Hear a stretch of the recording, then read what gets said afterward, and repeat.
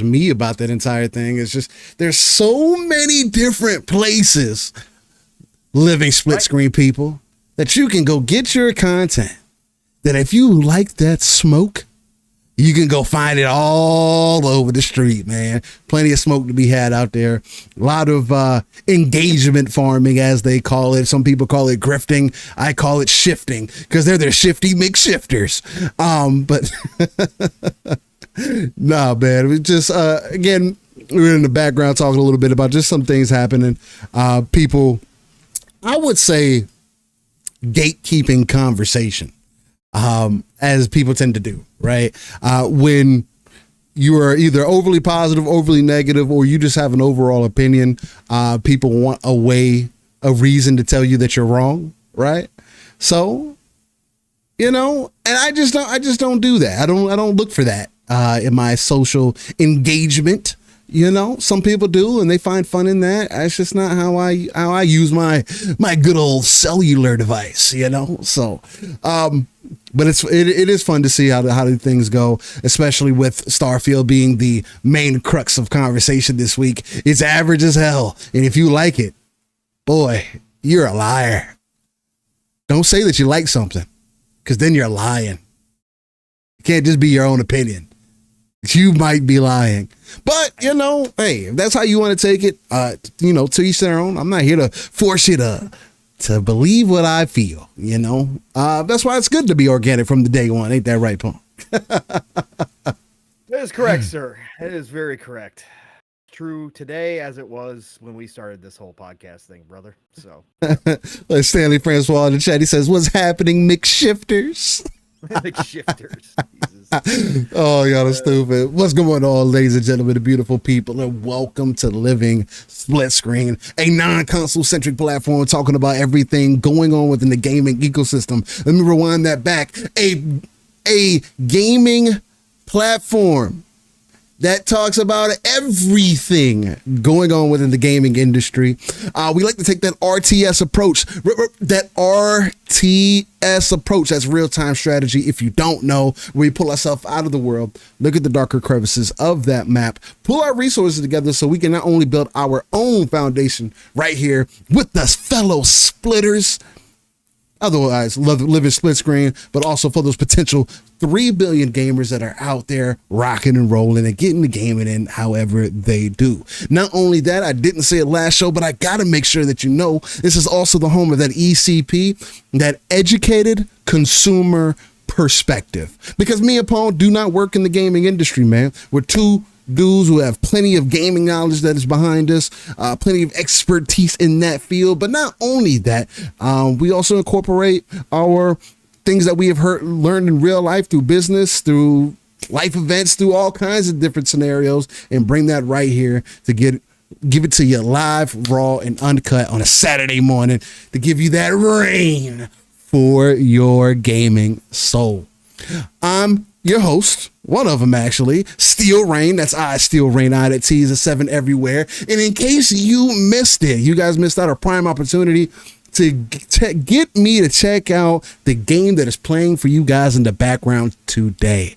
Love it. You guys convinced me to jump into the demo last weekend, and you know what I did? That following Monday, I believe, it was the Monday, Tuesday. I know it was late. I jumped into the demo. I played for almost 4 hours nonstop, and I got some grand things to say. We'll get into that after we get through the intros and everything. We'll get through my brother from another here, because he gotta introduce my co-host, my hey, it's the only other guy that I know that has the key right now. He's been here since day one. We've started this thing up to make some magic, and I think we've been doing that ever since. But yeah, man. So I think it's going to be fun to talk about Metaphor. I do have some takes. I do have some reasons that I will not end up jumping further into Metaphor, just because of the wall. Not going to necessarily say a wall, but my expectation versus what I was getting. And again, I've been very upfront about that since day one. I am more of an action-oriented person. And how they have it set up in here, although it is faster, although it is art style is very unique, and that's honestly the biggest thing that kept me engaged. The anime-esque nature of it, especially with the cutscenes and everything, down to the menus and everything that you flow through. Mind you, it can be a lot upfront, but nonetheless, I will say they have set the bar for me and my expectation for menus. Point blank, period. No, I haven't seen anything else come remotely close. Bro. The way that it incorporates the characters and everything. It's when I say gaming is art and should be treated as such, this is the pure. If there's anything that you take away from me today, is just that. Metaphor is exactly what I mean by gaming is art and should be treated as such. Regardless of if you feel like the characters are a little bit different from the background and all the background it's so jarring, bro. It's too much. I can't handle it, man. It doesn't look good. I don't know if it looks good or it looks bad. It's just it's funny hearing some people talk about it. But again, for a turn-based game, it definitely gave me some feels that I hadn't had since I played Final Fantasy IX at least. So that was dope to get. But gotta pass it off to my brother from another, the uncanny gentleman himself, the X-Men that is not Cyclops, my guy, my confidant, the one and only Pong. So what's going on, brother man? Yo, what is up, everybody? Welcome to another Saturday morning or Saturday afternoon, depending on where you are in the world. We do have some amazing listeners across the globe. So appreciate you all being here. Another episode of Living Split Screen with myself and this awesome dude who just started us off, Mr. Steel Rain, one of my favorite people in the whole wide world. I hope you all can hear me. Let me know if sounding good. Always do that, please. I have to adjust mic levels for depending on shows. So sometimes it comes back here and it's wonky, even though Steel's, obviously on his side, it looks great. So let me know that too as well. But thank you all for joining us. Yeah, we have gaming to talk about, Steel. This is what we do here. We do talk gaming. We do have nonsense to get into a little bit, maybe too, as well, as you kind of foreshadowed there by talking a little bit about it. This community, again, continues just to be strange, man. And the fixation, and I'm going to call it a fixation. I'll call it a fixation. I'll call it an obsession. It's my opinion. Guess what? I can preach my opinion. Guess what? I can dissect other people's opinions too and just say, I don't agree. Or I can say that I don't think that they're being genuine, right? I could say that, right? Again, I don't ask you guys to believe me. I don't ask you guys to agree with me. I don't demand when you come into our shows that you have the same mindset I do. But that's the right of everybody to do. It happens everywhere, in every walk of life, in every type of industry, no matter what the topic is. That's discussion, right? That's what it's about. And so I'm going to continue to do that no matter what. But I don't blanket statement. You know that. Again, absolute statements don't fly. Even when I do it by accident, I generally catch myself doing it because only Sith deal in absolutes, right? There is no absolutes, generally speaking. So I don't do that. But I will specifically talk about certain instances where I agree or disagree or whatever in between. But this community has a real problem with that. In a lot of cases, like Steele said, that's a part of the gatekeeping. You can't do that. You can't talk about other people's opinions. You can't disagree with other opinions. You can't dismiss other opinions as what you think is not being genuine, even though none of us, zero of us, can ever say they know the hearts of other men. Ever. Okay? And women, of course. But that's the old school saying. You'll never know the hearts of men. Okay? Listen, nobody knows for sure, right? Nobody knows for sure that Steele and I are speaking what's in our hearts all the damn time, right? But we could sit here and say we do, and obviously I think, again, we've said all along that you generally can pull out the fakers out here if you listen to them long enough, and we've been around now for, over 3 years, so I think we would have exposed ourselves by now. But you'll never know the hearts of men, so nobody knows for sure. So all the talk is valid. Right? But what you won't find me do, like other shows, what we don't do here, what we don't do on the Fun Speculation family, is we don't tell you that you guys should not be talking about subject, that you guys should not be talking about other people's opinions, that you guys are not being real when you disagree with us in the chat, unless you 1000% agree with us. But there are shows out there, very popular shows, who do come across that way. So that's not what we do. So again, there is dissenting opinion about Starfield. There will always be dissenting opinions about Starfield. That's why this conversation is even happening right now, because for some reason, the fixation, the obsession with the hate for Starfield, for the people who are so disappointed or never had an interest in the game, the console warriors, I exclude them from this conversation. Clown show. They are out. They don't matter, okay, in any way, shape, or form. You can call me dismissing it. I don't care. They never were going to like this game while it's exclusive to Xbox, okay? So whatever. I dismiss them. If you don't, if you want to listen to them, go right ahead. I'm not going to tell you not to. For me personally, they are out. But for the people who were Bethesda fans, or for the people who did enjoy Fallout or Elder Scrolls or both of them, and Starfield came along and did something different, I understand why some of you are genuinely disappointed in this game. Todd and a lot of the Bethesda higher-ups came out and said, we knew going in that we were making something different, that it wasn't going to be the same for everybody, like our old titles were. They said it flat out. So I get it, and I don't dismiss your opinions, right? I don't think Matty Plays is lying when he says, as one of the biggest Bethesda fans that I know that has been doing content on Bethesda, deep dives on Bethesda. The guy knows more Bethesda lore than most people. Him and Scalzi are generally two of the most knowledgeable Bethesda fans I have ever met or had the pleasure of watching their content, right? And Scalzi I have met because we've had him on one of our shows. But those are the two most knowledgeable people. But I don't doubt Matty Plays is disappointed in Starfield. I don't doubt that it's not the game he wanted from Bethesda. I never said that. I did say, I think Matty Plays has been doing this for a very long time, and I think that he, has had a little downturn in his attitude towards gaming in general, which could affect some of that stuff. But never once did I say he wasn't truly disappointed with Starfield. And I'm not going to discredit his review of Shattered Space as somebody who was disappointed with Starfield. I wasn't shocked that he came back and said, this DLC isn't for me either. I don't know, call me crazy, but that's like, whatever. Cool. I watched it. I watched those dissenting reviews, right? So I think it's just strange. And I didn't mean to start off this way with a community freaking conversation yet. I thought we were going to get into this a little bit later, but it's so strange to me that we had this with Cyberpunk a little bit too, Steel, obviously. That the hate for Cyberpunk was on another level because it was on all platforms. And my God, Steel, you could not come out and say that you were having a good time in Cyberpunk without fucking getting blasted by everybody. How dare you? There is no way those bugs aren't bothering you. There is no way. Steel, it was crazy, bro. So we had this, but Starfield, for whatever reason, for all these people who said that this was a dead game, all these people who said that this game was going to be forgotten, for some reason, a lot of you like to bring it up every fucking time something new comes out about it. Because it's a failure, Pong. We got to talk about it because it failed. It's a stain on Xbox's reputation, man.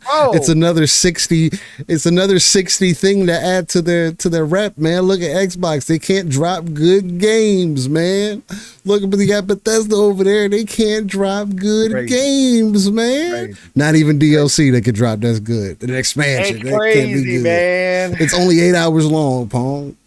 Come on. Everybody's fake for liking it. I just.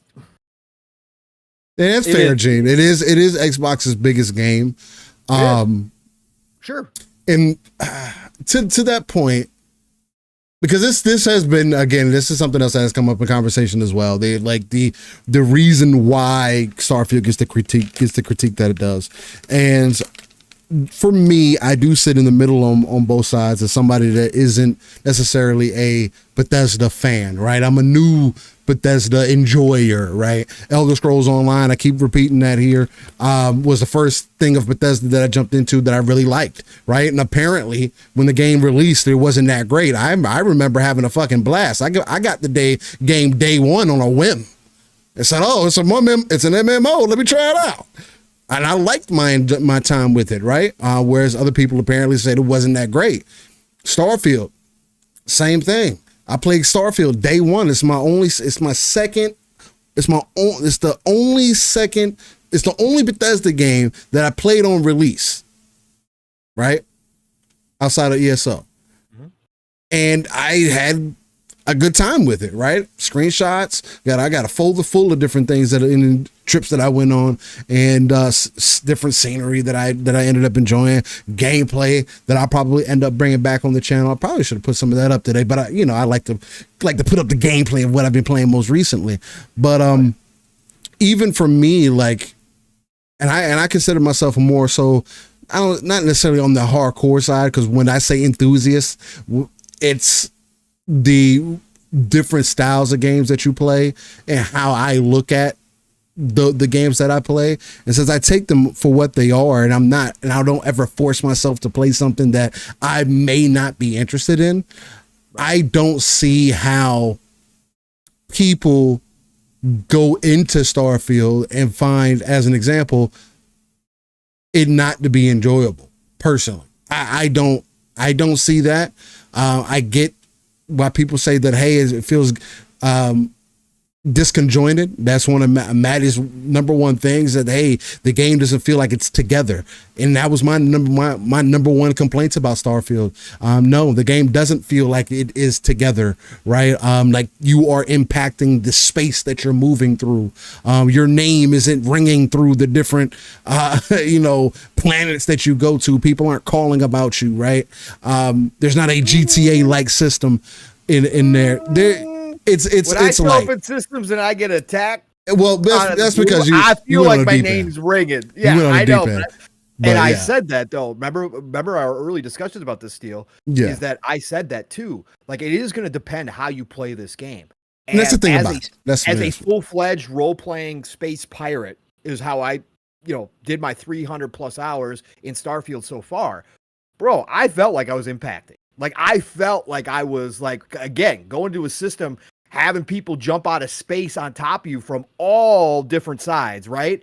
And calling you out and saying, like, we're arresting you or we're boarding your like, I felt like no matter where I went, I did have impact on that game. So it's different for everybody because it's going to depend on how you played the game.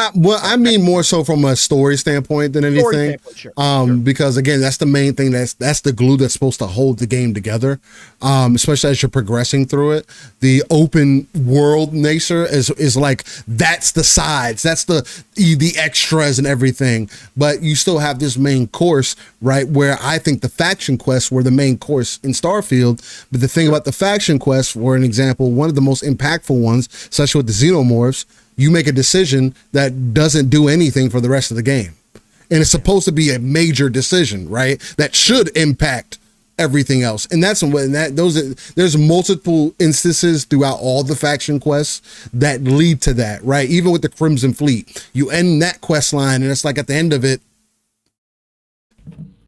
you may end up being more like Pong depending on how you approach it, or you may not be, maybe more on the calm side if you play it the other way, right? But there's some of that vigorous nature. I think what people want it to be is a little bit more intricate. And again, I think people out of this game, I think people wanted Obsidian, right? And Obsidian's been the main ones to bring that consistency through their game, right? Mm-hmm. I mean, you look at New Vegas, the one that's the most noted, again, at least that I have been put on for, like Fallout games and the Bethesda style games. And again, you look at other Fallout games around it, arguably, it does seem like that was the best example of maybe what people wanted out of this one. And that's why it gets a lot of that negative blowback. I possibly. I think to your point, they still wanted a big Bethesda game because Obsidian titles are generally speaking smaller than Bethesda, right? Right.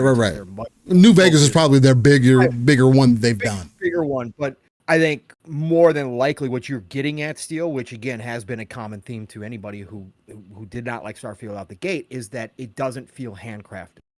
Because of the procedural, and that's been the conversation this week. Yeah, it's because of how big and open it is, because it doesn't take place on basically one continent or one piece of land like their other games do. This feels, like you said, disconnected. Everything feels disconnected just because of it not being handcrafted from every single moment to moment on down, even though a lot of what happens in Bethesda games is completely random because of what they do and how they build the AI and all of that, right? And that's the part of the charm as well with Bethesda games. But because it is so expansive, this game, and because there's, obviously so much to go explore, but when you go explore, that's not Bethesda put me here specifically to find this. It's repetitive. To specifically do this quest or to meet this NPC, or it doesn't feel like that because, like you said, they procedurally generate a lot of that. A very large portion of the content on most of the planets that you're going to go visit, right? So I think that's speaking to exactly what you're talking about. Not necessarily that they wanted a smaller Obsidian-like experience, but they did want the handcrafting not necessarily that comes from both Obsidian and Bethesda, right? Yeah. Tighter steels. I don't even mean the experience being tighter. I just mean more so like the story when you take it on the different branches, the branches connect. Right. All make sense. And it keeps you in the story. I think that's what, again, when I hear people who are Bethesda fans, and again, like I have to refer to you guys because my experience is going to be completely different from any other Bethesda fans experience, right? Point blank period. It's just becoming more and more blatantly obvious. And what I'm consistent, which is, it's still weird to me though, because from Todd Howard, and I go back to play Skyrim, I go back to play Fallout. Yeah, I mean, that connectivity is because you are on that landmass, right? There's opportunity for things to happen. When you take it to space, although even in Skyrim, I can see there's some things that happen in Skyrim that can maybe see somewhat disconnected as well, right? Oh yeah, not everything impacts everything. But so that's why I think that's because of what Obsidian did with New Vegas. They've kind of set the bar for Bethesda for what people want to see in their game, right? Just the interconnectivity of it. Now on a graphical level, the capability of what you're able to do, the vastness of it, I think this is a good base ground for an example if they did a Starfield 2 where, hey, maybe you don't lean so much on the AI generated type of stuff. And you do get a little bit more handcrafted, or this gives you an opportunity for that system to learn and maybe make things happen more organically, right? You go to a different planet and the planet fills out with X content that they have set up for the game that's a possibility, right? Like, for an example, one way that they could possibly approach it in the future is maybe me and you can have similar experiences for a mission, but they happen on completely different planets, right? Because that's how this is kind of set up, right? Like we'll never end up going to the same planet and whatever else, but you can have a similar experience to that. And maybe that's what they start. Again, I'm from the Bethesda fan looking up from the outside in. My experience, maybe I just played the game perfectly. I did all the things that I was supposed to do.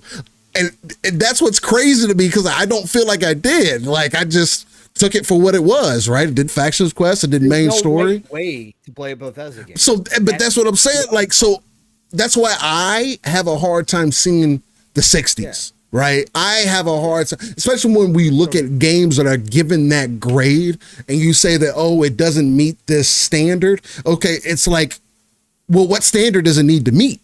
And I keep hearing people say, oh, well, it feels disconnected. Oh, well, it doesn't have this. Oh, well, the Shattered Space DLC. The Shattered Space. Yeah, I did hear about the performance. And again, Bethesda. That's real. I've seen enough videos. It's legit. It's like, okay, you can't have that shit. But outside of that, the content and everything, this was supposed to be like the Shattered Isles and again, I'm saying Shattered Isles like I know what I'm talking about. Shivering Isles, excuse me. I'm saying Shivering Isles like I know what the hell I'm talking about. But that's what people keep comparing it to, and they're like, oh, well, it's not that. It's just, this is Bethesda regressing more. And it's like, I beat the game. I'm not going back. Again, this has been just giving me, I want to play through it, right? But because the style of gamer that I am, what I got on my plate right now, it's like, damn, it's hard for me to throw myself back into something that I'm now removed from, right? Again, when I say I like to be in these worlds, hear me when I say that. Like I like to be in these worlds, and I take my game time through that world exactly as that. So whatever I missed at the end, say it's what I missed, right? And I think that's what, to me, that's what makes the experience enjoyable. That may not be the way everybody else does. Again, the game is 100% based on you going through the loop and everything, multiple iterations of things that can happen. Again, sure. The number one thing I do want people to understand, regardless of how people feel about Starfield, regardless of this being Xbox's biggest game, Xbox's biggest game has 500 pages worth of mods that you can go look at. That, like, who do you think is creating these?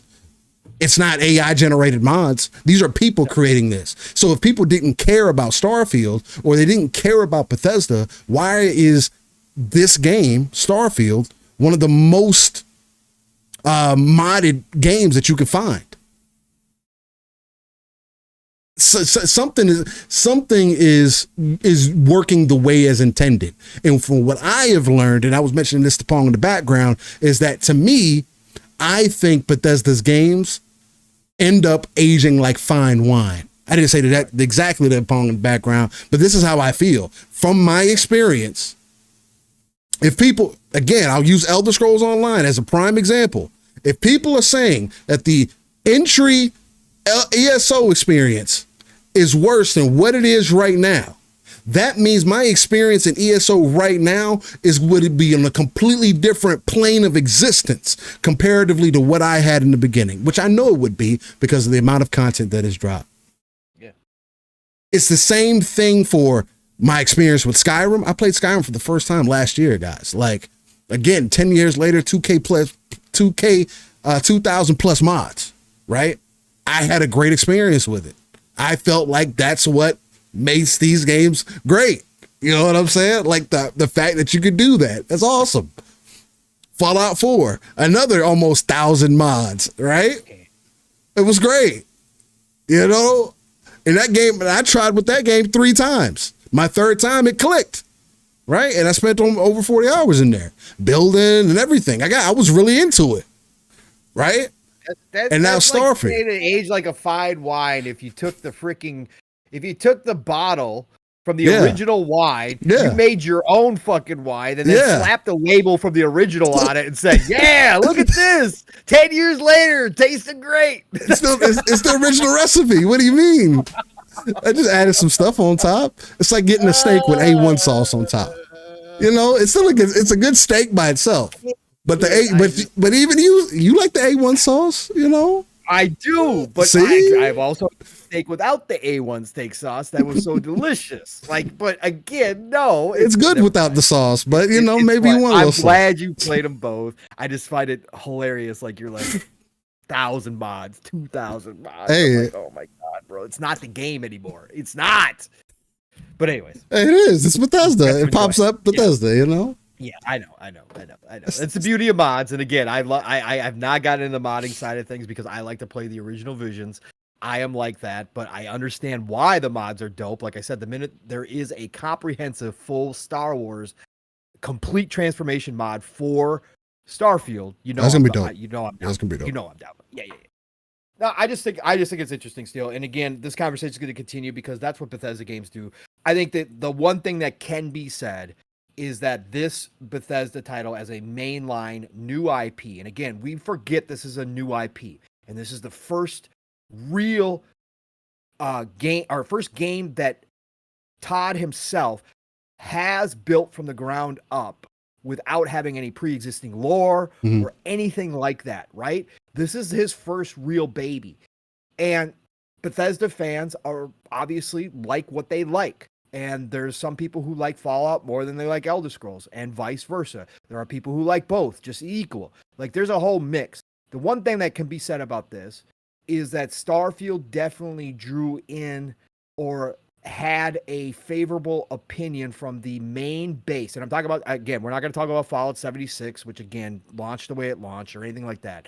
But I think that overall we can say that this game was more divisive to the main core seemingly, Bethesda base than other games, including Fallout 4. And we were talking in the background, Fallout 4 had a very similar, now it sold mad amounts. Like I remember it was 20 million in the first month or something like that. I can't remember, out the gate. But then when people started getting into it, the dissension started. Now, again, back then, the internet not being what it is now, you didn't pick up on as much as we do nowadays. But the dissent from the Bethesda fans, there was a very large contingent of Bethesda fans who said, what did you do to our Fallout, right? You took out a lot of the RPGs. This is not what we wanted. Like, we wanted more Fallout 3. You guys did not give us that, right? The base building was extremely divisive to people in the community, the Bethesda fans. Fallout 4 had a lot of these same conversations that Starfield did. To Steele's point, and as we talked about when Starfield was launching and about Bethesda in general, when we talk about Bethesda, what generally happens, and we've got a track record now, whether you think that's right, wrong, or whatever, the track record is that their games do age like fine wine. Their games do, down the road, suddenly, even the ones like Fallout 76 that everybody said was dead, find a way because they continue to work on them, because the community continues to work on them. They find a way to come back around, and people generally have a favorable opinion of those games down the road. Fallout 4 has now been given a new life due to the TV series, right? But they did a ton of work on that game, and there's a ton of mods for Fallout 4, right? So then people jump into it again, and they're like, oh, shit, actually, maybe we were a little too harsh on Fallout 4. Maybe we were a little too hard. Fallout 4 is actually a really good fucking game. Yeah, it is. So do I think Starfield is going to become one of the most beloved franchises in Bethesda's history? Overall, no, I don't think so. Could it? Sure. There's always that potential. They could drop something major. Somebody could come up with something major for it, and all of a sudden people could love it. Abso-freaking-lutely. It's happened. Cyberpunk turned themselves entirely around with one DLC, but also a massive overhaul to the entire mechanic system within the game. And I loved it from day one. But they turned it around to general opinion by doing that. Could Bethesda do that with Starfield? Yes, they could. Do I think that's the road for Starfield? No, I don't really see that road anymore. I think this is going to be one of those games, though 5 years from now, there is a portion of the people who came out and said, oh, this is not the Bethesda game I wanted, that do change their opinion a little bit and say, you know what, Starfield's actually a pretty damn good game. It's different. It's different from the other Bethesda titles, but it's a pretty damn good game. I think that's generally what's going to happen 5 years from now. We'll see. It's going to be interesting. I mean, because Nixie brings up a point real quick on I guess on the back end of what I was talking about. And again, just because I like to have mods in my games to a certain extent, and again, 99% of the time, the mods that I end up incorporating aren't game-changing mods. They're more aesthetic. More 9 times out of 10, 9.5 times out of 10 times. That's what it is. But Nixie says, shit, I spent I think $80 on Starfield, maybe more. I shouldn't need mods to get the experience I want. And look, you shouldn't have to. You're 100% right. And if you feel like you need mods day one for you to enjoy it, then maybe that game wasn't for you. But that's kind of to my point that I was making. I waited on these games, and when somebody says, hey, Steele, you should play this game, because I am going to look further into, hey, this game is older. I'll just use Skyrim as an example. Game's 10 plus years old. You think that I'm going to go back and try to enjoy that? Look, as much as I like retro games, no. That's if I don't have to, I'm not going to. And then when you look it up, hey, Skyrim mods, and the first thing you see is thousands of pages worth of all kinds of content that you had never experienced before for these style of games, because not all games get thousands of pages of mods that you can just throw on there, full built out mods, one-click mods, the things that make it super streamlined and easy. People are still to this day building out full flushed out mods for Skyrim. So if that doesn't give you a example of what is possible through Bethesda style games, I don't know if the way that they make their games now is turning you off, then maybe you've turned into the Bethesda fan that would rather wait. so that you can download a mod, so that you can get some of the experience that you're looking for. Maybe you want to run out of gas out in the middle of space, and that's part of what makes Starfield not the greatest for you, right? And Todd said, oh, we felt like that kind of went against the experience we were looking for. We had it in there, we took it out. What if you still want it? Boom. Xbox is allowing you 100 gigs worth of mods, I believe. Isn't it 100 that they upped it to? Yes. You have space to add on whatever mods that you've liked. You're getting things because of Bethesda. You're getting an opportunity to do things that typically most consoles aren't supposed to be allowed to do. That's what makes PC gaming enticing. This is something that could make console gaming enticing. Again, did Starfield hit the mark that it needed to? Obviously it didn't. Again, me and Paul could sit here blue in the face and say how good we feel the game is, right? I've beaten it, Paul hasn't. Paul has definitely spent time in there though, and regardless if he's beat it or not, that doesn't go against the time that he spent in there. So with that, that's why I will always go back to know who you are as a gamer, know what you like, know what you're into, and just be upfront and honest with yourself. If this isn't for you anymore, like what Paul was mentioning with Maddie, I saw the same thing, right? Shout out to him. But I mean, he is being extremely critical on it. And if that's his thought, then that's his thought, man. And I'm not going to tell him that he's a fake fan like some other people are. And that's kind of what sparked the conversation earlier on, with just being able to have conversation and have opinions and whatnot. Starfield, there's just certain games, Bethesda games, there are just certain games and devs out there. Cyberpunk was again, to Pong's point earlier, me and Pong were singing Cyberpunk's praises from the very beginning. 6 months later, the game balanced, started stabilizing out, and people turned around and started saying, "Oh, well, damn, Cyberpunk's actually pretty damn good. Oh, damn, that story was actually pretty good, man." It didn't take and now Cyberpunk is one of the most visually impressive games if you could get it on PC, especially with the type of mods that are available to you now for that game. And again, it gives you an example of what is possible, right? Or with things that you can look forward to. Now, for me, when I say that we aren't getting complete experiences day one, maybe this does definitely speak to that, right? Same thing with Starfield releasing a car all of a sudden, right? Oh no, we don't do cars, we're doing jetpacks. 60 frames. 60 frames. Oh, we can't do that, bro. Again, 120. we got from the very beginning. I told people that 60 frames was going to be possible on Starfield. The fans didn't. Some of the fans didn't think so. We had people in the community who didn't think so. Said, "Hey, we're not going to get it this generation." On the Series S, you could do 60 frames in Starfield. So it's just things aren't obviously connecting for some people. Nothing can excuse the marks that Starfield has gotten up to this point. But I do think that there are certain IP, certain devs, to my point earlier, that are going to get much more critique and be judged much more harder than their counterparts. Again, if you can look across the way, what does Nintendo have? What does PlayStation have in comparison? If you don't have a comparison, then you're going to have to be critical. So you're going to be overly critical about the only people that are churning out those style of games right now, right? And again, it's a to each their own thing at the end of the day.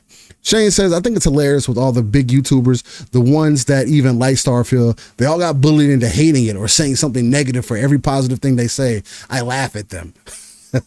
As you should, Shane, because everybody should be able to stand on how you feel about something. I think somebody made that point. I think it was David Jaffe. I was listening to Jaffe Shot Down. He's a character. Don't agree with all his takes at all, but he was making that point. And I do think that he struggles with the online presence of it, although his attitude kind of would tell me, if I met that man in real life, I would think that he would sweat all that, he would kind of push all that stuff off to the side, be able to kind of remove himself. Not everybody's able to handle it the greatest. But again, nothing on him, but even he has made the comment about, people being wish-washy about their feelings about things, right? And again, you can be given new information and change your mind. I mean, that's the great thing about having an opinion, right? And being able to be a human and just taking in information, being smart, right? But when you're being purposefully wish-washy, that's when I think it becomes a concern. And anybody that does that, it can't stay on the laurels. That's why no matter how people feel about it, if you think Mr. Matty Plays is a fake fan, hey, you can say what you want. He's been consistent. And I got to show him love for that. If you are consistent and that is how you feel and you continue to speak out on your square, I can't fault you for that. It is what it is. May not be for you anymore, to Paul's point. And he's been saying this from the very beginning. Again, sometimes you got to get moved on. But again, it is a negative mark on Xbox because the games aren't rating well. And it's something that we're continuing to be reminded about, especially Metacritic, that these companies do look at. So doesn't look like Starfield, doesn't look like Bethesda. Todd really cares about it, which is cool. So hopefully they can continue to push out and make content and be in tune with the community, because I'm pretty sure the numbers are saying something different. Because again, let's not act like Starfield didn't have 1 million players before release playing, who jumped in, who bought early access. Oh yeah. So let's not forget about that. Probably at 15 to 20 million played right now. So they were at 13 million pretty early on. So they're probably at 15 to 20 million played. And that's without launching on PlayStation. So it is what it is, right? And again, the good thing is that everybody who didn't like Starfield might get the game that they want in Elder Scrolls 6, which is coming down the pipeline, right? This is the cool part about Bethesda. They now have a 3-game rotation. Yeah. Not every game from every developer or publisher is going to be necessarily your bag of tea. And like I said, I would love it if my favorite devs only made the games I wanted all the damn time, right? It'd be utopia for me, but that's not how real world works. Like, we're going to have games from our favorite developers or publishers, generally speaking, that do miss, that aren't our thing, right? That isn't our favorite game. It's just going to happen. Again, Fallout isn't one of my biggest friends. I like it. I enjoy the hell out of it. It's an open world game, right? I love it. It's a Bethesda game. But is it anywhere close to Elder Scrolls or Starfield now? No, it's not. On my list, it's not. Yeah. And that's fine. That's fine with me, right? I'm cool with that. So, but the thing is that everybody's going to have a chance to love Bethesda again. All the people that didn't like what they did with Starfield, with Elder Scrolls 6, because we know Elder Scrolls 6 is not going to be set in space. It is not going to have thousands of planets unless they do something really crazy.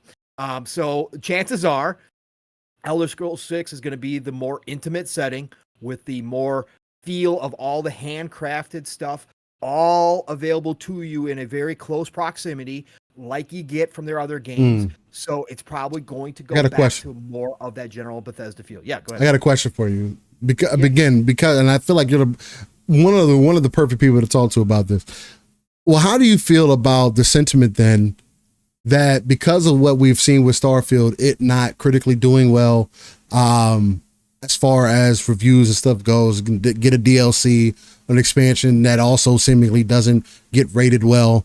What do you say to the people that say, well, now they may be fearful for that Elder Scrolls 6, that it may not hit the marks that it needs to hit because of what they've done with Starfield?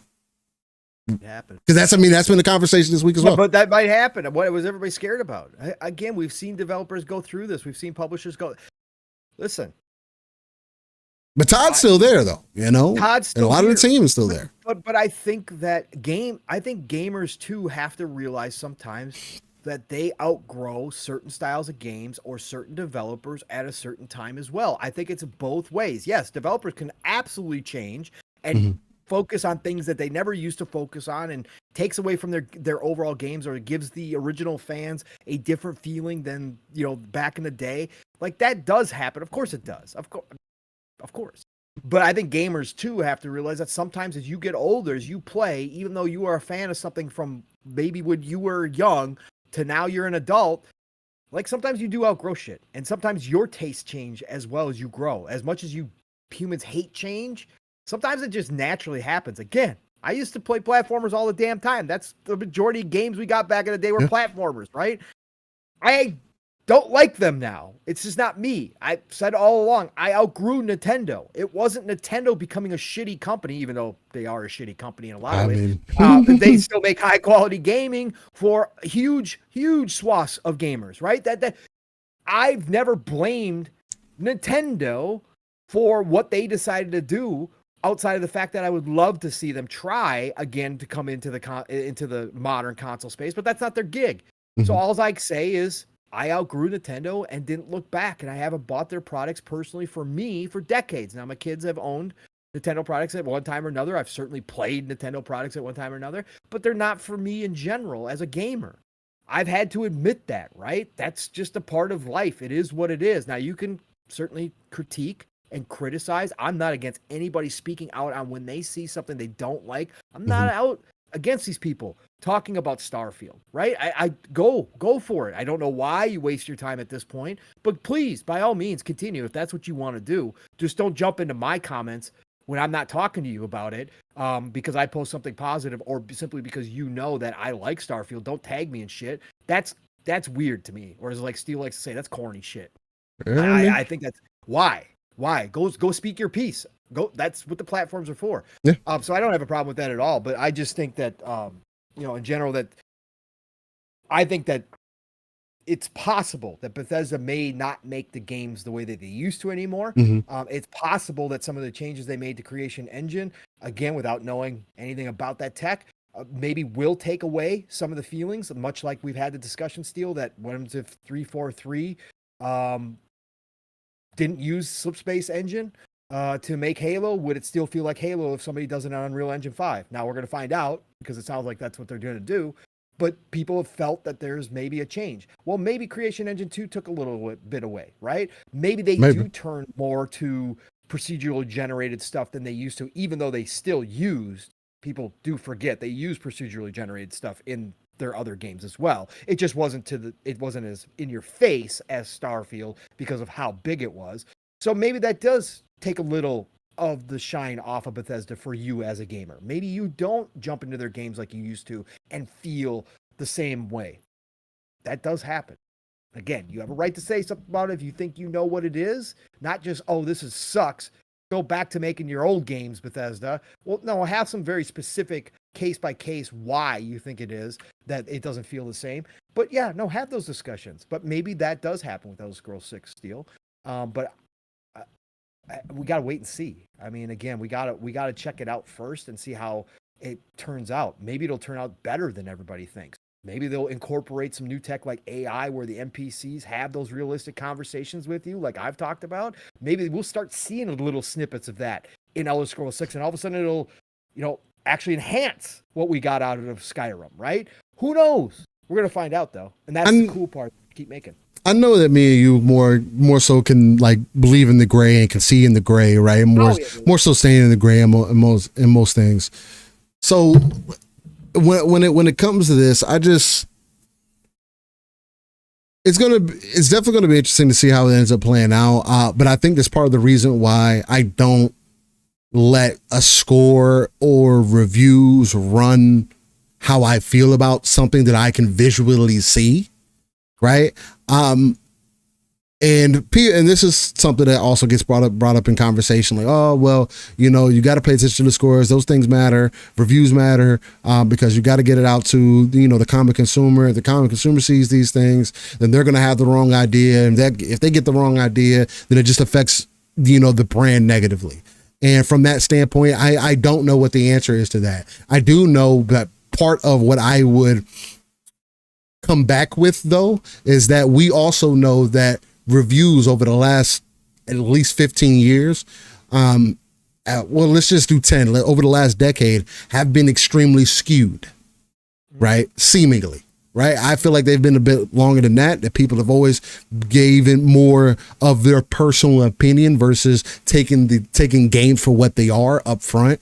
Again, Me and Paul talked about how we felt about Suicide Squad. No, we're not playing the game right now, so I can't sit here and come to its victory. But the gamers spoke for themselves, right? And whether the audience ended up killing a game that had a lot of potential because they wanted something different. Again, you got what you wanted. Rocksteady came out and said they're making a Batman game. I do hope that it's Batman Beyond, because at this point, it's the only next step that you could logically take. Batman Beyond Arkham, or however you want to go about it, make it more futuristic, get back into what makes Batman great so that you can reuse some of the characters that you've used, separate it out by time. Old man Batman, bring him into the picture now that we know that, again, spoiler alert, for those who haven't played Suicide Squad, you don't actually kill the fucking Justice League. Guess what? They're just fucking trapped. Oh man, so all that fuss that people made about people killing Batman wasn't really that big of a deal. Why? Because they're just trapped. Or they're also doing this thing where timelines and different things can be also a possibility, right? That's the great thing about these universes, right? They're not real.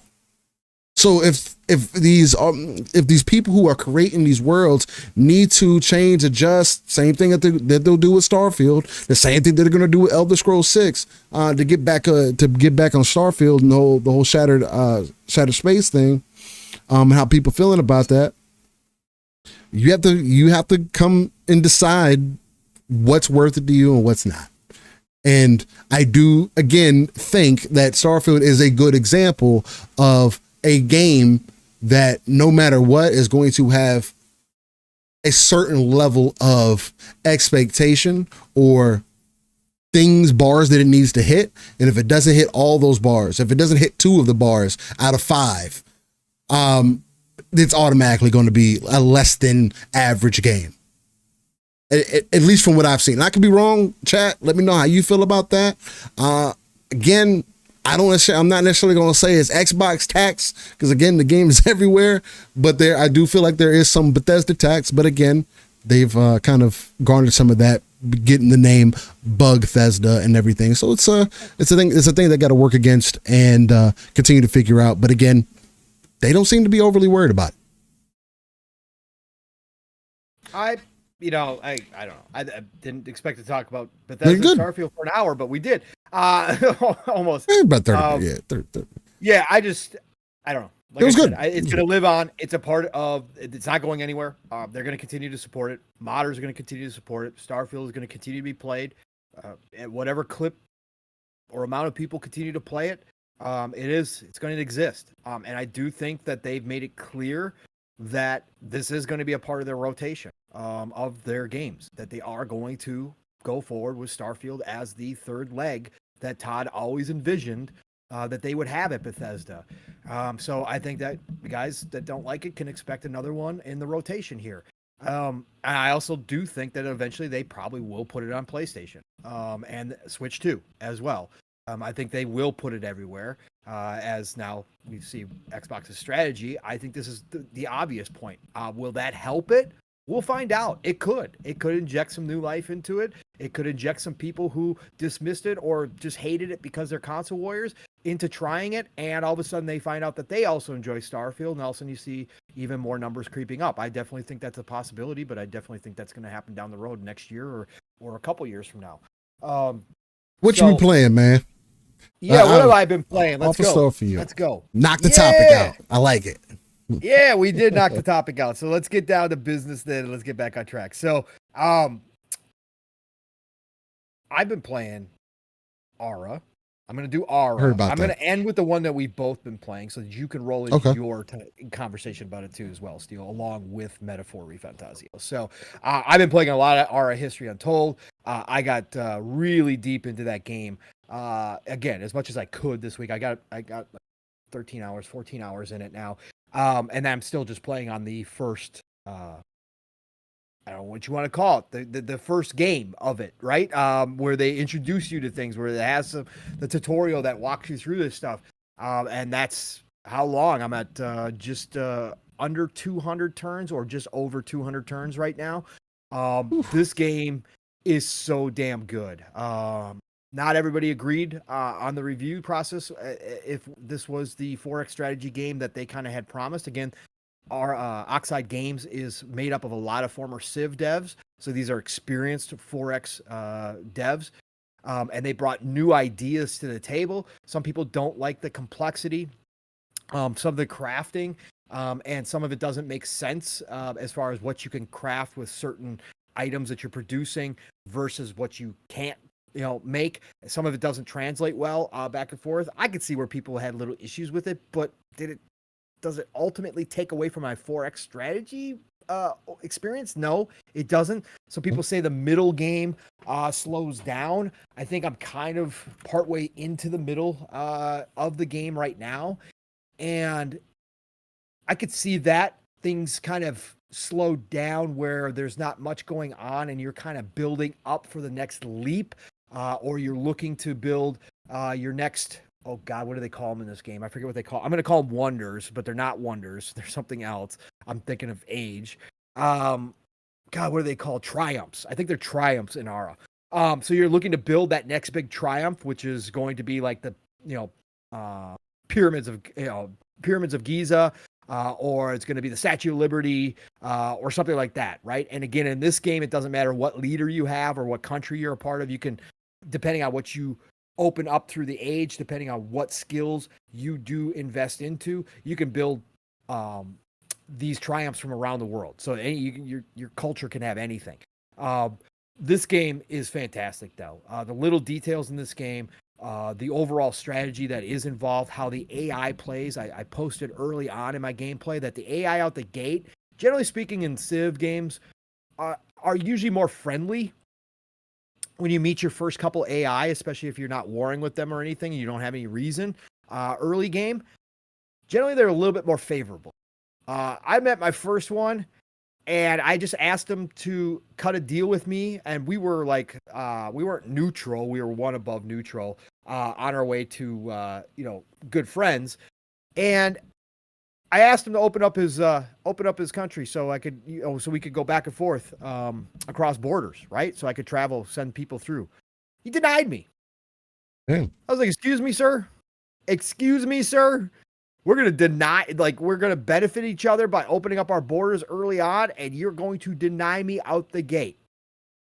Okay, so I really needed to get through to that territory, so I declared war very early compared to what I normally do. Very, very early. Wound up beating him and knocked him out, which was good. Took over his territory, took over 2 of his cities. Perfect spots for me.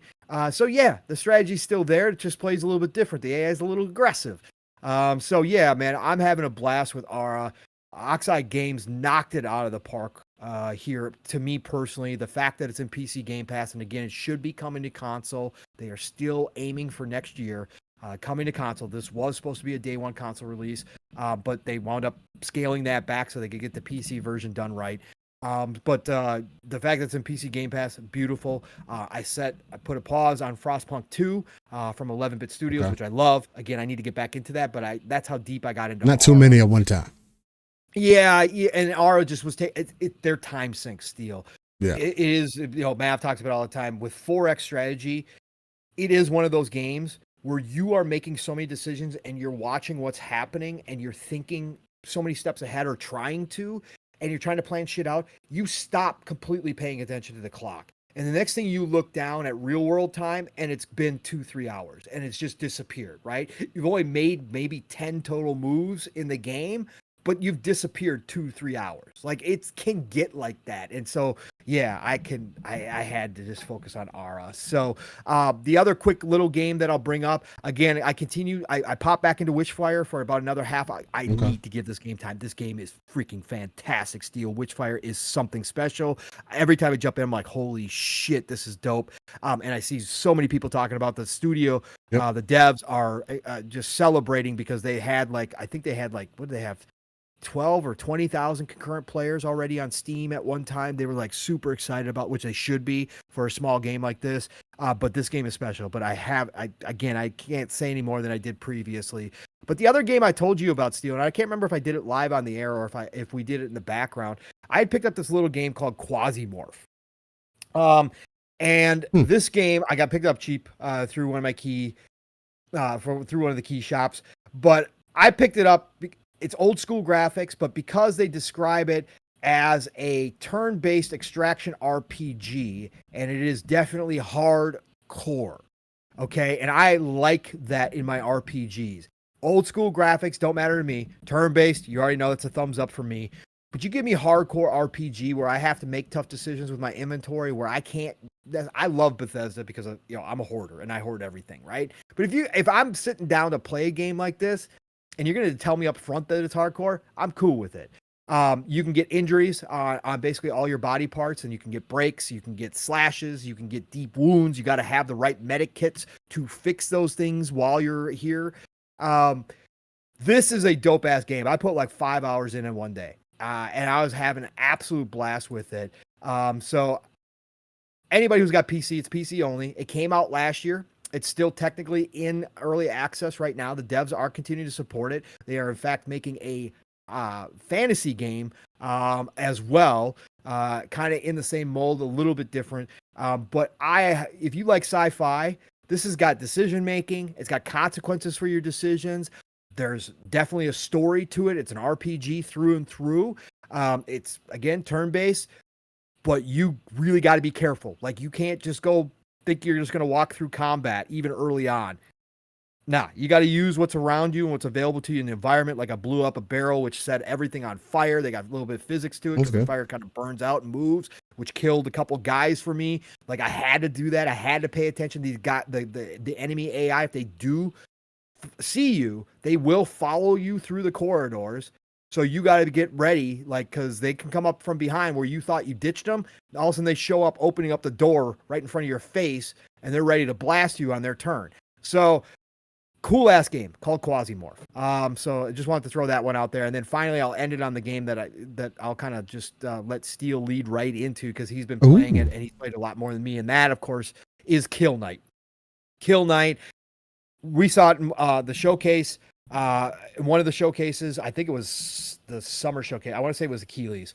During the summer showcase, and all of us said it was one of the standouts there. I've been sitting on this game waiting for it. It finally dropped. It's $15. It is worth every single penny.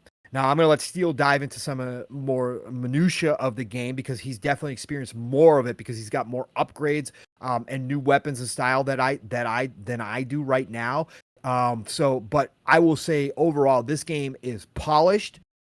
This game is from a couple of passionate devs who absolutely love what they created. Just go listen to some of the interviews. They did a live stream the other day on launch day with an interviewer, and they were just awesome human beings in general, just loving life and loving what they actually made here. This game is challenging. You gotta be into shmups, right? Shoot 'em ups, old school shmups. That's what they label this as the genre.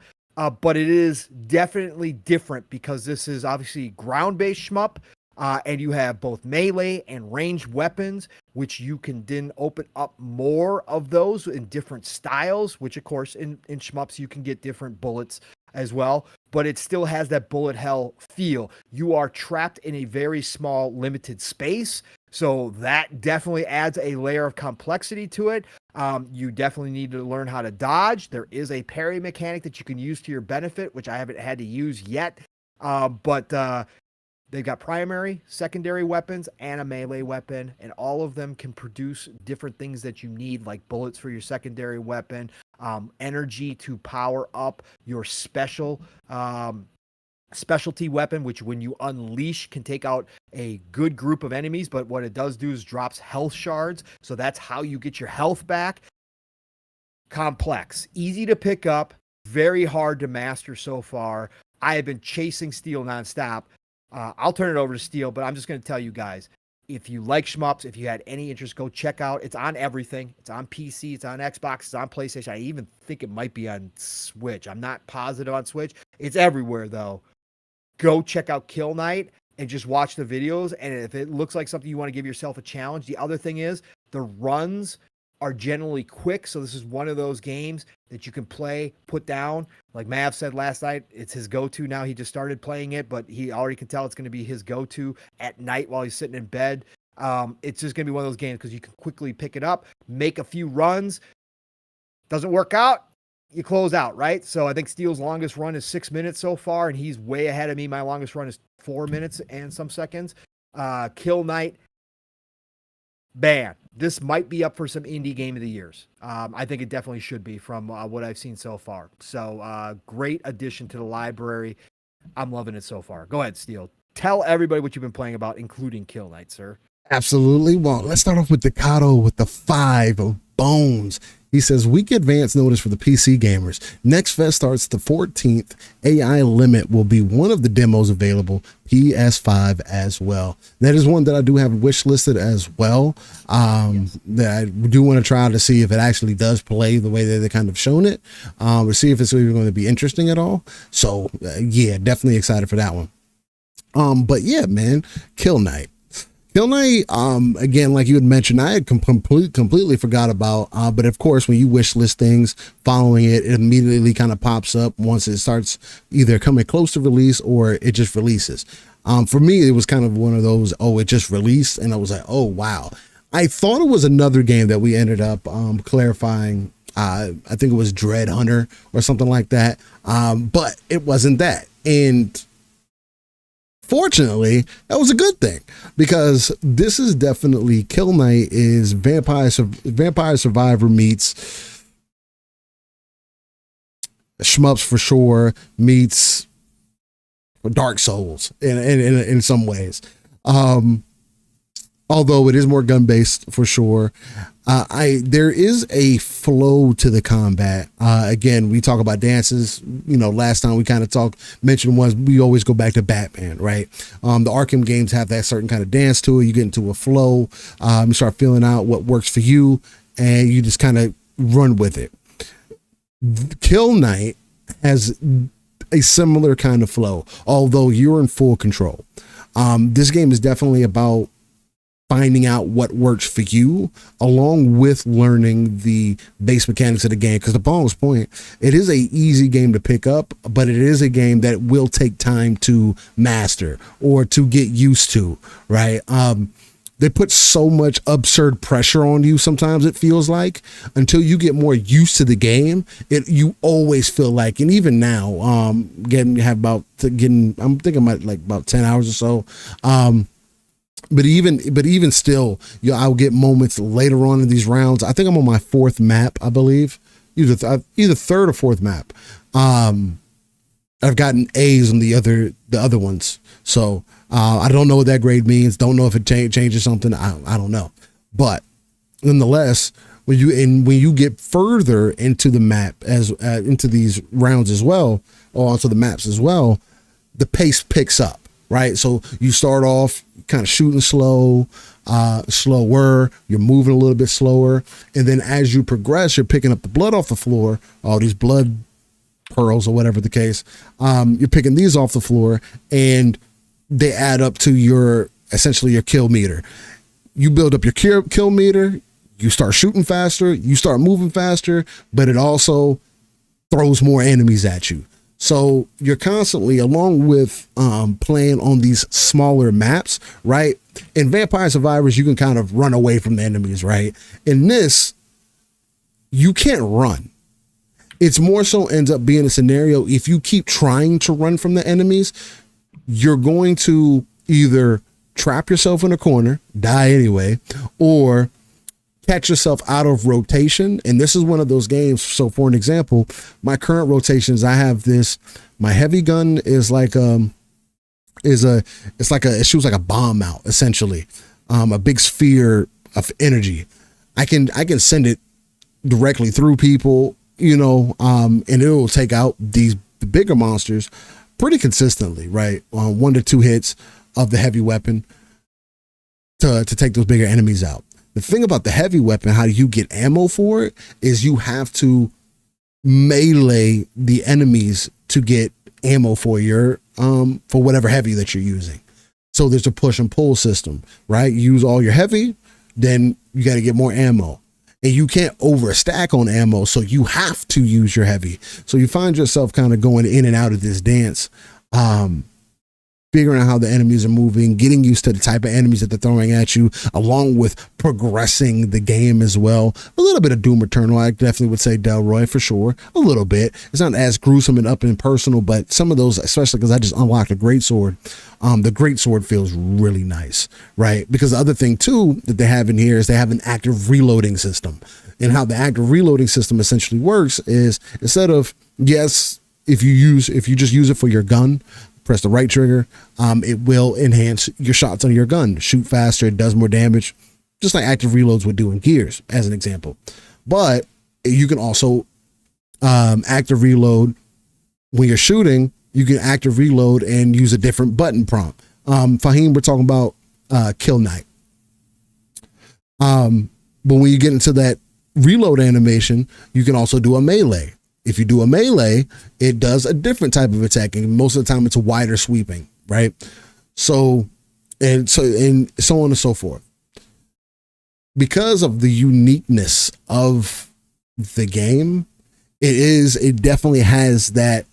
If you are Metal Gear, if you're not a Metal Slug fan, if you're a Shmup fan, Galaga fan, if you're Vampire Survivor fan, if those games can pull some of your attention, if you want something that has a little bit more challenge to it, but still is fair, right? Very based on how you approach it. I think Kill Knight is 100% worth every ducat. It's one of those that everybody should have in their library, regardless what platform that you're on. It is available everywhere. It's a super fun game to play, especially if you just want to sit down, lose yourself in something. Kill Knight has definitely been the one to go to. The next one that I'll get into, just because I keep looking at it on screen, I did end up jumping into Metaphor ReFantazio. And I got some thoughts, man. So you guys convinced me to jump into the demo last weekend, and I jumped into the demo. I did. I spent about almost 4 hours. All the gameplay that you're seeing is from my playtime with that demo, start to finish. I up front want to say that I do really enjoy what the demo portrays for Metaphor. If you are trying to get somebody into an experience, it is exactly what I will continue to ask for from all publishers, from all developers, from the type of demos that you need to put out. If you're not going to put it in a service or whatever the case, give people a taste of what they can expect and let them carry that progress over into the game, right? Just so you can, even if you just do it for yourself, to kind of gauge interest, right? So Metaphor, it's a turn-based game. It's by Atlas. It's coming off the heels of the Persona games, right? I will say, I 100% agree with what Pong had mentioned last time. This game definitely feels like a game that is in its second or third iteration. It very well understands what it's trying to do. And when you are first exposed to the menus, or even when you start getting introduced to the story beats, it understands what it's trying to portray to you, right? Overall, the theme up front is trying to work towards this fantasy world where everybody's unified. There's no fighting. Everybody looks at each other very evenly, right? That's this fantasy world that we're trying to reach. And that's kind of the premise of this game. You got some people that you end up going on this journey with, some people that I think that are really dope. The combat, the free roam combat, again, it's not meant to be a super action-based games. So, since it is more of that turn-based, it is very quick. Get you in and out. You get into a fight because you are able to engage beforehand. You can get that meter down on those enemies, the health bars, and then jump into a fight with them to possibly one hit, two tap them, and then move about your day. Cool. For me, that was the start of, again, feeling a little off about it. I knew that was going to be there, right? But again, I'm just not a turn-based player. Point blank period. It doesn't matter how good the game is. And I think Metaphor is one of those games where if I was going to pick one, it would definitely be one because of how the interest that it has for me on an animation standpoint, musically, The way that the game just demonstrates itself, gameplay wise, it is very interesting. But I got into the 4th hour and I got towards the end of it because I just wanted to give this up front, and you end up running to the same thing that I tend to run into with a lot of these turn-based games, right? It's the thing that we used to do back in the day. You run into a boss, you get into an area, find out that the boss is maybe too hard, so you need to go back and grind up some. Maybe you don't have enough potions, maybe you don't have enough money, but you need to go back now through the area and fight these monsters again. Oh yeah, Fahim, excuse me, Utopia. Yeah, Utopia. That's the overall thing that you're going for. It's this utopia of people all being evenly killed. It's all unity, and everybody's together and working towards a similar goal. But anyway, yeah, so I ended up getting to a boss. The boss was a little bit more challenging. You can obviously tell that you weren't going to be able to beat this boss, right? It's like a chicken boss, whatever. I think my main character was level 8, 10, something like that. I had been putting some stats into strength because I was trying to take advantage of the out of the turn base when I'm just running up on enemies, take advantage of those scenarios. So I'm in the turn-based segments for as little as time as possible, right? Now, you find out real quick, that's not going to be an option, right? Unless you decide to play the game in a very corny manner. Again, running the circles around these enemies, tagging them every now and then, doing 2 damage to them, to these enemies that have decent sized health bars. You can play it like that, but I didn't find myself enjoying that. So running into that boss and then coming to a very quick understanding, and this is the only time that I ran into this, run into a very quick understanding that I was going to have to go back through the area and level up my characters. I had no interest in that. Mainly because of how the combat is set up.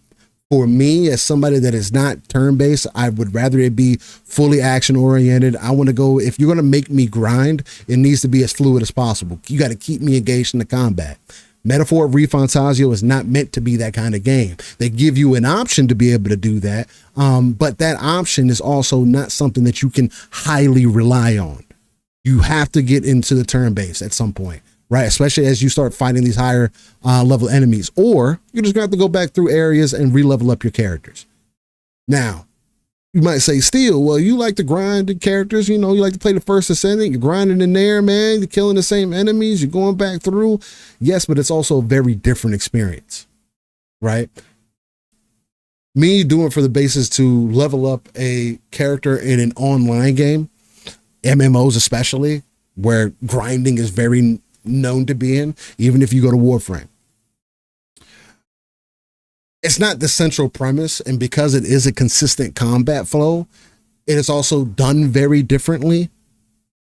And I can't expect to get something out of a game that isn't, I can't force something on a game that isn't there, right? So with that being said, at the end of my almost 4 hours, I said, all right, I'm trying to fight this boss again. If I lose, I lose. Call it what it is. Because you can't do nothing else to the boss, right? And obviously he was stronger than I am. So with that, knowing that I was going to go back and grind, it became one of those things very quickly where it's like, I'd rather play something else. Now, that's a me thing, right? I would rather go play Wuthering Waves. I'd rather go play Grand Blue Fantasy Relink, another game that I think is also somewhat similar for as party systems go, right? That keep me involved in that combat more, right? They give me what I'm looking for. But Back says, sounds like you're grinding a lot still. Do you recommend Baby Oil or something else? Hey man, it just depends, it's all natural, but I want to make it known that way because this has always been the reason why I've explained to people why I just don't find the value in turn-based games like I used to, right? Back in the day, ever since I got introduce the more action-oriented combat, that is just what I will always continue to prefer. And no matter, I know people say, oh, if it's a good game, you're going to play it. Again, I will continue to tell people, but you also have to understand who you are as a gamer and what you're looking for. And although I might like the anime aesthetic, although I might like the story, and I think it's extremely engaging, that's the number one thing that I'm not necessarily going to say regret, but that I am going to miss out on, because the story is extremely interesting. I like the principle of it. I think the main character is solid. Does he have the best outfit on? No, I don't think so. I think they could have dressed him up a little bit better for a main character. Maybe he gets a little bit swaggy later on, but he does have his moments as well, right? The main character is also voiced, so that's cool. I don't know. It's the little things. Overall, I walked away from it still feeling at about an 8 on an overall scale of what I felt about the game, playing it up to that point. And an 8 is where I'm going to leave it with the demo. And that's without beating the demo. So, yeah, man, I tried, I conquered. Well, I tried, I came across it, did what I had to do. And, yeah, man, I found my stopping point. So yeah, that's kind of where I'm at for Metaphor. Shout out to everybody else who was interested in it. It's one, I would definitely say this is dope to see for Xbox to have for marketing, especially with the game being as of the quality that it is. So, I love it, Steel. Yeah, go ahead. I just think it's great that you tried it, and that obviously determined it wasn't for you, which figured it was going to wind up being that, but that you even tried it, that you had a chance to. This is why demos and Game Pass are so dope. This is why I say more companies need to do demos, is for this reason, because there was still a chip in a chair chance that you would. It was quick, yeah, almost. Metaphor ReFantazio enough. I was on the fence. Yeah, I was on the fence. You were on the fence, right? So, but I just think it's cool too that you tried it, but you did see the quality that is there, that there is something. Oh, it's definitely special. We're looking at peak Atlas right now. We're looking at Atlas really hitting their peak when you talk about Persona, the series now introducing a new IP that matches that level. Like I said, the best way, and I haven't been able to I haven't jumped back into the demo. I am going to, because again, you get to carry over your progress to the full game, and I am planning on getting the full game now. But the best way I could describe it was, normally in a new IP, it takes you a bit to feel like to get up to speed with everything that's going on, and the characters are trying to decide who you. This does it really well. This feels like a series that has been out for a long time. This feels like this is like third or fourth or fifth game in a franchise, and I'm just jumping back in with characters I already know. They are extremely well acted, and like Steele said, and I talked about this when I talked. English voice acting is on point too. Yeah, it's on point, for sure. Although I did keep it mostly in Japanese because I like Japanese, but Japanese emotions are great. But yeah, I just I said that I personally, and again, art is in the eye of the beholder, right? It's not going to be, not everybody's going to agree.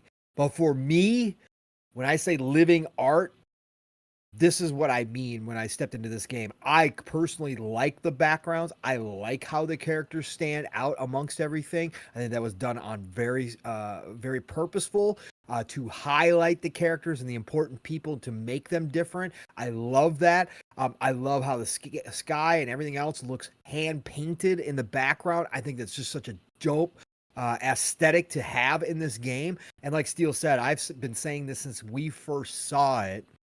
And then I got to see it even more by playing the game. But since we first started seeing the trailers, this UI, what are other devs doing?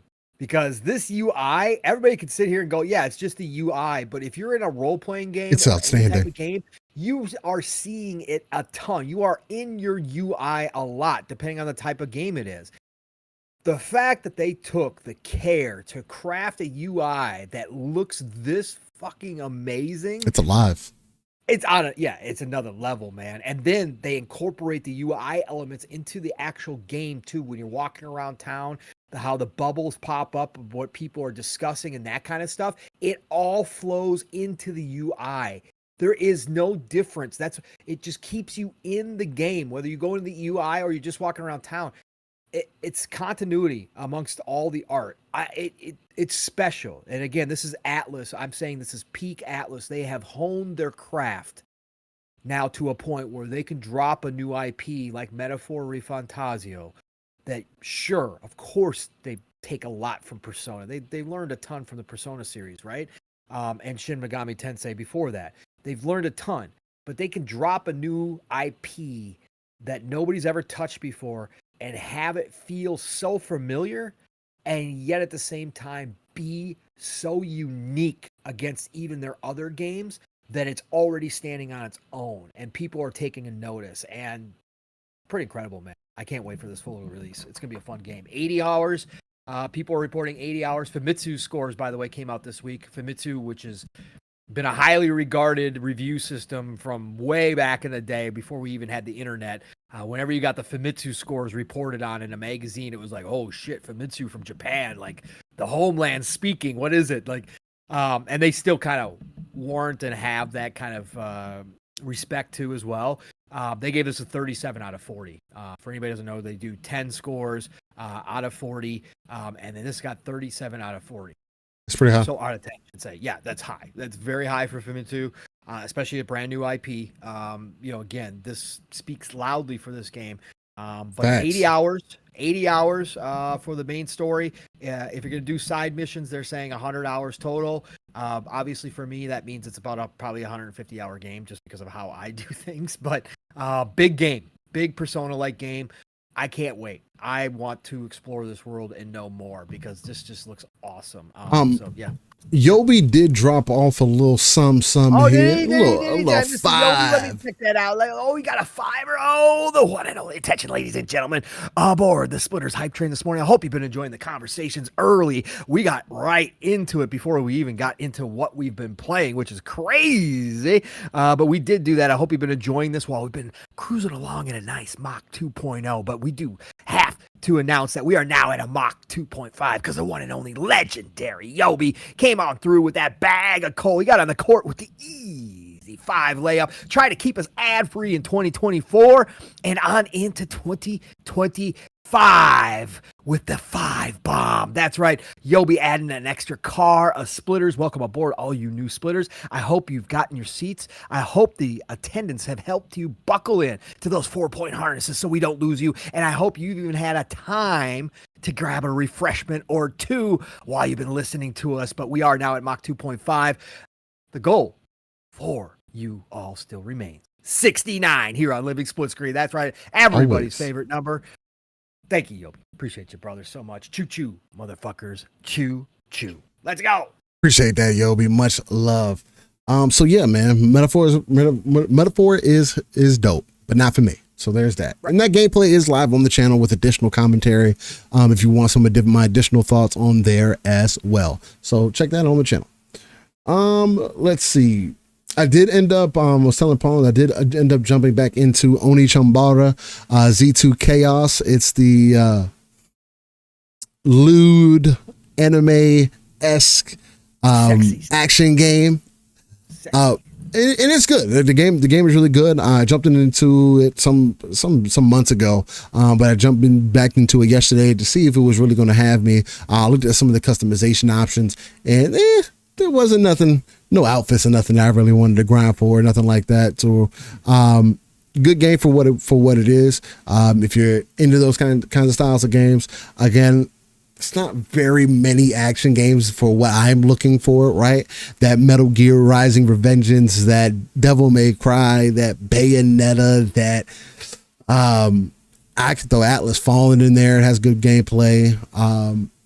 Just as far as just being a good action-oriented game, even Black Myth, those games are much more action than I would even consider Black Myth being. And that's what I think of when I think of action. There's not a whole lot of games that are out there, and I have my bar kind of high because I'm also kind of I feel like I'm coming to the conclusion that because I did also try the Bloodspell game. I don't know if you remember seeing that one. I do, and in fact, I did pick that up. That it is a Souls-like game for sure. Definitely more action. It definitely is. has more action to it. I don't think you would end up enjoying it because the gameplay, it's definitely indie-ish. It has potential, right? But it doesn't feel good 100% of the time in combat. I ended up dropping off of that as well. It's another one of those that's supposed to be akin to something like a Wolong mixed with a Bayonetta somewhat because of how the combat is. You can teleport to the enemies, you can get in their face, you can do all kinds of stuff. You got different outfits and stuff. Yeah, again, another one that has those skimpy fits in there. Although they have actual armor for the dude as well, right? You get gear as you progress through the game. So and that game was good, but because of the game, because of the combat and the gameplay, the parrying and the dodging felt extremely off. And in the midst of combat, at least for me, it's one of those that, oh yeah, you could get used to it, but it's like, do I really want to get used to it though? Like, it was cool for this time that I've been in here. And it has a lot of interesting depth as far as combat goes, especially with the different weapons and stuff like that. But it's definitely more on the indie side of things. Needs some additional polish. This is one of those that it would have been dope to see. Like, there's no English translation either. It has subtitles. It does have subtitles. Okay, because at one point it didn't even have not everything. Not everything is subtitled. Yeah. Not everything is subtitled. This is a Chinese indie game for people who don't know. Yeah. So. Yeah. But that's Bloody Spell. Bloody Spell. I picked up $1. Yeah. Crazy, yeah. Same. It is Soulsy though, huh? Yeah. No, it is definitely of that ilk. You're gonna be fighting that one boss for a minute, and the dodges don't feel good enough to try to get through that. Again, it's not Devil May Cry-ish or Bayonetta-ish. The combat has some flair in there somewhere, but as far as just like how will you approach it, it's not like that. It's just hard to go back. Yeah. Thank God I didn't pick up the whole package, because when it was on sale at Steam, I was going to pick up the whole package with the costume, because obviously the costume. Yeah. My costume there, but I was like, it gave the appearance that it was definitely more action than Soul. Yeah, I thought it was going to be. I mean, now there's no, you don't get any. There's no loss or anything. Sure. That you end up having, but how you approach the combat, yeah, and it doesn't have the best lock on camera either. Sometimes it gets behind the enemies, sometimes it's not fast enough. Sometimes you'll be punching behind you and the camera won't spin because the area that you're in, it has a lot of bad things that end up impacting the experience.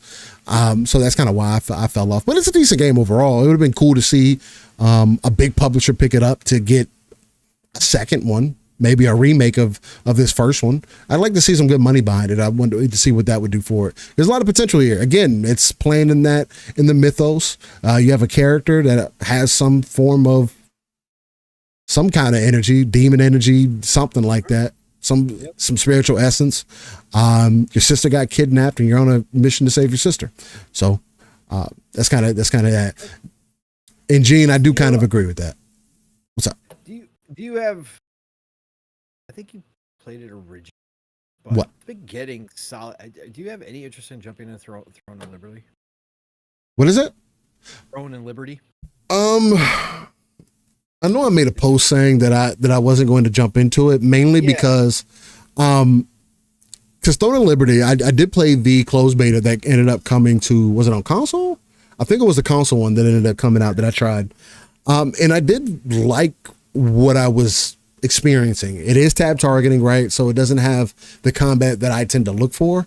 The biggest turnoff for me right now in Throne and Liberty, it'd be different if it was co-op or something like that.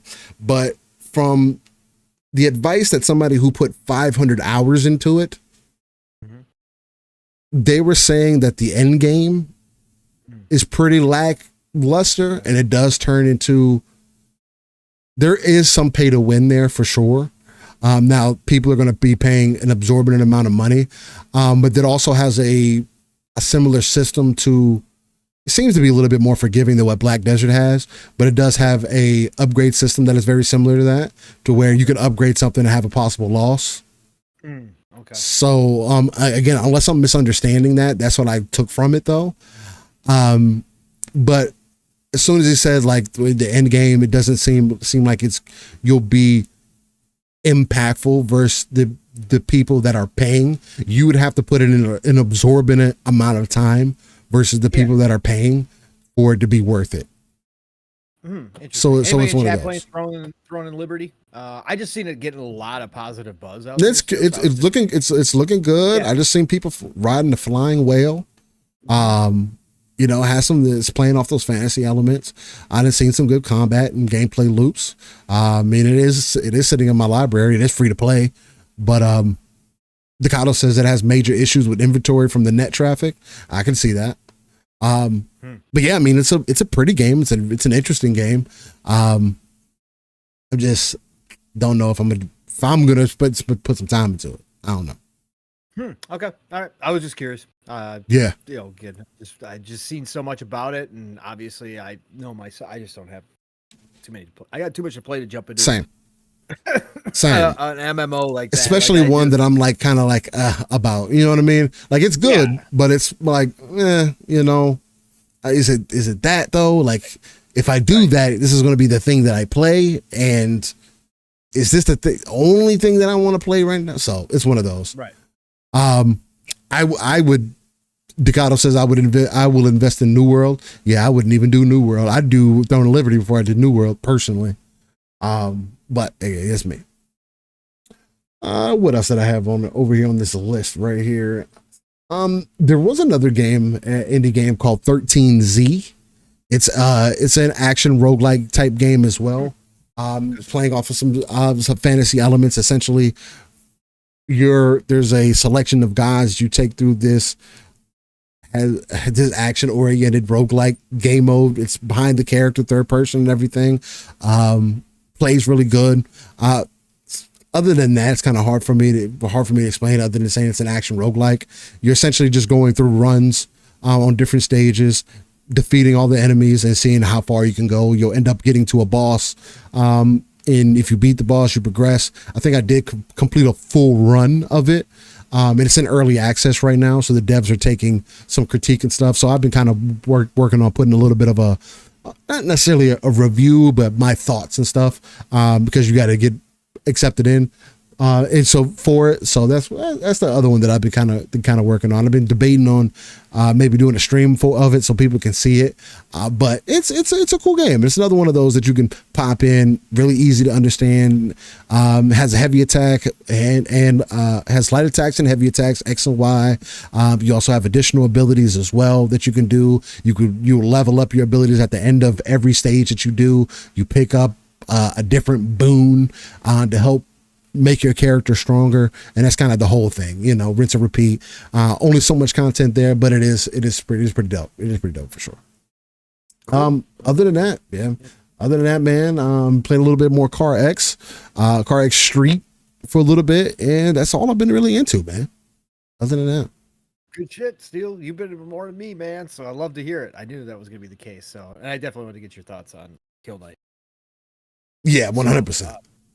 Because I'll be talking about Metaphor again here shortly too. But so many freaking games to play right now. It's ridiculous. So great to hear, man. We do a quick shout out to the chat. Then we're going to get into. All right, cool. Yeah, well, we'll probably get into some upcoming games. See how this works out. See how this is looking, and then go from there. Perfect. Awesome. So we got the one and only Ron Slusher in here. What's going on, Ron? Great to see you. Says Foam Stars is now free to play and Diddy DLC is coming soon. Jesus. All bubbles. Easy. Decado's in here. What is going on? It says Remnant 2 Gauntlet is a blast. Steel and I got to get back into Remnant 2. God damn, do we have? I've seen some of the screenshots and some of the gameplay. It's such a cool game, man. Such an original game. Shout out to Decado though for being here. The Nam Omar, of course, is in here. One of the OGs. Thank you, Nam. The M Gene is in here. Says go ahead. After playing Elden Ring and Black Myth, Wolong is definitely a tier or two down. LOL. I can understand that. Those are two really highly praised games, obviously. Thanks for being here, though, M. Gene. And he says the edible's hitting. Sir, enjoy. It's been a very, very long time since I've enjoyed anything of that. I do not partake anymore, but Enjoy, sir. You deserve it. And then we got, of course, the legendary Yobi's in here, spamming those Wars. That's right. Thank you, legendary Yobi, again for being here, brother. Always appreciate you, sir. We got the King Styles in here. What's going on, King Styles? Choo-choo, motherfucker, to you as well. We got the Delroy in the house. What's going on, Delroy? Great to see you. Delroy says, to be frank, Famitsu gets accused of being paid for high scores. Listen, whatever the case may be, it still has that old nostalgic feel to it back when we got Famitsu scores. If it's turned into that, doesn't shock me in the least. Again, journalism is long dead. But when you do see a high score like that, it is dope. Still from Famitsu. Just, I guess, the old guy in me from back in the day still sees it that way. But whatever. I again, do reviews matter in the overall scope of things? No, and they shouldn't. But to a lot of people, they do. But yeah, no, I totally get where that's coming from, Delroy. We got the Ghost Wolf 35.99 in here. What's up, Ghost Wolf? We got the Joe Dumbo. Joe Dumbo's in here. What's going on, Joe? Always great to see your name popping up. And of course, it wouldn't be a show without the one and only Nixie in the house. What's going on, Nixie? Thank you, brother, for being here. Great to see you. He says we do need the rating system here. Yeah, the four scores out of 10. I agree, Nixie. Again, we've talked about that so many times about changing that review score system. It would be great to see a change because, again, unfortunately, there is a large group of people who still do rely on reviews. Who else is in here? We got the Back from the Dead. What is going on, Back? Great to see you. Says, I'm excited for Diablo Festival of Hatred. And from the reviews I've seen, looks like the progression will be as good as the current season. Yeah, Back. I had completely uninstalled Diablo. All right. So I had made room for the other games because I've got so many to play. But obviously, I'm going to continue the story of Diablo 4. So yeah, I am pre-ordering the Vessel of Hatred. I will be back into Diablo. So I will be talking about that. But Vessel of Hatred looks really dope. Looks really cool. And I can't wait. And a lot of people have talked good things about it. But I hope that we don't have a situation. Sorry guys, I just got thrown off there because for some reason, YouTube just shut down. Weird. Okay. Anyways, my side, it was it just said page is unavailable. Look, out of the blue. Anyways, what was I saying? Oh, Vessel of Hatred. Yeah. So, they keep trying to fix this game more and more. And they've done some incredible job at it. It's just very strange that we're still doing massive overhauls to Diablo at this point. It's still crazy. Like, to Steel's original point, like, I give him more slack than Steel does when it comes to Blizzard. But it is nuts that even now, this far down the road with the first major expansion, they're still overhauling massive parts of the big parts of the game to try to get it right. I hope they do. Again, I've been enjoying the hell out of it. I've got 4 seasons of characters now. I got 2 at 100, and 2 in the high 80s, I want to say. Those original runs were really hard. Maybe I got 5. Do I have 5 characters or 4? 4 or 5 characters. Over 400 hours in Diablo 4. It was my most played game next to Starfield when it launched. So yeah, I love Diablo. I just want to see them get it right so that everybody can say, okay, this is it. We're set now. We don't have to work on this anymore. Except for minor tweaks, obviously. That's always going to happen. So, but shout out to Back from the Dead for being in here. Thank you, Back, from joining us today. Who else we got in here? We got the Brett Bingham in the house. What's going on, Brett?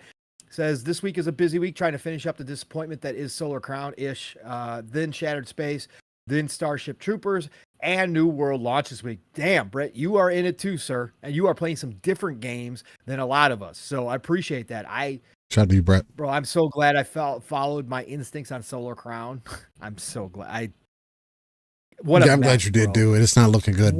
It's not looking good at all. The servers, I don't know if the servers have been up more than they've been down yet. And this thing launched, 2 weeks ago? 3 weeks ago? Like, every day I see a new, I didn't even think it was out. Down. It's 2 weeks ago. I think it launched 2 weeks ago. I thought that was just early access or a beta or something. I don't know, whatever it was. But again, their servers have been nonstop, down, up. Everybody having the same issues I had when I played the demo. Like the same connectivity issues, getting into a race, it disconnecting before the race starts, you having to reload back in again. Like, you can't do that, bro, on an always online game. A race game, you're just not going to get away with it anymore. This is not going to happen. So Sad to see because I love Test Drive. But again, it was a soulless game to me when I played the beta. Real quick, Shout out to you, Brett. Joy. Yeah.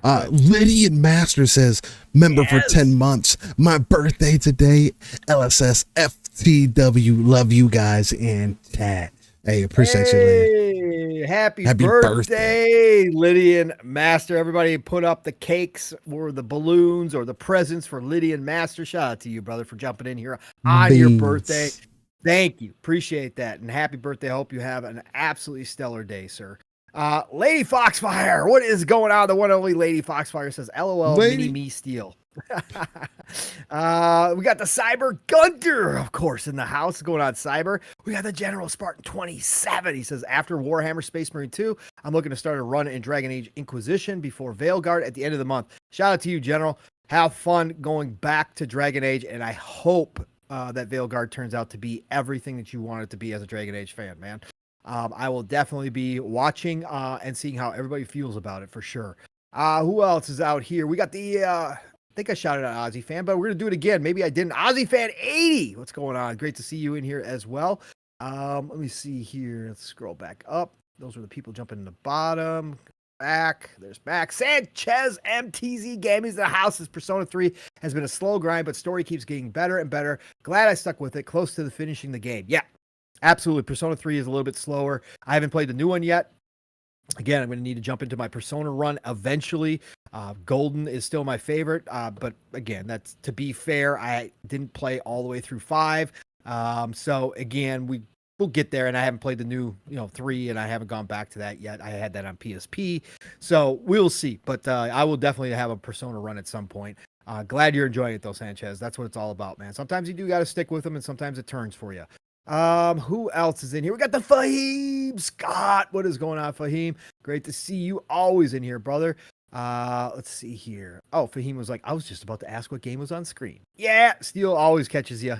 He's always good at telling everybody what's on screen at all times. Scrolling up. I think that's as far back as I can go. I think that's it. Hey. I think that's all I got. I'm trying to see if anybody jumped down to below. Oh, Tim the Sorcerer. What's going on? I see you, brother. I see you in here. Thank you, everybody. If you're listening and we didn't catch you live because you're just lurking or you're getting stuff done while we're on the background, or if you're listening to us in the future, again, same love and respect to each and every single one of you, as always, on a Saturday to join me and Steel here and listen to our nonsense. Just shouting out the chat. Nearly 2 hours in. That's what we do. I mean, we did hit him hard with the Starfield conversation, right? Get neck deep with the Starfield stuff. So we got that out of the way. Start off the show out of order a little bit. So that's what we wind up doing. Sometimes you get a little groovy like that. So I like it. I like it. You know what else we're gonna get groovy with, ladies and gentlemen? The upcoming games. This is going to be coming from releases.com. Pong. You don't have to do it. I'm just going to I'll go through them to start with, just to make it as easy as possible for us. This is October, and this is the week of the 5th through the 12th, I believe I got here. Yes, sir. There was a game before Silent Hill that is supposed to be releasing as well. I believe that was Kill Night, if I'm not mistaken. But I could be. But as you see on screen right here, ladies and gentlemen, yes, upcoming games is back. This is from releases.com, and Silent Hill 2 is on the screen. The video is age restricted, so you don't get a little tease of that, unfortunately. But for those who are interested in Silent Hill, maybe you're familiar with the story, but maybe not. Upon receiving a letter from his late wife, James embarks on a journey to a place where they once cherished countless memories, holding on to the hope of one last encounter, Silent Hill. So, hey, there you go. Maybe you want a little Silent Hill 2 action. Shout out to all the fans of Silent Hill. I am not one, but shout out to you guys.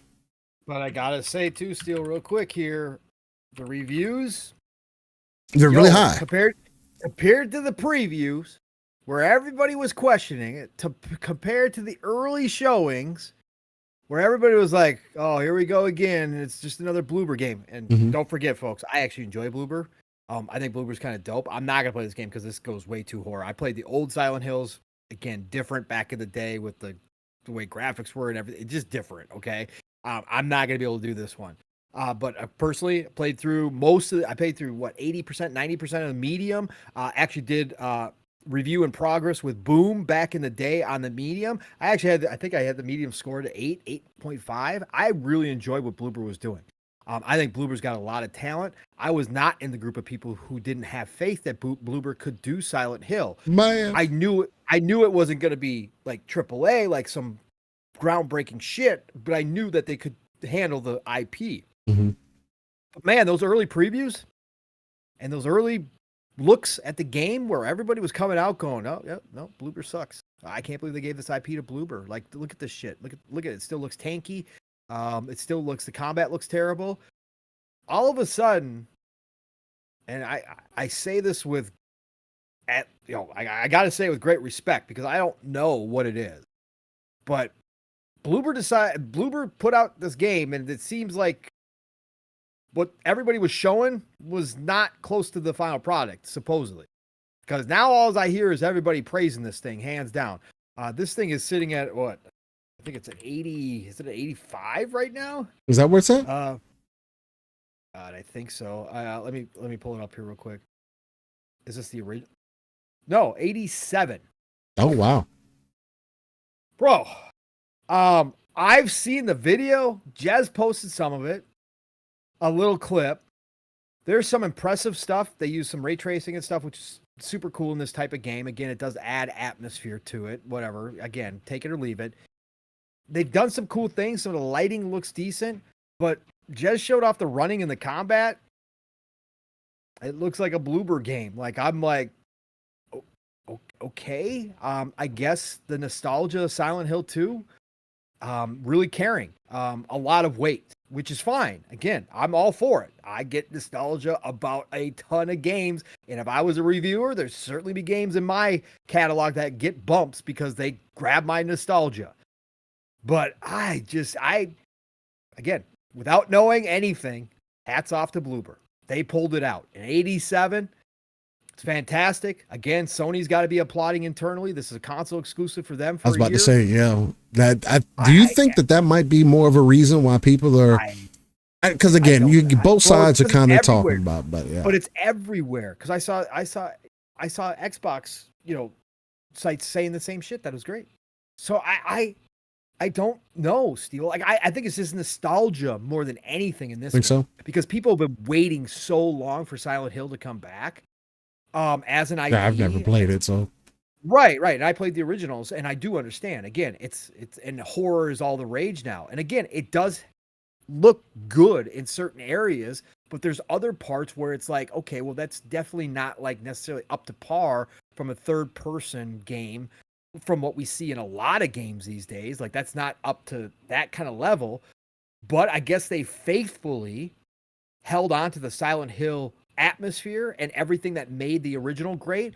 And that's the faith that I had in Bloober, that they were going to do that. So I guess that's what people are really feeling like, hey, we get to replay this game again in the best way possible. And Bloober didn't screw it up. Like Bloober definitely did the Dead Space remake to it. Yeah. And they did a nice job with it. I wouldn't even put it up to Dead Space remake level. It's not even that high.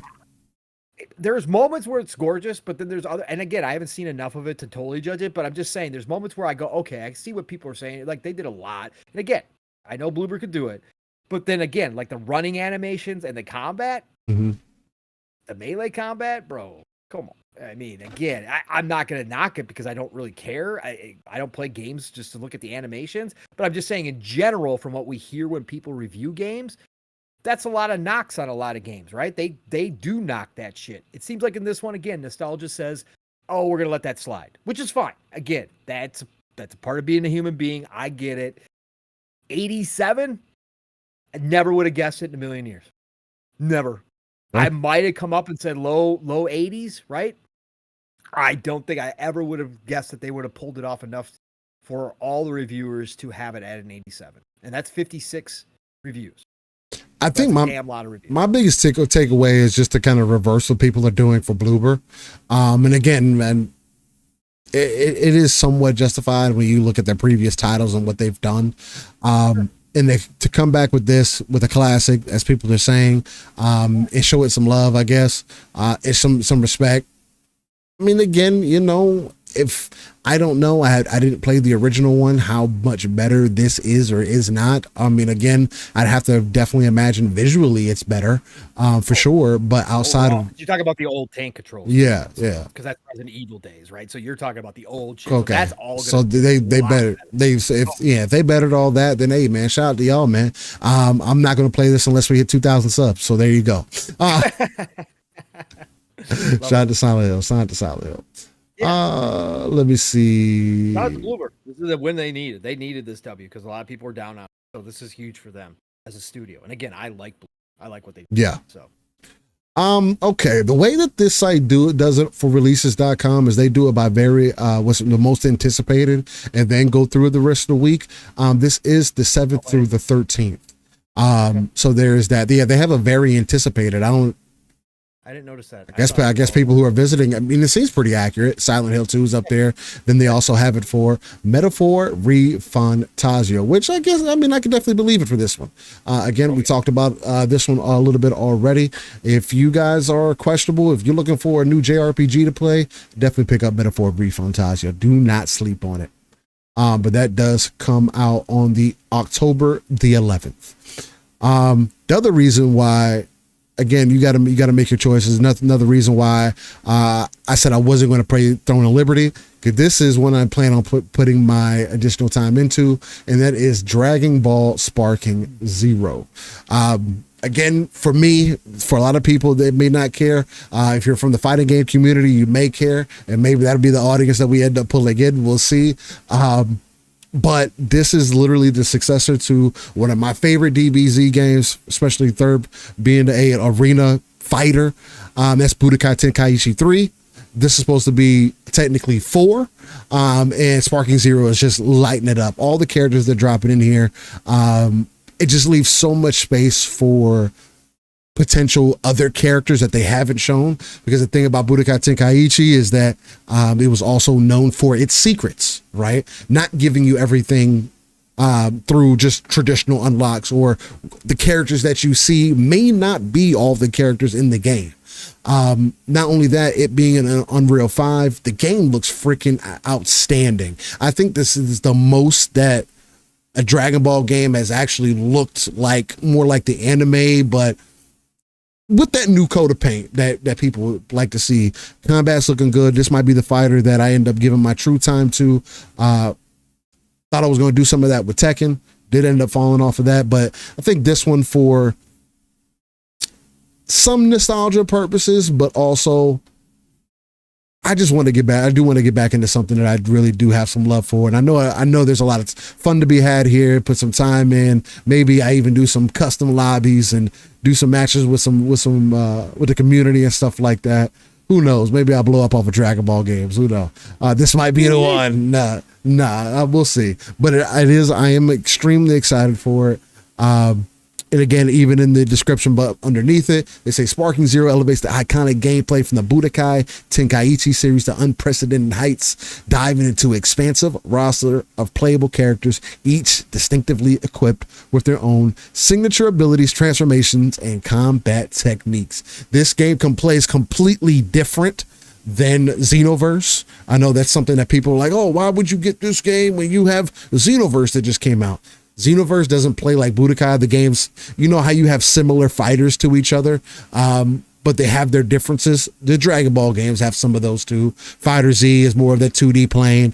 Xenoverse is more based on custom characters, and how you engage with people is a bit different.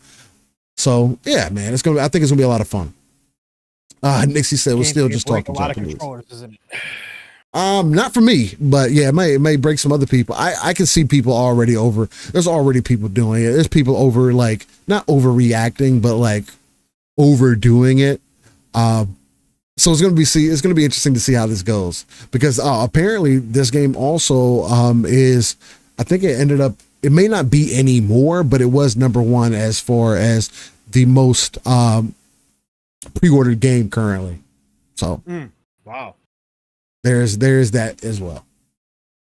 Ghost says I'm hyped for Sparking Zero. Got the long sides metaphor. So yeah, I had to make the choice, but yeah, man. So Sparking Zero is looking good. Excited for that, man. That comes out on the 11th as well, and there is 3-day early access, I believe, which actually it's 3 days, but I believe it opens up on the 7th, if I'm not mistaken. So get that ahead of time. Then you have something that Pong was just speaking to here, and that's that Diablo 4 Vessel of Hatred expansion. Unfortunately, I probably will not end up jumping into this. I thought it was going to be part of the $100 I paid up for up front. I thought I got a season pass or some form of DLC. Hey, as a consumer, you make your choices. I'm probably going to sit it out, man. It is what it is. I'm not paying $40 for just DLC to, and I know I'd probably end up playing it, but there's also other games that it would end up playing anyway. So again, now the time in the world, and it comes out on my work week. So again, we'll see down the road, maybe. This lets me know that I got additional content to jump into later on, when hopefully Xbox figures out what it wants to do a little bit deeper with, Activision Blizzard, because another turnoff for me as well, is the lack of play anywhere for these games. If I have it on PC, I should be able to go to console, vice versa. And not having that access is a bit of a turnoff as well, for some of those moments where maybe I'm on the living room or whatever, and I just want to pop it on. But it is what it is.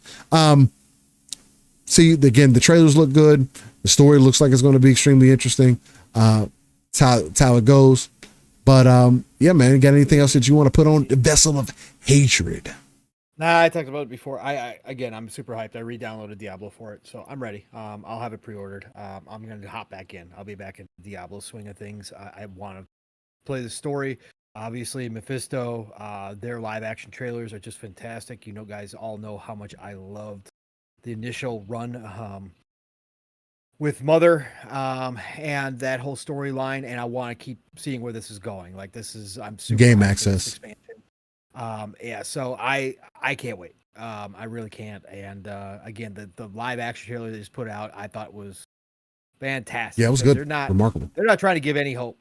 Nope. They're not trying to give any hope that what's her name? Lyriel? Is that her name? I always forget. I think it's Lyriel. Why does that not sound like Lyriel? I can't remember. Anyways, they're not giving you any hope that she's going to be able to hold back Mephisto. No, she's not. Like, she's fucked. She's completely fucked. Mephisto's got her, and that freaking trailer with the Spiritborn, the new character, as a tribe in the jungle while she's, riding in her boat down this river, which obviously takes a lot from the Amazon and stuff. It just looks freaking awesome. The Spiritborn character class looks awesome, and I've been reading more up on it. Sounds freaking incredible. I'm sure that's what we're going to be seeing a lot of in this season, is going to be a lot of Spiritborn running around. It's going to be a massive amount of Spiritborn, and I don't usually like that, but I don't know if I can resist not trying the Spiritborn class. I have to, I think, at this point, because it looks dope. So yeah, can't wait till next week. It's going to be fun, man. Hey, shout out to Diablo, man. Hopefully y'all will eventually get on track, and maybe I'd be a little bit more motivated, but... Well, that's what I was talking about when you were gone. I said it's a little weird that we're still fixing Diablo, changing major portions of the game and get it right at this point. Like, again, tweaks are always going to happen in any of these types of looters. I mean, you got to tweak shit. But these massive changes, and I know why people are excited. Like, it keeps getting better, which it has. It's just weird that it's taken this long for Blizzard. Again, I'm more forgiving of Blizzard than you are, and you have every right to be like, dude, this shouldn't even be a thing at this point. But I'm just saying that now with this expansion coming out, now people are saying, oh, they fixed all this. Like, oh man, all this is okay. Like, how long is it? I hope this is I hope they get it right where it just is little tweaks from here on out. That's all I want to see. Like, it's just crazy. Hey, I hope people enjoy it, and we got a bunch of people in there to play it. I mean, again, the game's making what was it? Stupid. It's making buku bucks. I forgot what the number was exactly. I think we did end up running the numbers. I think it was like $1 billion a year or something like that. Yeah, if Diablo took in $1 billion. Diablo billion 4? Over just from the monetization alone.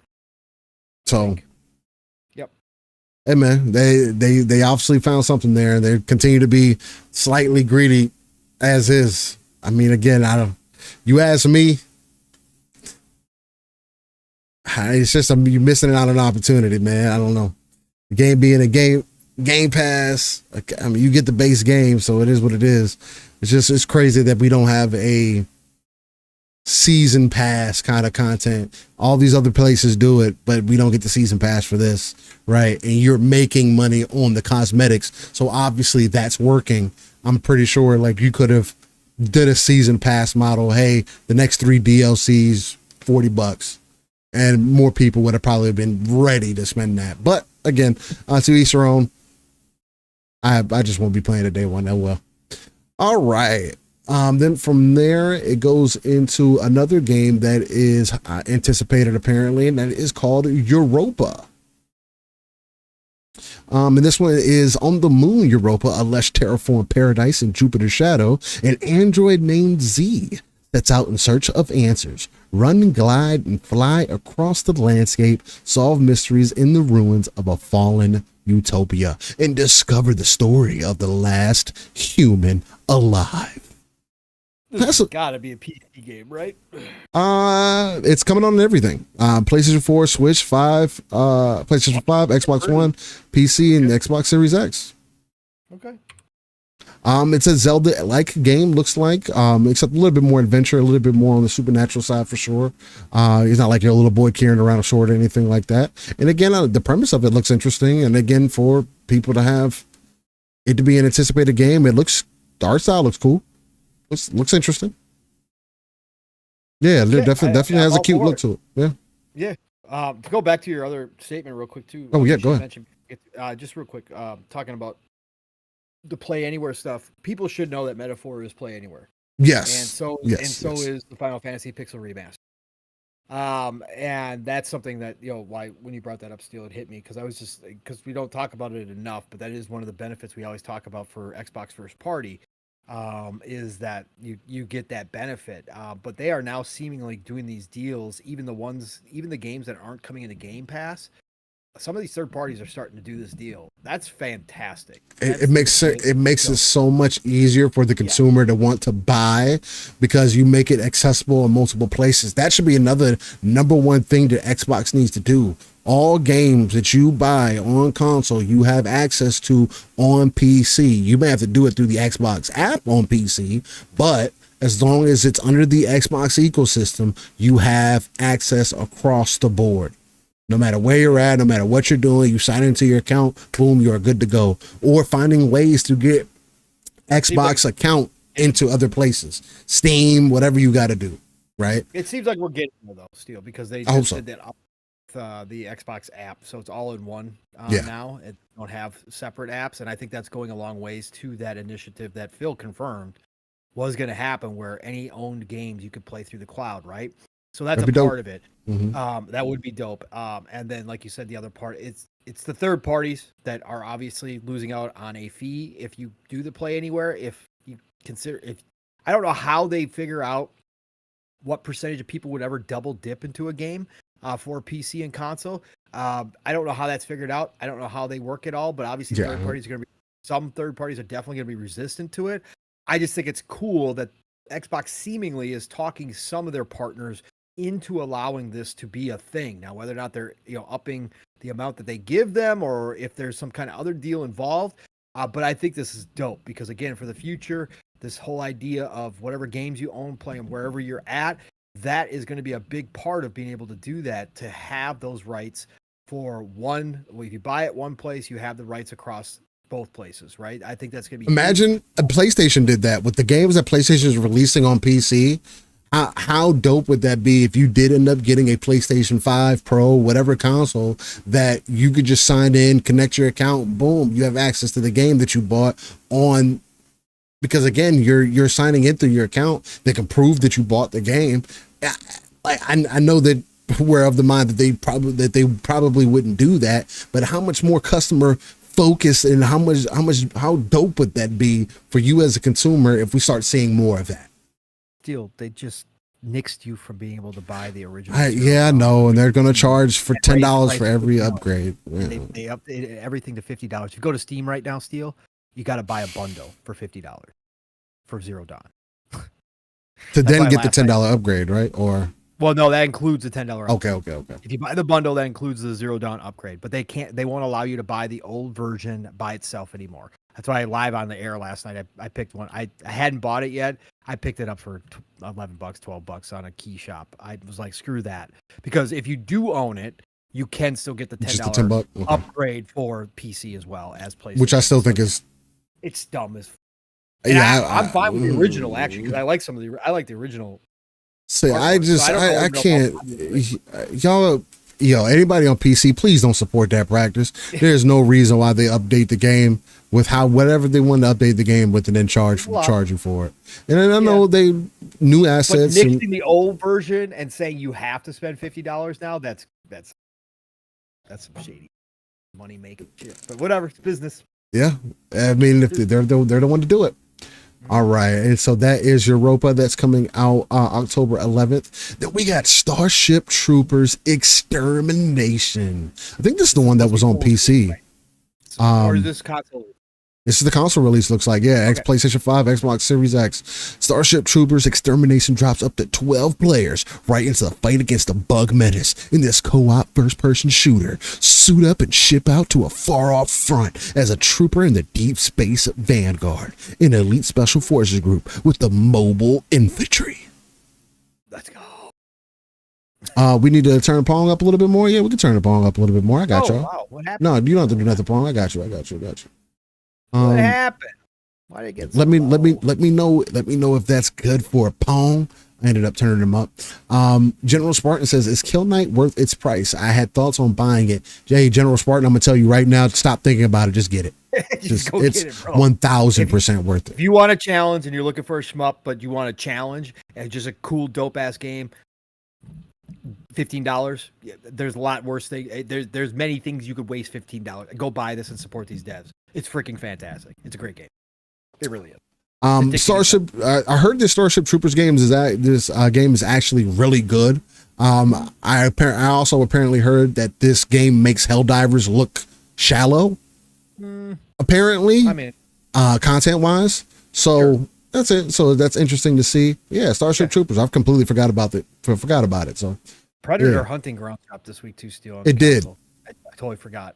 I totally forgot. If there wasn't so many games, bro, I'd go back to it. $20 for the base game. Yeah, it's not bad. Not bad. I'd go back to it, especially with the updates that they've done. Like, I just totally forgot that the game was even dropping in the console again, and I was like, oh shit. Yeah, it's updated. Yeah. They supposedly changed some things. I don't like the game because I think the Predator feels overly stiff. But in 4-player co-op, it could be fun. Probably. But both sides gotta be able to have a little bit of fun. You know? I know. Then on October 11th, Undisputed is being released. If you've been missing out on a fight night, this is probably going to be the next best thing. Boxing is returning with Undisputed. Not much else I need to get into. I don't need to give you a bio breakdown. It's exactly what it says. It's boxing back in its finest. It's looking good. Apparently it plays really well. It's been getting updated with the community as well. And they've been very open to taking feedback. So we'll see if this ends up grabbing people. Because again, Fight Night was major back in the day. That was like a guaranteed game that you bought because of just how dope the fights made you feel. Even I would even consider dropping into Undisputed for a few matches. I had some fun with Fight Night back in the day, man. Really, really fun. I went from playing sports games I went from playing wrestling games to sports games to then playing Fight Night. That was kind of my transition. So shout out to Undisputed. Awesome. I played Fight Night back in the day. I loved it. How you feeling about Undisputed? I mean, Fuzzy's been shouting the hell out of this game. Fuzzy's been playing this game a lot. He's got to have hundreds of hours in Undisputed. He's been playing this game for a long ass time. And he's been shouting it out. It's getting better and better. He says they're working on it and they're updating it. I think Nixie just said it's buggy as hell. Yeah, it still has its issues, so I don't know what's going to carry over to the console version or whatever else when they bring it. but I think I would hold off for the time being until I know it's in a better spot, because again, boxing, like any fighting game, if everything's not like on point, Steel. Like, Yeah, you're gonna you know. could tell. You're gonna know. You're gonna know, and it's gonna be frustrating, Especially online. Yeah, it's gonna be one of those things. And you know me. I generally wouldn't even play online in that game. But so yeah, I think I'm gonna hold off. But I do love boxing. It is sucky how boxing is obviously set up so that they have to go license each individual fighter.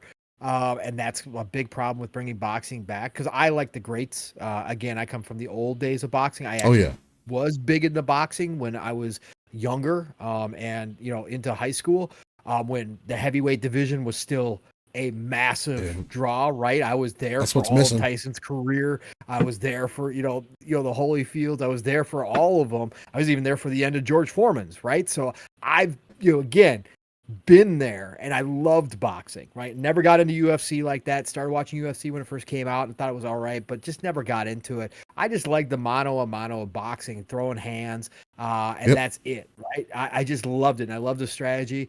So I'd love to see boxing make another big comeback in the video game. So I hope Undisputed does fix some things, and eventually, if it gets it right, and I'm hearing some really great stuff about it, especially from Fuzzy, because Fuzzy does keep us updated on it, then I'll probably jump into it, because I do love boxing now.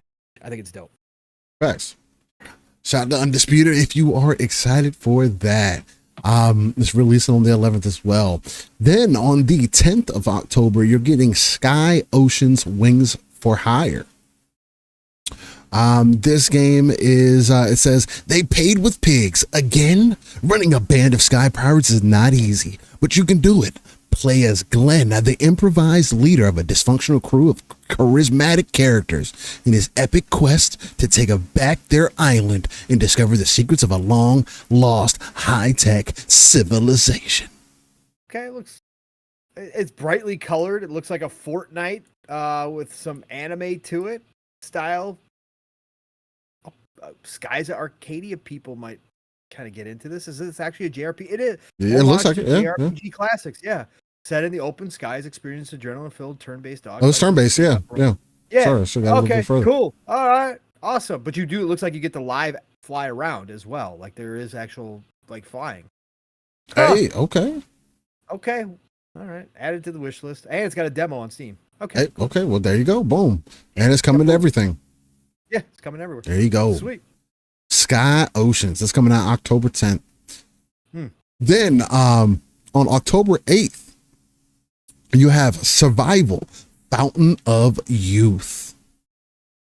And this goes say Survival Fountain of Youth is a challenging single-player open-world survival game set in the Caribbean islands. Survive a shipwreck, 16th century explorer, craft tools and shelter, and uncover the secrets of both an ancient civilization and your own fate. So it's a survival game. For those who are looking for a new survival game out there. It's coming out on the 8th. Then on the 10th, you got another game called Last Time I Saw You. Last Time I Saw You is a heartfelt coming-of-age tale, interweaving themes of first loves, family dynamics, and ancient curses. Journey with Ayumi as he embarks on a quest to find the girl who lingers in his dreams. Listen, everybody, that's the goal, right? Yeah, that's dream. Looks like it's a side scroller, 2D side scroller. Okay, got a little bit of combat in there. Metroid, it's a Metroidvania. Okay, there you go. A little action there for you guys. It's got a good, interesting art style to it though. If you're not watching it live, that's kind of cool. Shout out to Last Time I Saw You. Then on the Switch, you got Faith, the Unholy Trinity. It says on September 21st, 1986, two priests arrived at the Martin family home in Aurora, Connecticut to investigate an apparent cause of demonic possession. Only two people would leave the house alive. Faith is a pixel horror game inspired by the era classic 8-bit gaming and the satanic scare of the 1980s. Use your holy crucifix to perform exorcisms, fight back against possessed cultists, and cleanse. Hey, so shout out to anybody that's interested in Faith, the Unholy Trinity. Looks like it should be able to run on the Switch just fine. Get you go exercise you some demons. Then we got the Lego Harry Potter collection that is dropping as well. That's interesting. I didn't even know that was coming. That's coming on October 8th. Let's see, that's a bit of an older title there. There's a ton of games releasing. I'm just scrolling down the list here. Yeah, they literally have a little bit of freaking everything on here, ladies and gentlemen. Bragpunk closed beta test even for October 10th. Yes, they do show all that shit. That's why, yeah. Oh, wow. That's one of the first things I noticed. I had that. That's crazy. This list is insane. And they got even more? I don't know who started that site because I had never seen that site before I found it. Well, ladies and gentlemen, I would love to say I would continue to go down this list, but it seems like we'd be here for forever.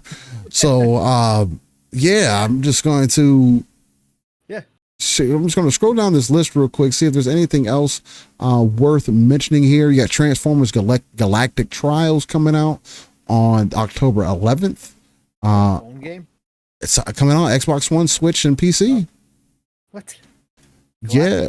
That's not that car game, is it? I think it is. After the evil Nemesis Prime steals the Prime relics, the Autobots and Decepticons must set out a rip-roaring adventure to rescue these artifacts and control the incredible powers they bestow. Yeah, it is. Yep. Okay, you can transform. Oh, hold on. They got some PvP going on in here. They're doing more than just racing.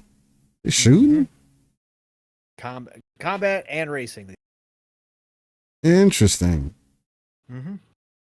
Looks a little bit indie-ish for me, but hey, shout out to anybody that's into that.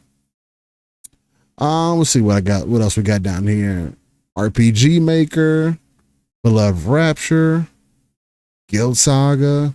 What else we got? Genshin Impact version 5.1. You got a game called Shady Knight. It's coming to PC. And it also has a demo coming out for it. You got Infinity Nikki closed beta test that's coming for people who are interested in that.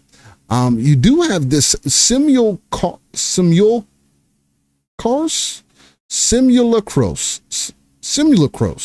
Sorry. I thought I almost died right there.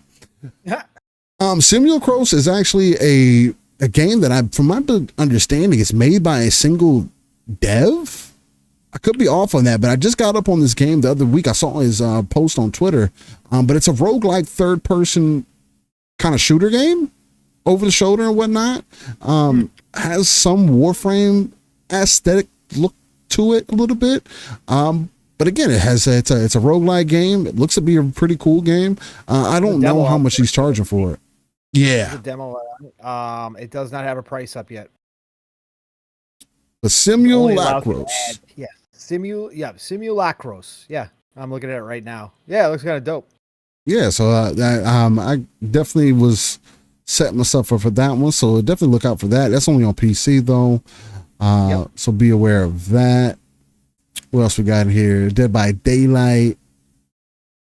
And that's pretty much it.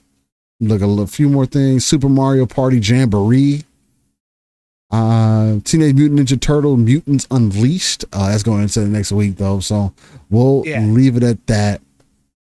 Yeah, there we go. We'll leave it at that. Wow, ladies and gentlemen, this site has a little bit of everything, but that is your week in gaming. This would be for what they got set of October 7th through the 13th. That is correct. All right. So and again, for anybody who wants to find that site, it's releases.com, right, Steel? Yes, releases.com, and it will be in the description after the show. They do movies. They do products. They do TV series. They do got everything. like it's everything. Crazy. They've got you could sign into an account, so I'm assuming you can set up like watch lists and stuff, so you can keep track of things. But yeah, they've got like everything you could think of. Like that's crazy. Yeah, I just took a look at it. I'm like, Steve, I think I might have found a site. So I hadn't really deep dove it yet, but yeah, that's they got everything, and they got it broke down really good. Yeah. All right. So where do we dive into here? And we're probably going to try to fly through some of these topics if possible. I'm not going to keep y'all all day long here. I do have a list of different things that we could jump into since we hit Starfield out of the park. Is there anything that you got in mind, just kind of offhand? I will say I didn't get a chance to watch the Stalker documentary yet, but that did come out this week. From if you're not familiar with Stalker 2, GSC Game World put out a documentary called War Game, I believe it was called. And it's essentially about the making of Stalker 2. From the little bit that I got from you guys, it essentially just goes into what the things that were happening before the war happened over there and how they were getting into the rhythm of things and how just it came back into inception in the first place with Stalker 2. And their time through it and how things are set up. From what you guys explained, I did, from my understanding, GSC Game World does seem to be much, when we talk about dream teams, right? Devs that are kind of hand in hand with one another. They're in constant communication. They want the best for one another. They want to, and also when they want to make the best game, they got a common goal. We just don't get a lot of that. And I know the reality of it is something to play in part as well. But for what you guys are explaining and for what the documentary was explaining, and I definitely want to watch it, this is something that you typically do not see from studios, right? That type of support that they have for one another, the look out for each other's safety, especially during that time. That's part of the reason why they've gotten the delays or have had the delays that they've had as well. There's just a lot of blood, sweat, and tears, quite literally, that seems to be making Stalker 2 a very interesting game. I mean, I'll be honest. I never played Stalker 1. I've been getting every little peek that I get of Stalker 2 gets me much more interested than I was previously. And you know what? I'm kind of glad that Avowed moved, because this might be the game that I replaced that time with and actually end up trying out. So shout out to Stalker. Do you have anything that you would like to add on? Because again, I didn't watch that, but I do feel like it's important because this is something that we've kind of talked about off and on here, especially on Live a Split Screen. It's crazy to see these to see GSC Game World even still put out this game, and they're almost at the finish line, Paul. How you feeling about it? Yeah, I'll recap a little bit here. So I watched about 30, 40 minutes of it. I couldn't watch the whole hour and a half. I do plan on finishing it because I was at work. And again, most of it is in Ukrainian, so you have to read subtitles. So it's very hard to do while you try to work as well. I couldn't even have it in my ear, really. But I did get through 30, 40 minutes of it. To everything that Steele said, I'll just add this. They actually go through the history of Chernobyl. And what that time frame was like. A lot of the devs were kids. A lot of the devs had family that were in the area of Chernobyl. So there's some personal stories about their parents leaving that area. Some of them weren't born, but heard from their parents about what that time was like. They go into the whole situation with how the Soviet Union at the time it's even different than now than when people think of it underneath Putin and stuff. It was even worse back then underneath the Soviet Union. They didn't tell their people anything. They didn't tell the world anything because they were super secretive. They didn't want the embarrassment, all that kind of stuff. All these people were exposed to radiation, didn't even know it. And there was a lot of stories and things going around, and people had to decide whether or not they were going to stick it out or leave. Obviously, eventually they evacuated everybody. And so they had tons of stories about that. They actually showed the devs going into the exclusionary zone, which is off limits. It's illegal still around Chernobyl. They have tourist buses that will take you around the area, but then there's the real area. And the devs cut through barbed wire to get in. They got police that actually patrol the exclusionary zone that they had to hide from. But once you get in, why is YouTube having problems? I don't understand. Anyways, so they went in. And again, I've seen footage from inside the exclusionary zone because there's obviously been professional film groups that have gone in and done documentaries on Chernobyl. But to see the devs go in there and to get new footage out of some of the stuff that they think is cool, again, it is, even though I've seen it many times, the way everybody describes it is truthful. It's a time capsule for the 1980s. And it's not just like a time capsule you pull out of the ground. It's got a few items from the 80s and some pictures. This is actually an entire city, okay, that has been captured in time, where everybody was evacuated. Yes, nature is reclaiming parts of it. They showed a tree growing on the 5th floor of one of these buildings. Nature's reclaiming a lot of it. But there's still a ton of it that's all as the people left it. And again, it wasn't like an orderly evacuation. They didn't have weeks to pack everything. So you got houses full just the way they were. Toys on the ground where the kids left them. All that kind of stuff that we see in post-apocalyptic movies and games, obviously, but this is real. Like, this isn't a set. This isn't something that is made up. And when you see footage from it, it is absolutely, for me, fascinating and mind-boggling to know that this actually exists. And so it was cool to watch the devs talk about that, go through the exclusionary zone.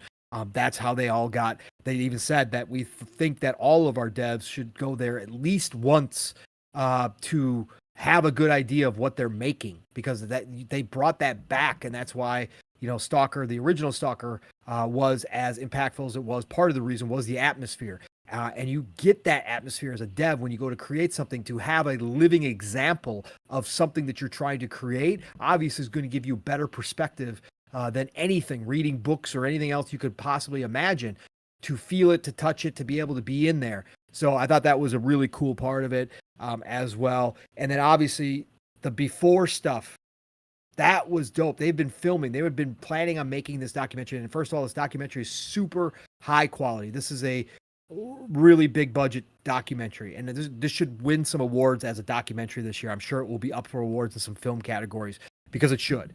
But you see the beforehand, before there was even a hint that they were going to be invaded.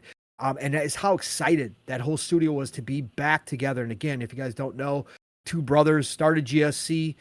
GSC is actually the initials of one of the brothers. I'm not even going to attempt to remember his name right now. But then, the studio closed after the first Stalker.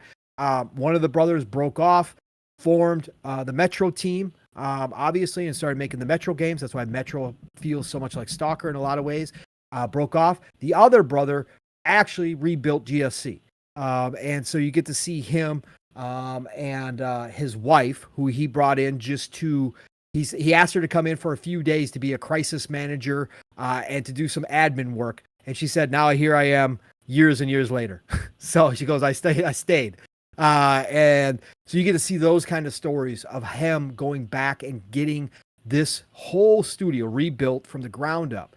They go through the history of what Stalker 1 meant, especially over in Europe. If you played Stalker, if you were around during the Stalker time, you understand that Stalker was big, right? It was one of those groundbreaking kind of games where everybody just hadn't seen anything like it before on PC when you played it. It was hard. It was challenging, but it also had all of the RPG elements, like the decision making that you had to do. It had that open world feel to it. You met all these different characters. Like, it just was special. But you don't realize how big it was over there.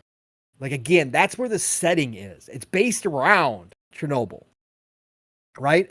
As the accident that sets off all of these kind of, supernatural things happening that happen in Stalker. But you don't realize how big it was over there. So they had footage from back in the day of fans lined up to meet the developers and them signing autographs and all the cosplay that was being done over there and all that kind of stuff around the Stalker universe. And then you got these younger devs who are now a part of GSC that said, this game influenced me when I was a kid to go into game development. Like they are now working on it. And that was the other thing that was cool, is when he was rebuilding the studio, when they put the word out that they were making Stalker 2, that GSC was back online, that they were going to make Stalker 2, they had devs quitting high-profile jobs at other studios that were super happy with where they were working, but the chance to work on Stalker 2 because of what an impact it had on them, they were like, I can't pass up this opportunity. I got to come work for these guys. So he got an influx of high-level, experienced talent from the dev world just because Stalker 2 was the game that they were making and how much it meant to these people. So that was really cool to see. So you got to see that whole lead up, how everything was going, how excited they were. They're creating this family atmosphere. They talk about the family atmosphere. And then, of course, it runs right into when there start to be rumors that Russia may invade. And then you get to hear the behind the scenes stuff between the brother, the head of the studio, and his wife, and how they developed an escape plan for not only the devs, but for the devs' families as well. And they went out of the norm to create this extensive plan on how they were going to get everybody to the west side of Ukraine, because it's along the border with like Turkey and other UN countries. And the wife was like, I knew and she's the one who felt that it was going to happen. She had the intuition to say, a lot of people were downplaying it, that they didn't think Putin would do it. She goes, I just had this intuition that it was going to happen, So I set up this plan. I started making this plan. And she said, if they did do it, they knew that they wouldn't shoot missiles close to the border, Steel, because they wouldn't want to start a war in case some of their missiles landed in UN territory, right? So she figured out, well, if we get to cities close along the border, we'll be in a good spot because Russia ain't going to fire missiles that way.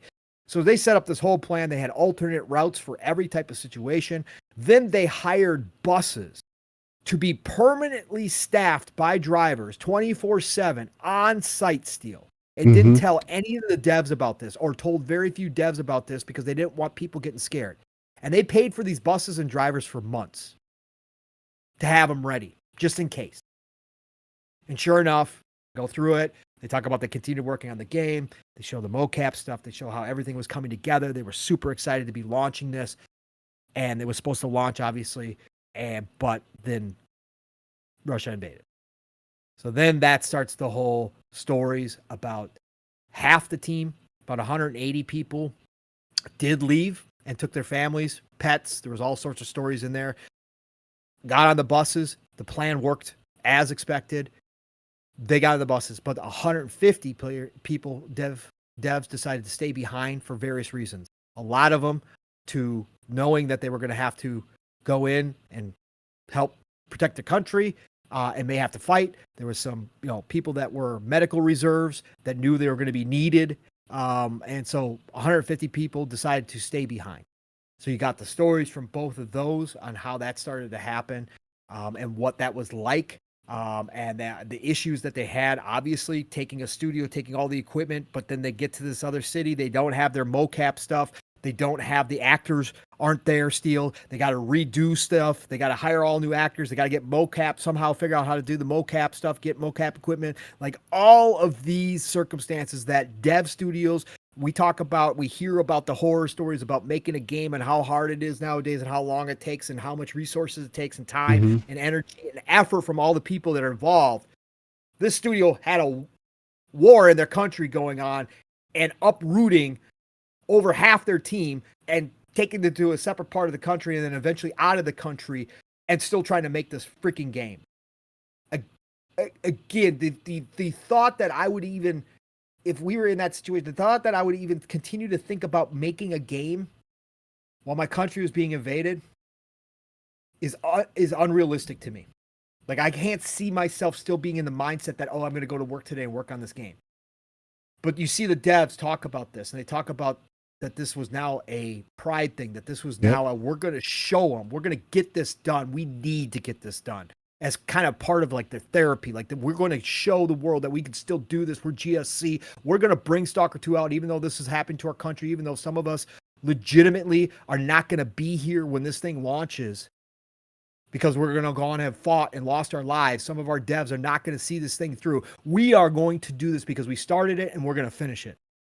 And it became this kind of thing unto itself in the middle of all this chaos, that these devs were going to make this happen. That determination, that pride, Steel, I don't care what you think about what's happening over there, just from a human standpoint, you got to take a step back and go, salute, take my hat off for you all, because that's unbelievable. And we've said that all along, like whatever it takes, like I can't believe you guys are going to put this game out, but delay it as much as you need to. I don't care when it comes, we'll be here. So that's where I kind of left off. I didn't get to see the rest of it. Obviously, Mav talked a little bit more about it on PM to PM because he watched the whole thing. But just from what I saw, that 30 to 40 minutes, absolutely incredible documentary. I highly recommend everybody go watch it. You get to see more behind the scenes of kind of how dev work is done. Yes. You get to know these people behind it as well. That's important. Yeah, that's just as important. Again, puts the humanity into exactly what was going on, what is going on right now, what it took for this game to come out. Like I said, on Thursday, I'll be picking up this game. It's coming to Game Pass in November. I'll be buying it anyways, just to support the devs. I don't care. This team deserves every bit of the flowers they get. I hope the game's great. I have the faith that the game's going to be great, even if it has small issues. If anybody holds it against them that it has small issues when it comes, I don't know what to tell you. But what we've seen now with the latest gameplay that they did, 15 minutes uncut gameplay during Gamescom, it looks like they're doing fantastic work. So I'm super hyped for this game. Just much love to the entire team at GSC for what they went through to get this game out the door at this point. Nothing short of a miracle with everything that happened. Easily. Yeah. So great documentary. Everybody go watch it. Yeah. For me, I mean, we'll find out because they still have to prove. I mean, again, Sorry, Brett. Yeah, it's Poland, Slovakia, and Romania. Yeah, sorry. I kept thinking Turkey was along that border. My apologies, Brett. But yeah, those were a border there. Thanks for the correction. I couldn't remember off the top of my head. I just had Turkey in my mind that it was right there. I thought it was more north a little bit, but it was on that border. But it's going to be interesting to see how it ends up playing out. I haven't played this game. I haven't played Stalker. I haven't played Metro either. So it's going to be interesting to see what my take on this will end up being. I do at least want to give them a little bit of time up front to see if the game is going to end up being for me at all. Right. I'm not super deep in the survival side of things. I know Stalker typically digs deep into that. But I would be remiss to say that it's not impressive. It's extremely impressive for what I've seen. And again, for everything that they've went through as well, I do want to at least give them some of my time and see how I feel about it and go from there, man. So shout to Stalker. Brett, I like to be accurate with that stuff too, because I'm a big history buff too.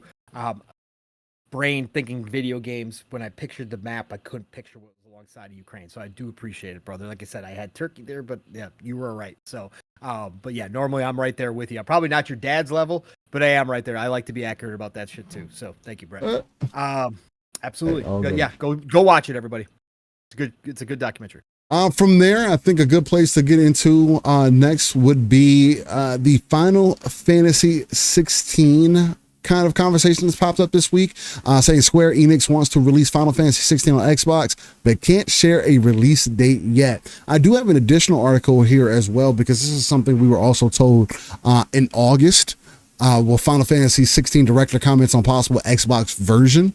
This is from Game Rant, the one that they did in August, and essentially the key takeaways was game director Hiroshi Takai said the team is aware of the request for an Xbox port of Final Fantasy 16. However, they are focused on finishing the PC version first, which they have put out.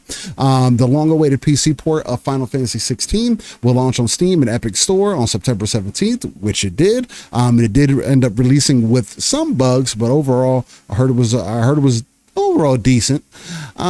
And then they also go on to say, while the Xbox port of Final Fantasy 16 remains uncertain, the positive feedback from fans is encouraging for future plans. So this is all things that came from the August 19th articles that were done around that time. But this one goes into a little bit more. And again, Square Enix is going to be making a big shift. From this, it does seem like we may end up getting those remakes a little bit sooner. At least that's how I interpreted it. Maybe again, I still think they'll wait until part 3 comes out to do those, but nonetheless, let's get into this article. This is coming from IGN. This was done by Wesley Yin Pool. It says Square Enix provided an update, and this was on October 1st for the Xbox port of Final Fantasy 16, saying it wants to release on Microsoft's console but can't share a release date yet. They say, speaking to video games, Square Enix and Nokai Yoshida, producer of both Final Fantasy 14 and 16, strongly suggested Final Fantasy 16 will eventually come out on Xbox by telling fans not to give up hope. Of course, we did announce the PC version of the game, so looking towards the Xbox version, we do want to release it on Xbox, Yoshida said. But when it comes to specific things, such as when the game would be available and such, we are not in the position to be able to share anything. But of course, I want to say that it's not as if there's zero hope, and we very much do want to achieve that. So players should not give up in terms of their hopes. Final Fantasy 16 launched as a PlayStation 5 exclusive in 2023, with its PC version releasing last month in September. It's featuring a fast reflex driven action heavy combat game. Again, this is probably the next game that is speaking to me and right up my alley, although again I am waiting on it. To go into additionally say last month Square Enix made public its dissatisfaction with Final Fantasy 16 and Final Fantasy 7 Rebirth's commercial performance, admitting neither game met profit expectations.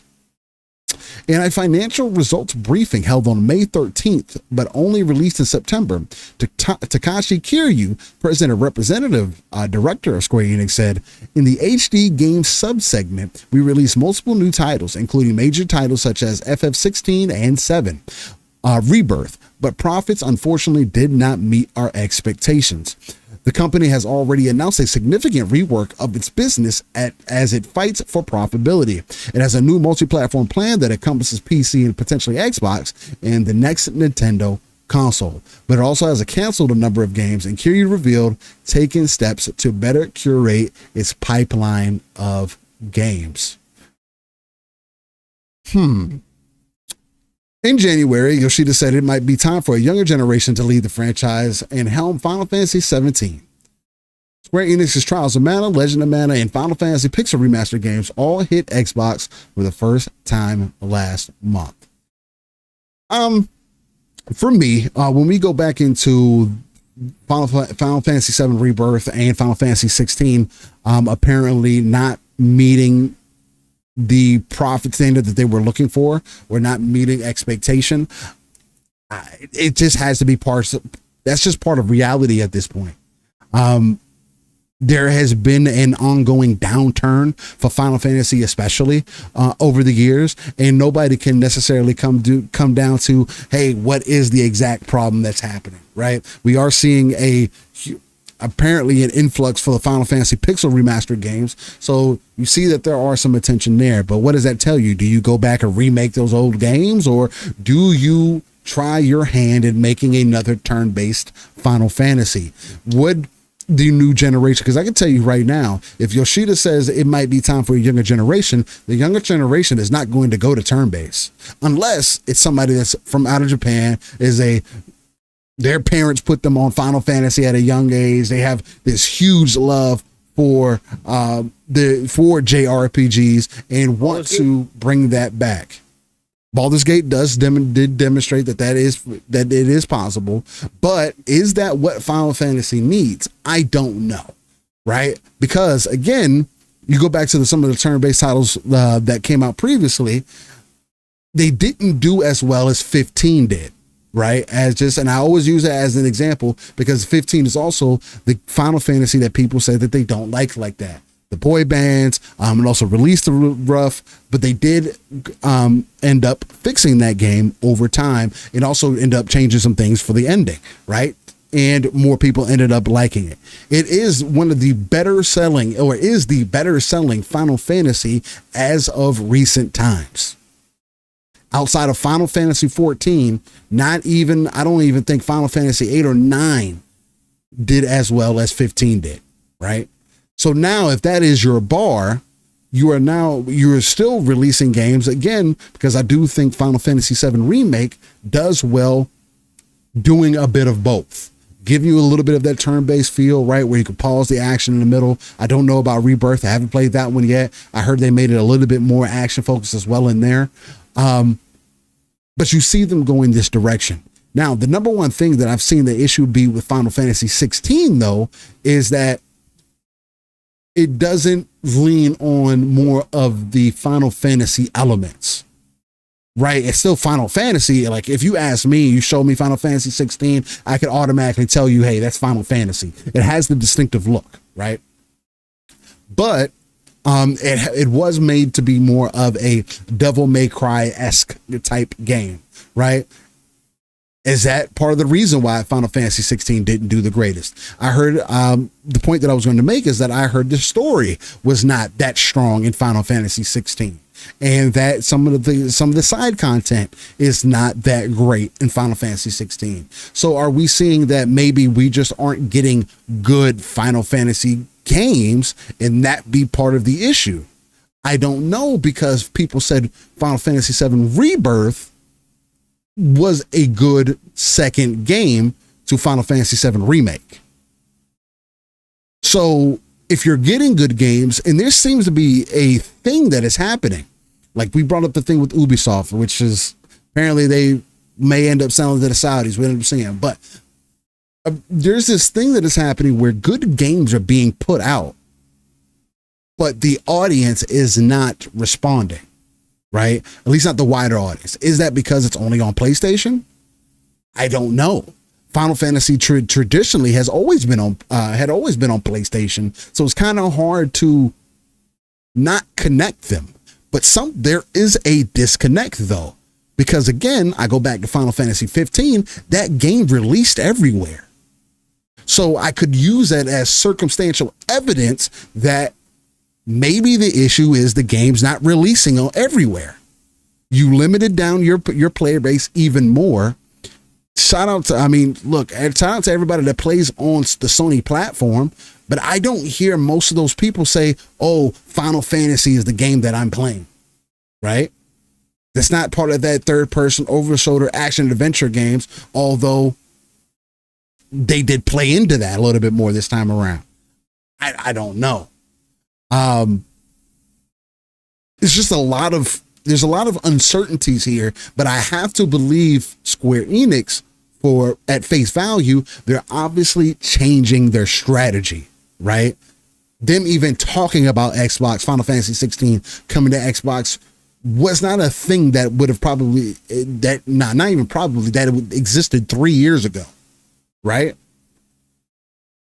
So Pong, what are you seeing in the cracks and crevices of what's happening with Square Enix? Is it, hey, these games not being multi-platform this entire time, you've been getting this exclusivity bag, and your audience is not supporting it? Is it them dropping the ball and not releasing it everywhere that seems to be the main issue, and limiting down that player base even more? Because again, most of the people like yourself are the older crowd, right? So what is their answer? What do you think? Well, they're doing exactly what their answer is, which is adapt to the situation. I think that Final Fantasy has lost its popularity for a variety of reasons. And I don't think there's one magic pill to fix that issue. I've talked about in the past, I think they got way too far away from what made Final Fantasy Final Fantasy. And I think that the popularity of Final Fantasy 14 should show them something, because that has traditional Final Fantasy classes in the high fantasy world. Yeah. Outside of 10, I've always said that I think that, because 10's what 10 too. Final Fantasy. I love 10, bro. But I think overall, if you look at the Final Fantasy franchise, the best Final Fantasies are when they are high fantasy. Now, people are obviously going to argue with me and say, well, 7's not really high fantasy, but I will say that it definitely a little more grounded, but it's definitely... It's got elements of it. Now, the remake and kind of how... It's even less. It's less than what it was back in the day. It's less. 100%. So I think that is a part of it, but I also just think that the sometimes still it happens, even with popular franchises, that as the decades go by, whatever the IP, I'm not even just talking about video games, just in IP in general, the popularity can wane. It can just lose its luster. Like, people just don't look forward to it as much. And I think it's obvious that in Japan, it did lose a lot of its luster. Mm-hmm. And I think part of that was because obviously Square started catering to the Western side of things more so with their writing, with the characters, than the East. So obviously then the East fans are going to turn away. Now they picked up some fans in the West for sure. They picked up a lot of fans in the West. Final Fantasy is a massive IP of the world over. But I just think over time, less and less people are just buying it. And like I said, I would love to sit here and say that it's because they went away from the turn base, that they get further and further away from the RPG. I would love to think, Steel, that people out here want the more classic style RPG because that's what I like, right? I like the RPG elements. I like when you have all the equipment slots and you got loot and you got the +1 swords. I love that shit. But again, I'm an old guy. Is that necessarily what everybody wants? I don't know, but there are examples like Baldur's Gate 3 where you go, well, maybe it is just a little bit of that too. And that if you make it good, that people will come and buy the game. But 16 to me, I want to play it. It looks interesting from a story standpoint. It looks interesting from a combat standpoint as far as the action combat goes. I want to try it. But when I saw what they did to the RPG side of things, when I saw that you've got 3 or 4 slots, I think it is for items, like I'm like, bro, this ain't. We're borderline. This is no longer an RPG at this point. This is an action game, right? This is a full. I've said that from the beginning. So I do want to try it.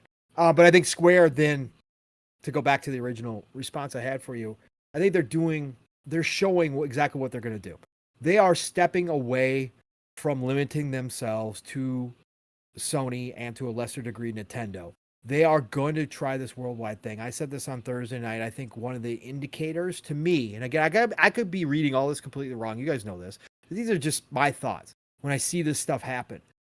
I think one of the biggest indicators to me that this is a new Square Enix and that they're really trying to stand on their own and they're going to make good on everything that they've said about bringing their IPs to more places to have more players is the Astrobot situation. Square would not give Sony permission to use any Square characters in Astrobot. That's big. That is interesting.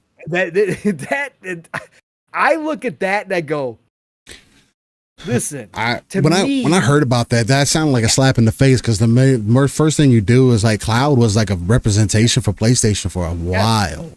And that game's still exclusive to this point, right? It's Final Fantasy VII Remake is still exclusive. Now we don't know if that's the true case or how long or what, but for right now, yeah, Cloud is like a PlayStation character for the most part, and the PlayStation fans have always treated Square Enix like a first-party studio just because of how close that relationship was. But to me, like if I'm Square and I'm telling the world I'm going to stand my own and I'm the new head of Square and I'm saying, no, we are legit going to do this. We have to stop being underneath the shadow of Sony and relying on Sony to supply us with what we need because that ain't working no more for our company.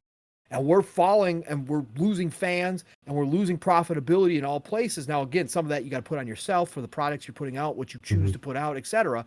But if one of the big steps you're saying is we lost our way, we need to bring our games to more people so that we can cultivate the fan base, as you and I have always talked about, Steel. You got to cultivate that fan base. Like if they sit there and watch Sega and Atlas just do that over on Xbox, and now you got Xbox paying for marketing rights for a brand new IP from Atlas that's getting rave reviews, but they know they're going to sell it on Xbox as well.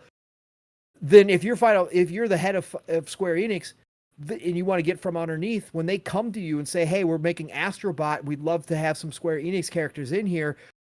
If you really want to draw a line in the sand and you really want to say, no, we're doing this, we are cutting this umbilical cord with you guys, you go, no, we don't want our IP only associated with Sony anymore. We want it's hurting. Right. We want our IP to be worldwide. We want our IP to be PC. We want our IP to be Xbox. We want our IP to be Nintendo. We want our IP to be PlayStation. We want it worldwide. So we're going to snip that umbilical cord so that we don't even give the impression that that's still a thing. And to me, like I said, maybe I'm just crazy. Maybe I'm reading way too much in it. Maybe it was just a business decision. PlayStation didn't want to pony up enough money for Square. Maybe that's all it was. But all this kind of put together for me, I'm like, yeah, no, that's them really stepping away and going, yeah, we're not with you anymore. You're not our significant other anymore. We are divorcing you. We're still gonna come by and see you, and we're still gonna give you, obviously games. You guys are great, but we're going to go spread our wings and we're going to go elsewhere. So I think that's exactly what they're doing as an answer, Steel, to their dwindling popularity. For their biggest franchise, which is Final Fantasy. I also think, obviously, by the talk that they are resetting things, they canceled some projects. They're probably reevaluating with where Final Fantasy is going to go in the future. So we will see. If they continue down the Final Fantasy 16 route and they continue to go a more action route, then I would say they probably think they can win over the younger generation, because more than likely that's who's going to be more enticed by that action combat and less RPG. But I still think you're losing your identity when you do that. I would like to see that, as I've said this all along, Steel. Don't do that with your mainline franchise. Make that a spin-off. Right? If you want to go do action type Final Fantasy games, go for it. You got the characters, you got the talent, make it a spin-off. Keep your main line focused on what you guys do, on what made that a main line. You know what I'm saying? More team based. Because Final Fantasy is always about your squad. You always had role playing. You had a role. Yeah. You had a role, Steve. Right? That was the deal. That's part of the original JRPG. So that would be my only idea for Square. But I think they're doing this right. And it's working. Because again, Pixel Remasters, number 12 in the US on the Xbox Store, number 1 in the Xbox Store in Japan, which you could say, okay, well, that's 50 people. I don't care. It's still a big deal. It's number 1 in Japan. It's number 12 here, and I think it was top 10 or number 10 in Germany or something like that for Xbox. Again, the idea that Xbox players don't play JRPGs has been along one of the dumbest, stupidest even PC players. Even PC players. Right. Because I think that's the main thing too, right?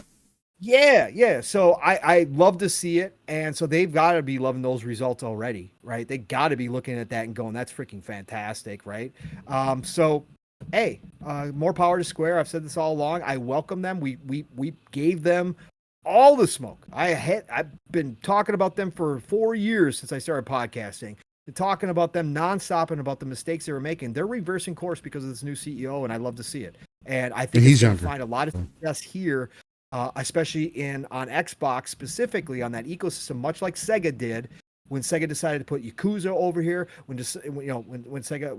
they cut the deal and Atlas finally opened up the doors and started put Persona on here, and we saw Square put Vision of Mana as mainline. Marketing it, and Mana isn't that big of a series anymore. But what do? They come back with Trials and Legends and drop them into Game Pass, shadow drop them into Game Pass during TGS to get the Xbox crowd used to what Mana's story is. That's what you got to do, Steel. That's how you cultivate. And I think that they're learning from Sega. So I think it's a beautiful thing. Nah, I do think it's a beautiful thing. I would like to see Final Fantasy go back into and keep it about the fantasy, right? Along with keeping those RPG mechanics. I think Wukong shows a good example of some of the things that Final Fantasy could dive more into. I do agree with you. I would like to see Final Fantasy do like Final Fantasy 16 could have been Final Fantasy Clive, or whatever the name, right? Yeah. I do agree with you on that because again, I would have rather them focus on a different team. Again, you go from 15, like all the other games up to this point, if I'm not mistaken, again, I've missed a few outside of 14 have been about teams. So now you go into 16 and there is no team. But you make it more movie-esque, right? I heard people talk about the QTEs and stuff like that. And again, I don't mind QTEs in my action games, right? But again, look at what we're talking about. Where's my action games? I'm looking for more depth in Final Fantasy. Where's the interesting world, the characters, the branching paths, all the other things that kind of encompass that, right? I mean, even again, Final Fantasy VII Remake plays into those things pretty well while holding true to what it is. So I don't know. We'll see. I do think giving people more access is definitely going to be a boon for them. Somebody made the point in chat as well that Square Enix wasn't putting the games possibly to where the people who grew up with those franchises in their 20s, late teens, 20s, where they ended up moving to. And I would love to think that all of them went to PlayStation, but obviously they didn't. And the only other place that they weren't getting those games was PC, right? And if you're not catering to that crowd either. Again, I mean, maybe that's part of the reason why you get what you get. So that's the only thing I can think of, man. Because again, Square Enix, Final Fantasy, that is their bread and butter. There is no bigger IP than that for Square. And it's just crazy to see it be where it's kind of currently at. And I don't know, Fahim, if you were saying that Square was saying that it's the gamer's problem that their games aren't doing well. I don't know if that's what you were saying, and I don't want to put words in your mouth. But that has been a talking point this week as well, because there was somebody else who did come out and say something akin to that, saying that, hey, gamers are the problem to why games aren't doing great. So, or something along those lines. So, but I couldn't find the direct link for that. So, yeah, man. But shout out to Square Enix. Shout out to Final Fantasy 16. I will end up playing it at some point on PC. Hopefully they'll have some dope ass mods. Oh, Yves said it. That's who it was. Yves said it. Anything Yves says, you throw it in the trash. That's who said it. Yeah, he don't know a goddamn thing. Yeah, he don't know shit. He didn't turn Ghost. Anyway. Don't get me started on Ghost Recon. Again, the number one IP that should not be where it's at right now. You want to show that people don't understand what the fuck to do with a franchise. Hey, make Assassin's Creed work and help get out of your hole. Get out of your hole. Ozzy says, gotta go. Grandson soccer game. Pong, Steel, Take. See you next week. Chat, take care, and have a great weekend. Hey, appreciate you, Ozzy, for coming through. Nothing but love and appreciation. And Decado, apparently, when it comes to Ubisoft, I think I can make a quick transition here. Apparently, Tencent would not be able to buy Ubisoft. They would not be able to acquire Ubisoft. And this article apparently gets into some of that here.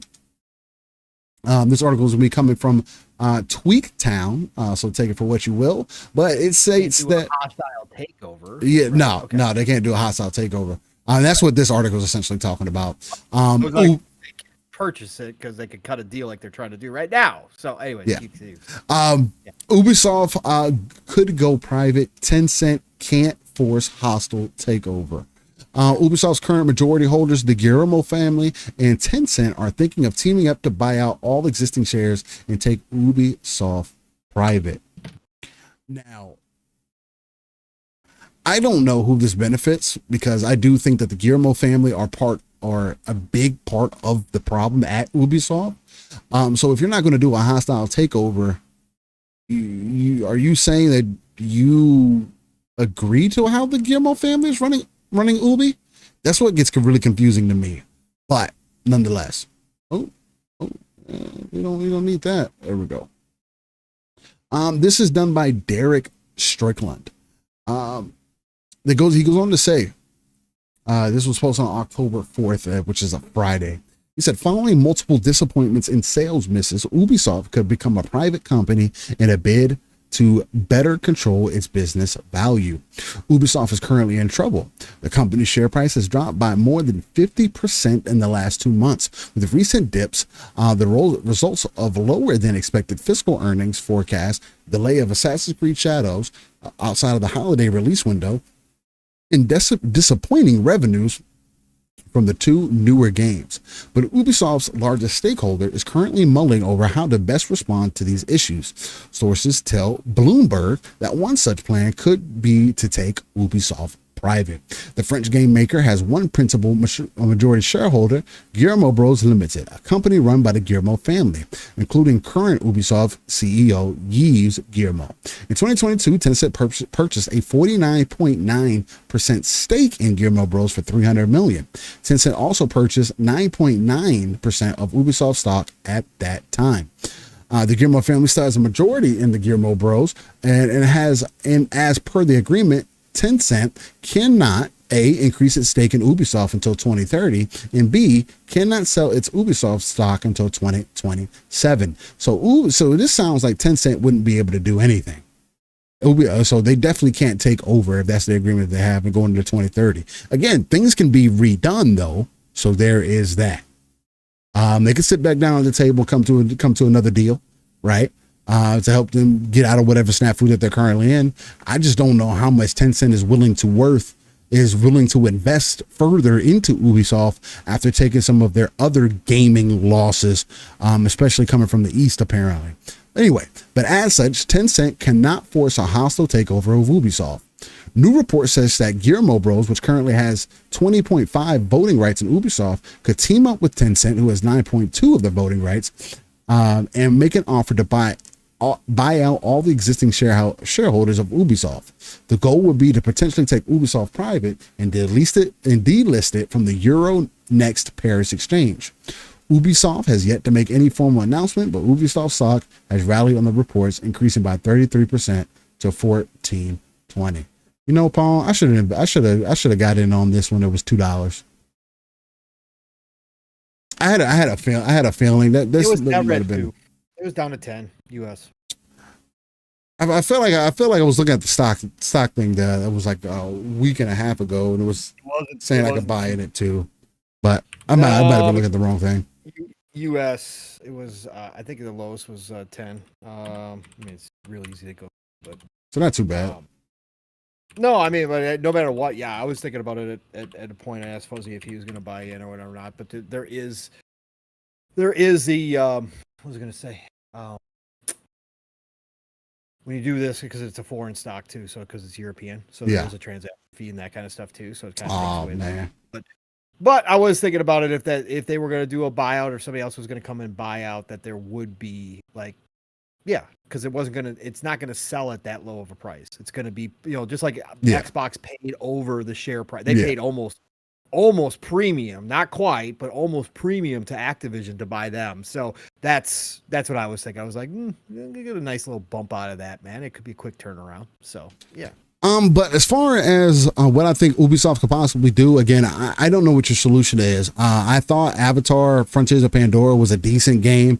The Assassin's Creed games you've released up to this point have been decent games. Valhalla being your most sold Assassin's Creed game, and it doing really well. I mean, you're riding on a lot of high horses. Now, you have been spending money in areas that don't quite make sense. Again, Skull and Bones is a flop. X-Defiant is going to be a flop. You're competing with big dogs that have been in this industry for some time and continue to have been running it. Not to mention, just because Call of Duty has a bad game or maybe a couple bad games does not mean that you need to come in and swoop in on and save a market that didn't ask for you. Especially when you haven't proven yourself to be the greatest as far as supporting multiplayer. So for me, Ubisoft is a little bit lost for me because again, we talked about this last week. There is a disconnect somewhere, and the only disconnect that makes the most sense to me is the Guillermo family. And as long as the Guillermo family remain at the top of Ubisoft is going to continue to take a hit unless he decides that all of a sudden, out of nowhere, that he wants to listen to everybody and end up making some very vast changes, which we're already getting some rumors out there that apparently whatever Splinter Cell game that they were remaking or making is not being worked on anymore. The rumors that Ghost Recon might go first person. What are we doing? Prince of Persia, bro, Pong. They let these people from Ubisoft. He has to be disconnected. Come out and show their mobile game version of Prince of Persia that still didn't look better than the old game that I could have probably emulated and got some better quality out of. It was so bad that they had to rework the entire game. Right? So that game got delayed indefinitely. We don't know when the release of that game is going to be. So right now, what is the only other choice that you can make? Because again, they are riding on Assassin's Creed Shadows, and regardless of how people feel, I do think Shadows is still going to do well, right? Assassin's Creed is they're not the games that typically sell the greatest in the East anyway. Western RPGs aren't Eastern selling games anyway.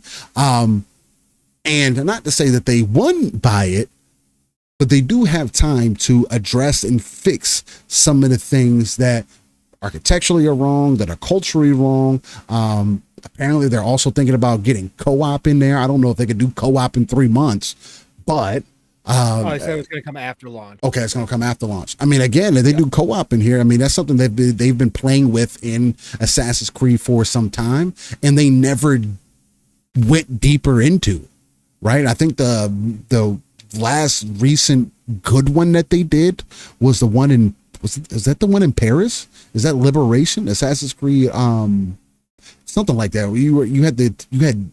Apparently you had the ability to, you had buddies and stuff like that. They could come down, you could call them down, they can assassinate people or whatever. You were also able to play those, Unity. It was Unity. It was co-op. Okay. My fault. Yeah. I didn't even play Unity like that. So if you were already doing that in Unity, that was a good idea. You just need to iterate on that. But a co-op experience, let's just say for an example, you and a homie could jump into AC, drop in, drop out co-op, going through the story, right? I can help you with your story. You can help me with my story. And I'm just along for the ride, but I got to play my role. If I'm playing Nawe, I got to really play these shadows, right? Maybe something similar to Origami, right? Which I re-downloaded Origami too. Cause I gotta get those shadows, those stealth kills, man. I just had a feeling for it. I need to get back into that. But yeah, man. So I don't know what the true answer is outside of getting rid of Yves. If he's not going to give it up, I feel like he's just going to go down with the ship. I don't know what the next direction that they need to take is, because again, you only have one game that can kind of pull you out of the water right now. So any additional takes that you have for Ubisoft possibly going private? Do you think that that's something that could save them? Again, I mean, what kind of a deal that you got to come down to? Because again, if you go private, Yves is going to remain at the top, or do they go private and then all of a sudden he steps down? Well, he's not going to step down because his ego won't let him. Him and that family are terrible. Again, nothing's going to help this company until they're gone. Yves, the family, and the top leadership there at Ubisoft all have to be gone because they're part of the problem. So this isn't going to help if he stays in charge. I said all along, I know I saw some people in chat say, oh, we don't want Tencent. Listen, at this point, I'd rather have Tencent own it outright than have Yves and the Guillermo family in charge of that fucking at this point. Okay. At this point, absolutely. The way they've treated their employees, they still haven't fixed the internal problem. Not good to we have firsthand stories of what it was like at Ubisoft. And again, there is continuous talk that still has not been resolved. All those issues from years ago. This family needs to be gone. They're terrible. They don't know what they're doing. They've run that company from transforming gaming in a lot of ways with a lot of franchises. Again, Matt and I talked about this on Thursday too. Having the foresight to go buy the Tom Clancy brand, turn it into one of the premier military experiences in video games that you could have through multiple franchises, and to turn all those into basically complete shit at this point is crazy. And I love Ubisoft from a gamer standpoint. They're my fast food go-to, right? I like the Assassin's Creed franchise. I like the Watch Dogs franchise, right? They're just my fast food. I love the Division. But they've run it all in the ground. They took the Tom Clancy brand and transformed it into something that is not anywhere near as worthwhile as it used to be, because they decided to start chasing trends.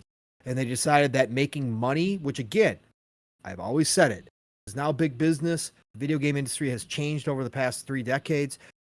It wouldn't be as big as it is now if it wasn't for major money. Okay? So I get that.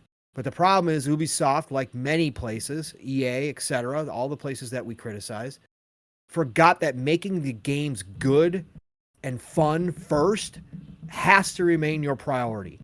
When your priority literally, and I say literally, is in meetings to ask how you're going to monetize a game idea first, before you ask if the game is going to be good or how you're going to make the game good and fun. If your first question from your leadership teams, and I'm saying this literally with firsthand speak, is to question how you're going to make money off that idea, there is a problem. you are not going to be successful, because at the end of the day, you might hit on one or two. You might get lucky. You might have a dev team that actually does the priority thing first and figures out how to monetize it. We've seen that in games before. You might get lucky, but chances are you're going to put out a bad product. Chances are you're going to have products that sit in development for 8, 9, 10 years. Beyond Good and Evil, Skull and Bones, because that is your question. You had a Skull and Bones game already made in Black Flag. All you had to do was take the boat gameplay, expand it, make it its own thing, throw some customization of the boats in there, give us the boarding, and you would have had a popular multiplayer game that fans were already clamoring for, and you could have produced it in 3 to 4 years. Instead, you go reinvent the entire fucking wheel 5 times over and take a game 8 to 9 years and sink up to $750 million into a game that should not have costed anything more than probably $150 million to make. These are the decisions that come from Yves, from the family, and from the leadership group. This comes from ego, thinking that you guys know better than everybody else. Literally having your dev teams tell you that they can do something and make this game, and you telling them, no, we know better than you. That's not going to work because of focus groups.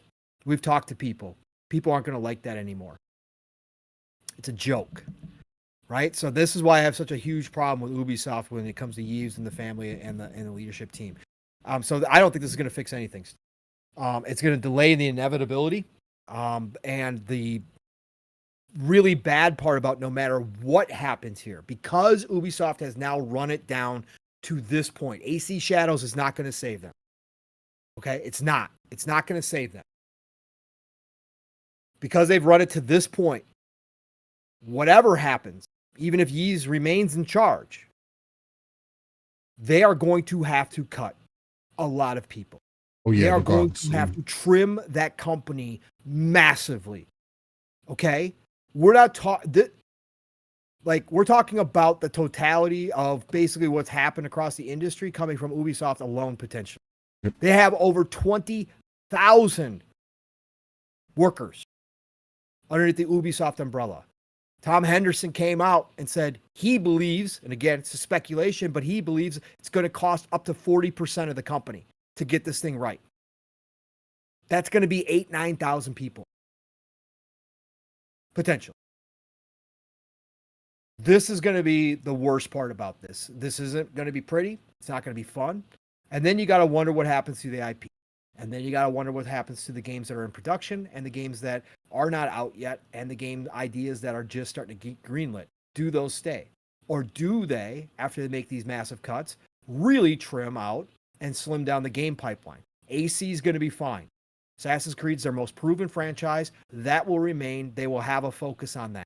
They've already got that now set up. One big game, one small big game, one big game, one small game. They've got that lined up. We saw that whole thing that they did. Plus now they're going to throw in mobile in it too.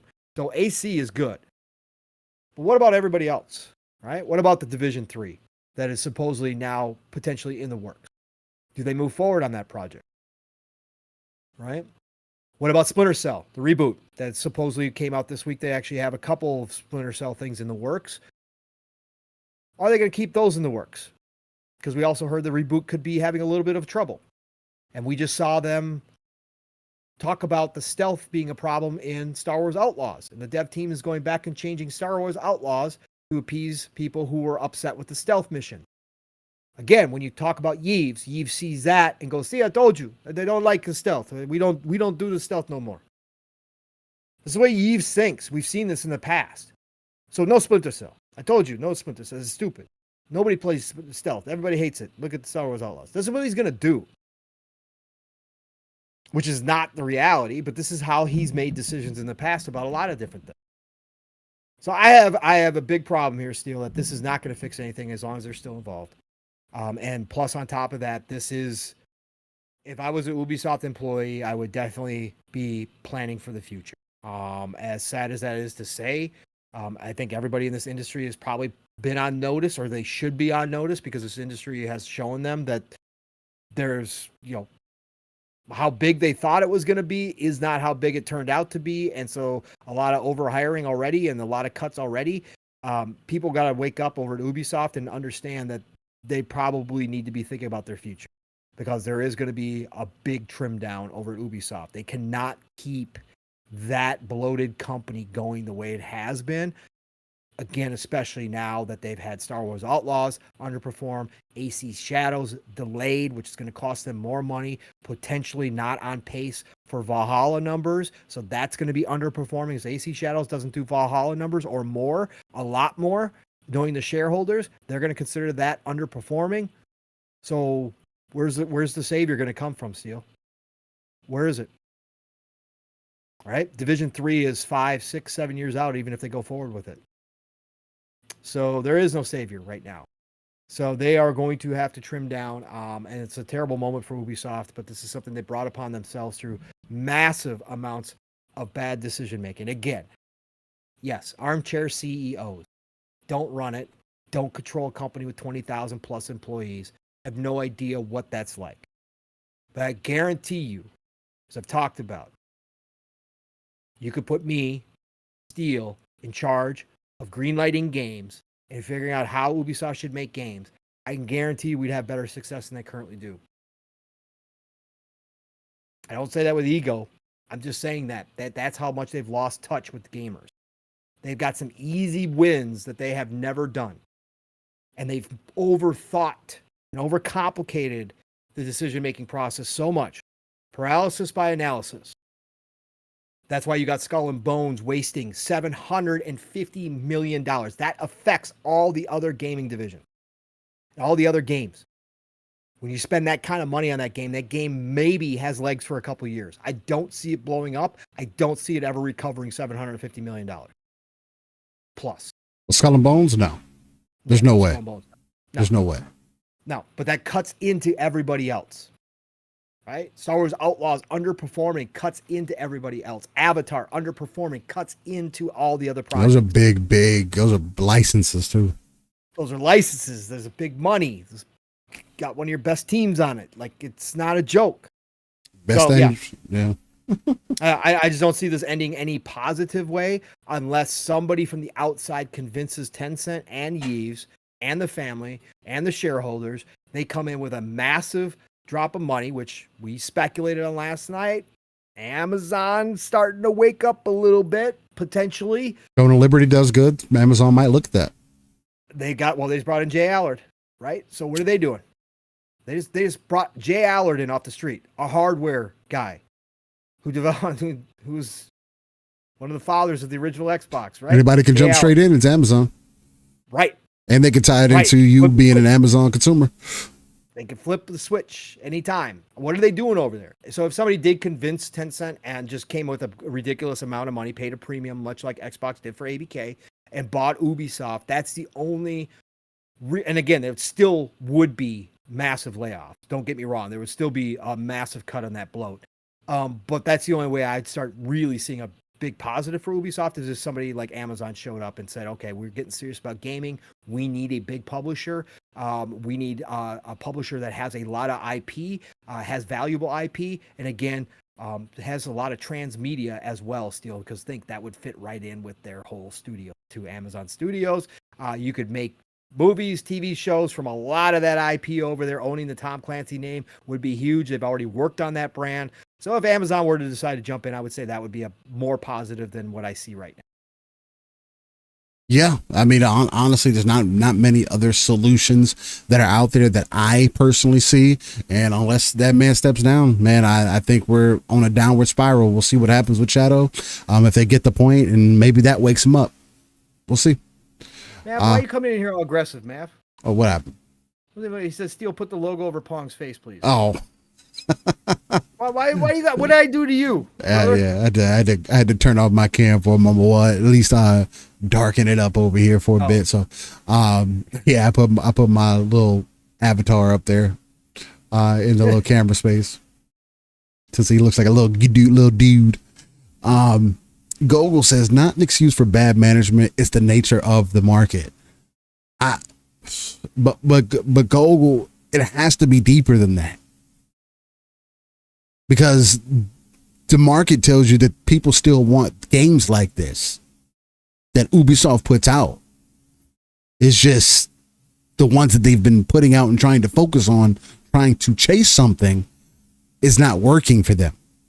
Again, it's another Ubisoft's problem is the same problem that PlayStation has. You have prime rev, you have all the things that you need to build the perfect to put together the perfect meal. For whatever reason, you decide not to put the ingredients together. Or when you put the ingredients together, things are smelling good, you're feeling good about it, it's coming together. Before you put it in the oven, you say, never mind, we're just going to put it in the freezer. Why put it in the oven? I know people are hungry, but so what? We can go get them we go get them pizza. No, we don't want the pizza. We want the home cooked food that you should have just put in the oven. When you see what they've done with Ghost Recon, it is Ghost Recon Wildlands, even on PC, is abysmal to try to play online. Breakpoint has some of those same issues happening. So it's just, there has to be an adjustment made. Coco says, and these are kids now that are in their 20s. I just see them as kids since they're my nephews and nieces, etc. I hear you.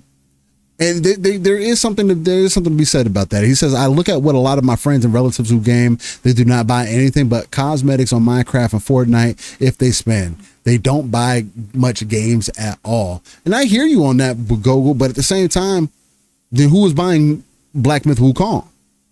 And got them and sold 20 million copies of that game in 1 month. And I agree with you, Gogol. That's why I'm always of the mind of, I'm a PvP first gamer, right? I would love for there to be an MMO that I could just, if Black Desert released a Black Desert Online 2 right now, I would stop playing every other game that I was playing and just play that game. And I know that I could easily get another 1,000 hours out of that game easily, right? So, I mean, you're talking to the right one.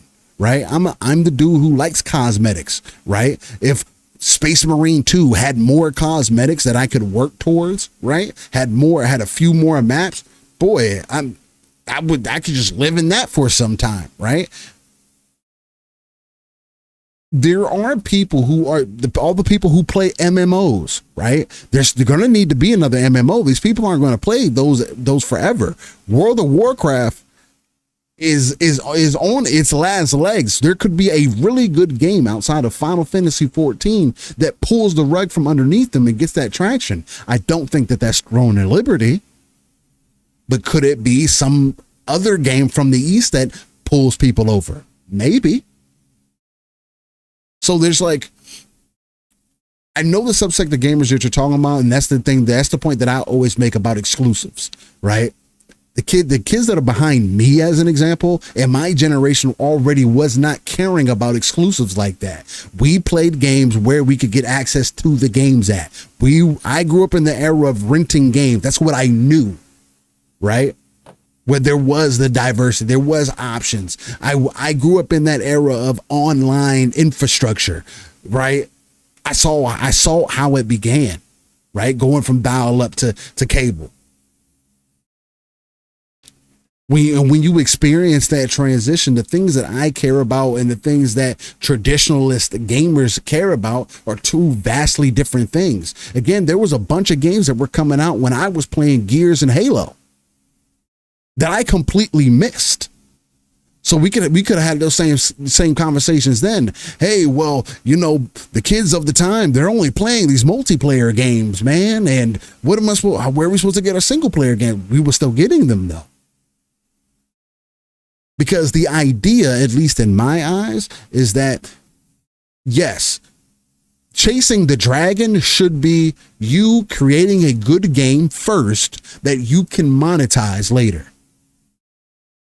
Sure, you might have that monetization scheme in mind the entire time, right? Hey, how can we How can we really benefit off of this? Like, I think even if the First Ascendant cut their price, if the First Ascendant cut their prices in half, I guarantee you they'd probably make 50% more revenue. Because people would be more willing to spend those ducats on that for cosmetics and such, right? That is part of what we get now, right? You finding ways to keep people invested. People aren't going to be invested in Fortnite forever. Fortnite can only do what it's been doing for so long. But it also finds ways to innovate here and there. So we're in an extreme gray area in gaming right now where we don't know what the next play is. What is the next big game? I don't know. So there's Elden Ring gets the nod. Baldur's Gate 3 gets the nod. Black Myth Wukong is getting the nod, right? We're talking about games that are getting millions, tens of millions of players in there right now. And the data, I mean, we talked about the data, I believe that was actually a few weeks ago, that the majority of gamers, 50% of gamers are playing, at least 50% are playing older games. So it's like, I mean, you got to figure out ways. You got to figure out ways to get around that. Oh, you said Ghost of Recon. Sorry, Ghost Recon. My fault. That does kind of dovetail into this here. We'll probably make one of the last little topics here, but I just found this interesting. This is from GamesIndustry.biz, and it was an article that goes into saying 53% of gamers prefer single player games. Then they write a little subtitle that says almost 3/4 of those age 55 plus prefer to play solo. I don't think that's like outlandish. Honestly, that kind of makes sense to me. That makes sense. People get older, you don't have that time like that. You kind of want to just be able to jump on and do whatever the fuck you want, right? I mean, shit, Pong says that shit all the time. I fucking just get on and I just put some shit on, you know? Yeah. I want plus. Go ahead, read the article if you're gonna read the article. Yeah. I'm diving to the article real quick. So, again, this is from Games Industry, and this is by Sophie McEvoy. A new survey, McAvoy. There you go. Yeah. A new survey has found that over half of gamers prefer to play single player titles. According to media research, this game mode is most popular across all platforms, particularly on mobile, with 58% of respondents saying they preferred single player games. You know the thing about mobile games though, that they're technically online, but because you can kind of do a lot of that stuff on your own. Mm-hmm. I wonder if there might be a mentality shift on how mobile gamers, or a different mentality of how mobile gamers look at that. Because maybe they consider because they're playing by themselves, they consider it single player, although there are other people. I don't know. Anyway, the data from the survey was collected in Media Research's Q1 2024 and Q1 2023. Consumer surveys across the US, UK, Australia, Canada, Germany, France, Poland, Turkey, and South Africa. Well, some good, decent areas. Research found that older gamers were more drawn to single-player titles, with 74% of gamers aged over 55 choosing to play games solo. Makes sense. I mean, again, you try to play with the young folks. They're probably playing Call of Duty. Not all 55-year-olds can keep up with a 20-year-old in a Call of Duty match. You know what I'm saying? Or even a 30-year-old in a Call of Duty match. Meanwhile, players aged between 20 and 24 prefer to play PvP games at 43%. So you're seeing there's some distinctions there. The report also found that almost a third of those surveyed were motivated to play on their own if they had access to a free demo. The report also found that almost a third of those surveyed were motivated to play on their own if they had access to a free demo. What a powerful statement. Again, this is not back in the day where they got to spend 6 months working on a demo and, it's completely different build than this build. Like, bro, time gate that shit and let people try it out and see if they like it. I think that by itself, we would end up seeing a huge influx in games being bought. Because again, I mean, you're playing into trying to be as forthright as possible. These numbers aren't interesting, man. Again, well, especially for the PvP side of things, the gamers over 55, over 74% of gamers over 55 playing games solo. Again, that's to be expected. When you're a parent, you're a grandparent, time may be limited, or you just want to be able to jump on and just kind of do whatever you want. If you are still gaming, I can see that. While again, we are in your 30s and a little lower, I can see competitive gaming, even to the point of where you just want to get in and, run some matches, maybe not focus on your KD as hard, but just get in there for competition's sake, just to sweat a little bit in the match or whatever the case. I could definitely see that. That's definitely a more younger spirited thing. This does bring up another interesting thing though for me, because something else I heard David Jaffe talking about, creator God of War. He doesn't understand he says he gets it, but he doesn't understand the satisfaction that people get from competitive gaming, or saying that you beat something in a game, for an example. Then there's more difficult games, you get the Souls players that are like, oh, well, I beat the game doing it this way, and whatever else the case might be. That satisfaction that people get from beating games. He doesn't quite understand that, right? Which I thought was really interesting, because it's just like satisfaction that you would get in doing anything else, right? Any other hobby that you're in, with you're building stuff or you're painting, or, when you finish doing whatever you're doing, you get a satisfaction there, right? I think that's the same thing that I get when I play, when I play on hard, right? Do I have to play on hard? No, but playing on normal, I feel it's too easy. Playing on the hardest difficulty that I have available is typically way outside of the range of reality. So, I think hard is that good medium for me. Am I trying to prove something to somebody? For me, no. But there is something to be said, at least. There is some people out there that do those things to try to prove themselves, or have it as a trophy, why people achievement chase or trophy hunt and stuff like that. Again, from that angle, I can get where he's at with that, because I don't get that. I don't see the point in wasting my time doing that. Now, if you're just having a blast with the fucking game, then sure, you know what I mean? But I just, that's not how I've always approached gaming. But for you, Pong, I mean, how are you feeling about some of these numbers, as far as 53% of gamers preferring single player games, those 55 plus, again, being more on the higher side? And then also on the back half of that, do you get the satisfaction from rocking out a stage in a game, or you're talking about aura earlier in the show, when you get a few good turns in and things are going your way? And I know you've spoken to this. Again, we've had these experiences in Diablo, looter shooters, and things like that. There's nothing like that feeling of getting a good build together and it's just like, sure, you may not have done something in real life, but again, like, there is still something that is unique about that, and it is special. And I think that people should be able to embrace. I think that's part of the hobby. And again, don't quote me completely all the way with Jaffe's words. Don't get it mixed up. But it was definitely to that nature, to where, hey, for Astrobot, for an example, when people are doing the more difficult stages, and they're like, hey, they're posting video clips and they're excited about it. He doesn't get that. And it's just like, bro, but you're a game creator. What do you mean?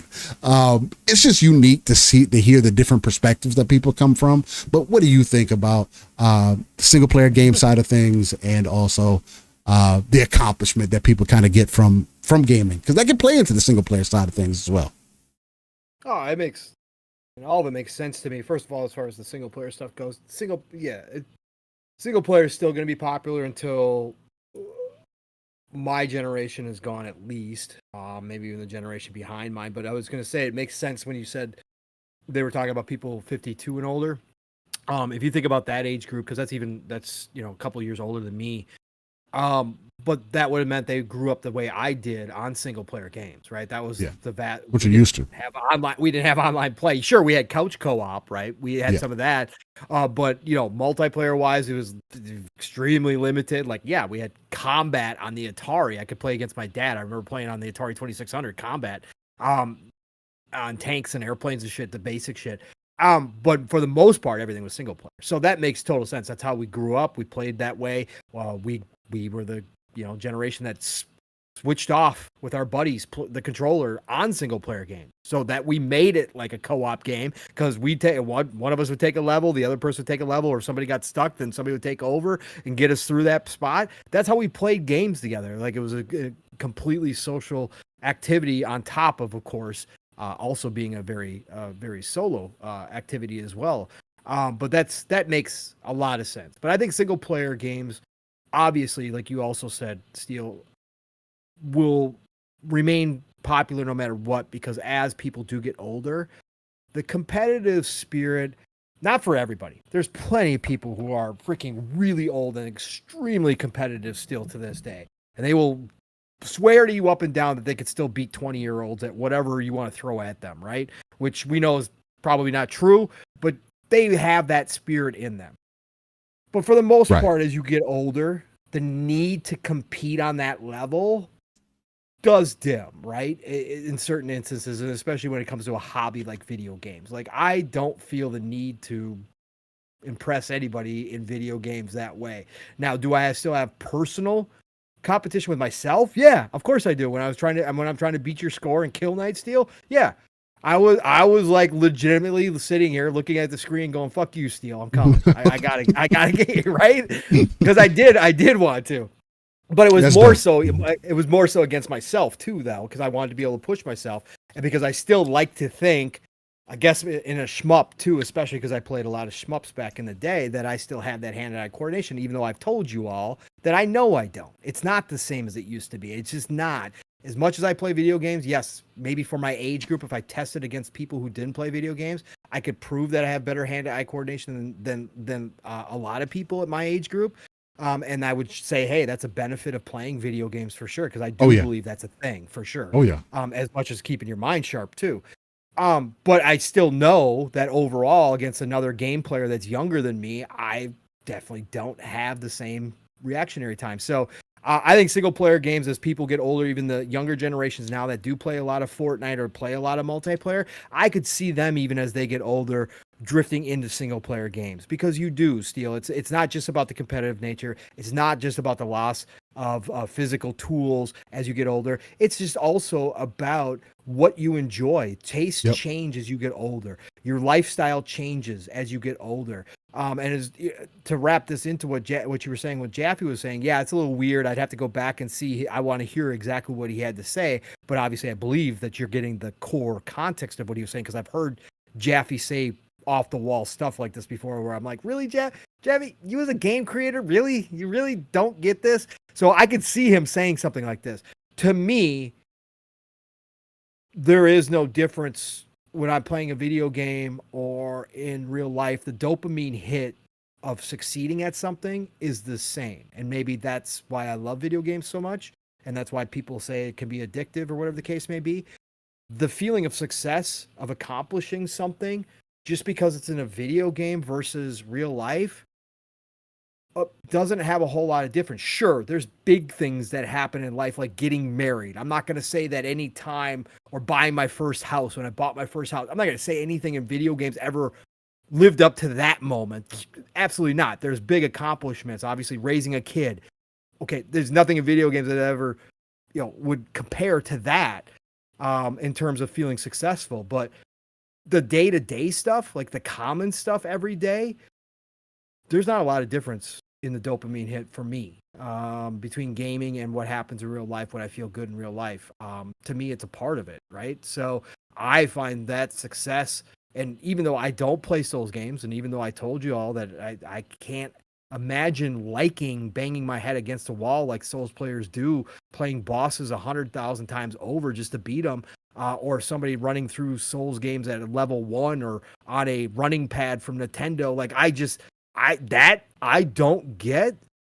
But can I sit back and not say I don't understand why people do it? No, I totally get it. I see the joy on their face. Like we talked about when Kai Cenat did his run through for the first time in the Souls game, right?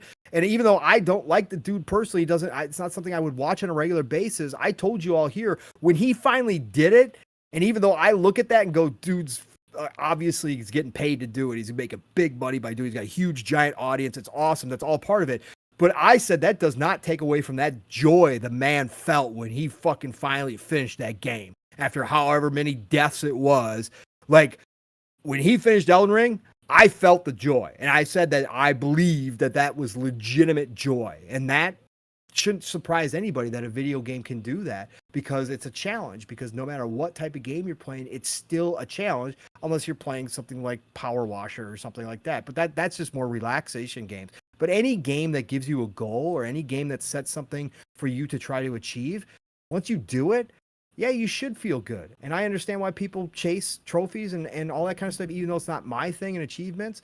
I still understand that hitting that next level for some people, shout out to Rand who hit 1 million on stage. Like, that's a big deal, bro. Like, that's cool as hell. If that's a goal of yours, I'm all for it. Just because it's gaming doesn't take it down a notch for me at all. So, yeah. Yeah, I agree. Well, ladies and gentlemen, I think we're going to go ahead and start ramping it down, or winding it down, excuse me. Man, it was a great episode. We got into it just off the cuff, beginning from the show, as we usually do on a week-to-week basis. Beautiful thing to see. Keeps that conversation fresh and helps us just kind of roll into the topics as we do. If you want any of the links or anything for what we talked about today, even things that we didn't, it will be in the description below. I put it under our sources section just because I like to do that. I don't do it all the time, but I do try to do it most of the time, just because I want you guys to see what we're talking about, where it's coming from, why we're talking about it. And maybe it even gives you some additional perspective on, okay, I can see why Pong and Steel maybe saw it that way, or decided to talk about it in that way, man. So that's always a beautiful thing to see. With that, though, let's go ahead and definitely start winding some things down here. For me, you can definitely but definitely look out for future streams, as I tend to do it. It always ends up being random, but I'll typically put together a thumbnail or something to put it up on YouTube. Maybe I do some Kill Knight gameplay. Maybe we end up streaming doing some Space Marine. Maybe I end up doing a stream for Dragon Ball Sparking Zero when it releases, and maybe that just becomes the cartoon show. Y'all just randomly every day you guys wake up, there'll be a new episode of Dragon Ball Sparking Zero with Steel just out and just rolling around, just me just getting beat the fuck up, challenging random people, talking smack. Maybe that's what's going to end up happening. Maybe it turns me into a completely different person, and I have to spin off a living split screen Fight Club channel, no, I'm just playing. But nonetheless, a lot of games to be hype about, a lot of things to be excited for. Hopefully you have something out there to be excited for as well.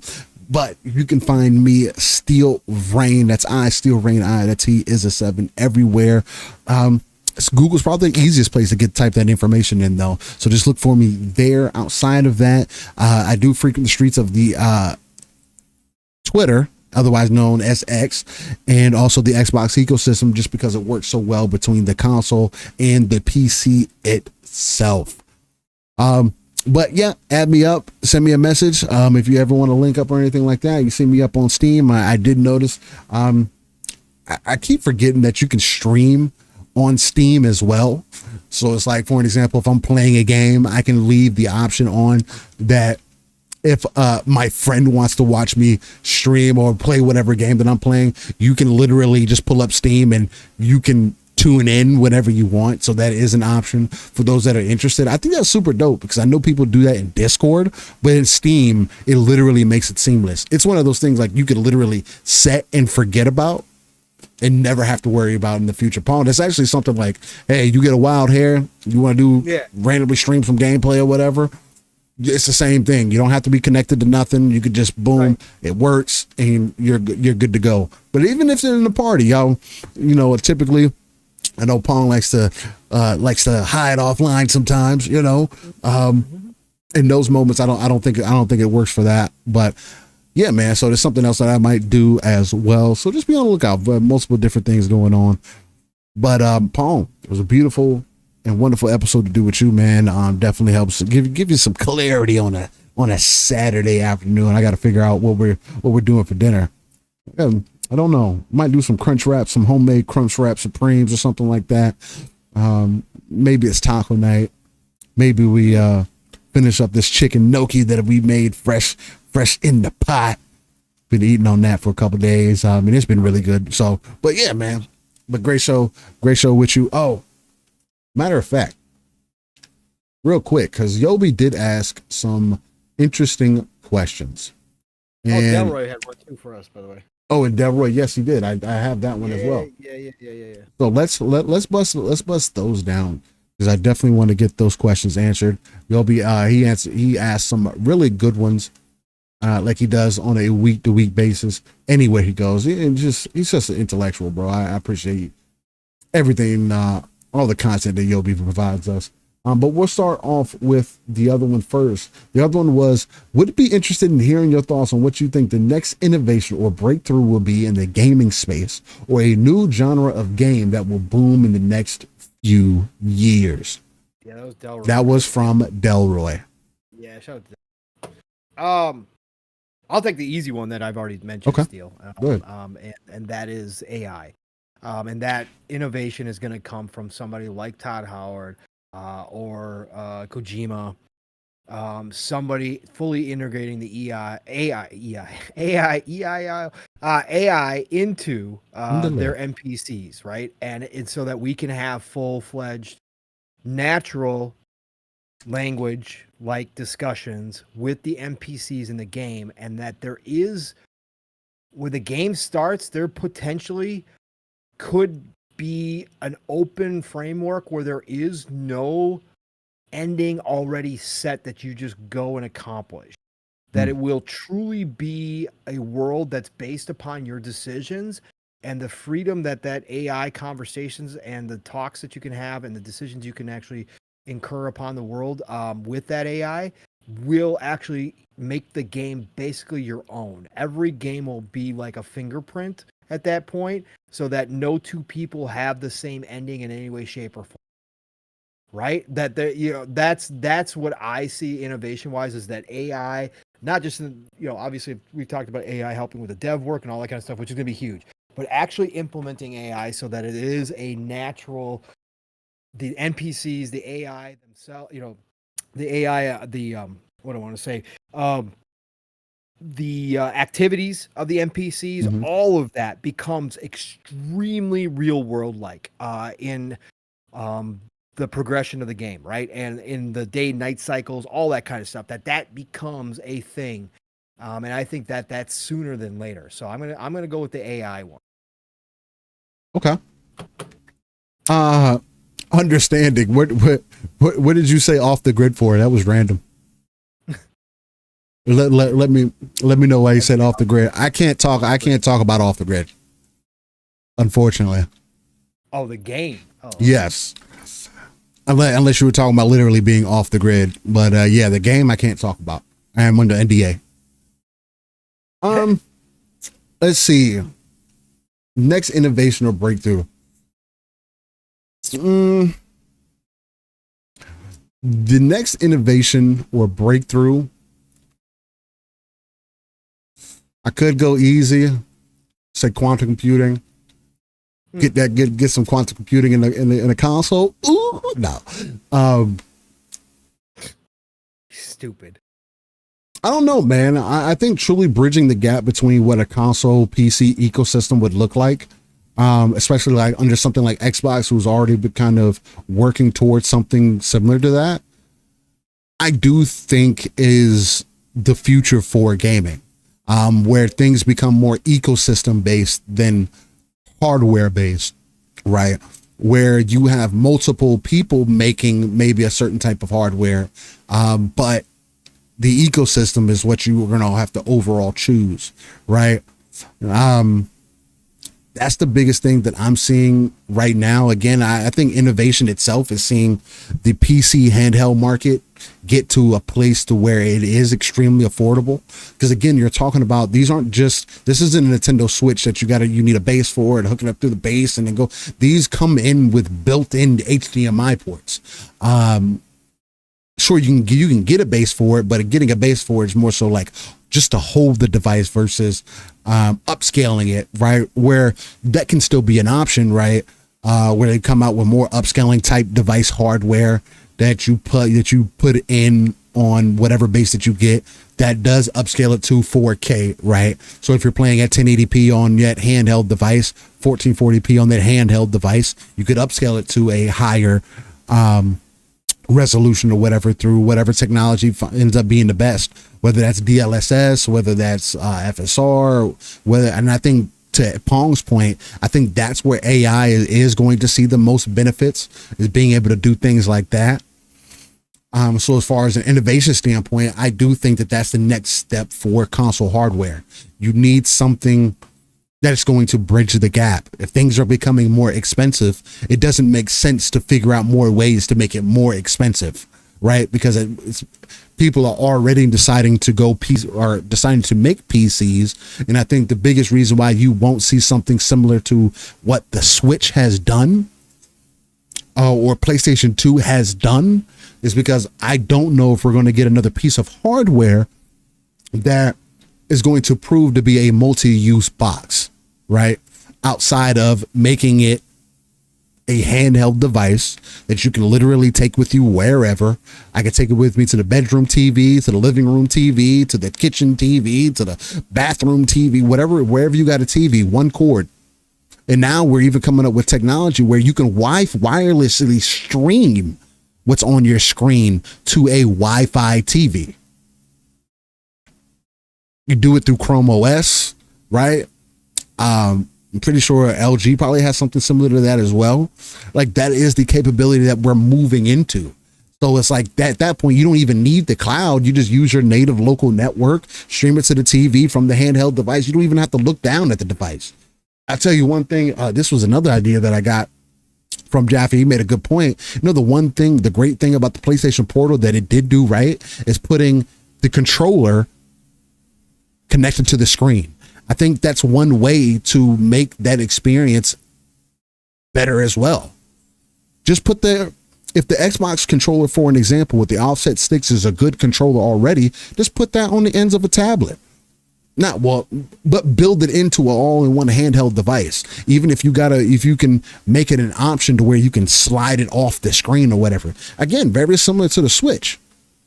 I think Nintendo is showing a way things can be done with that. We just need to take it 5 steps further than Nintendo would ever do. So that would be where I would kind of speak to for innovation and stuff, where I kind of see it. I like it, bro. I like it a lot. As far as a new genre game that will boom in the next few years, I think me and Paul can both agree it's probably gonna be something from the East. Genre-wise, probably. I mean, I don't know what it could be though. Genre-wise, I don't know what they would invent. Oh, invent? I don't know if they're gonna create a new genre. Yeah, that's what I'm saying. I thought that was more the question. That's how I read it. Maybe. Oh, my fault. But yeah, that is the question. That is the question. New genre-wise, I wouldn't know. I think new genre. What would you consider a new genre? A new blend of genres? Yeah, blends are what we're gonna wind up getting now. I think we've covered all genres at this point. Covered most everything. I mean, until VR gets into a better spot or some AR comes along that changes how we interact, or maybe somebody would come up with something that you could consider a new genre. But right now, yeah, it's going to definitely be blends. It'll be blending more genres together. Craziness. But a real new one, yeah, I can't name that. That's why I just went with the innovation. I took the easy route because the innovation was much more blatant for me. Yeah, I'm hoping I've never been a statue guy, real quick, but I've never been a statue guy at all because I think they're ridiculous for the price points. But shout out to King and everybody else who collects statues. I think they're dope as fuck. Yeah. I just can't imagine spending that kind of dough on them. It's a lot. But if the first descendant ever decides to start making statues, then we got a problem. We got a deal. No, they got really good character design. That Freya, that Freya ultimate. And those look clean. Those are clean shots. They are.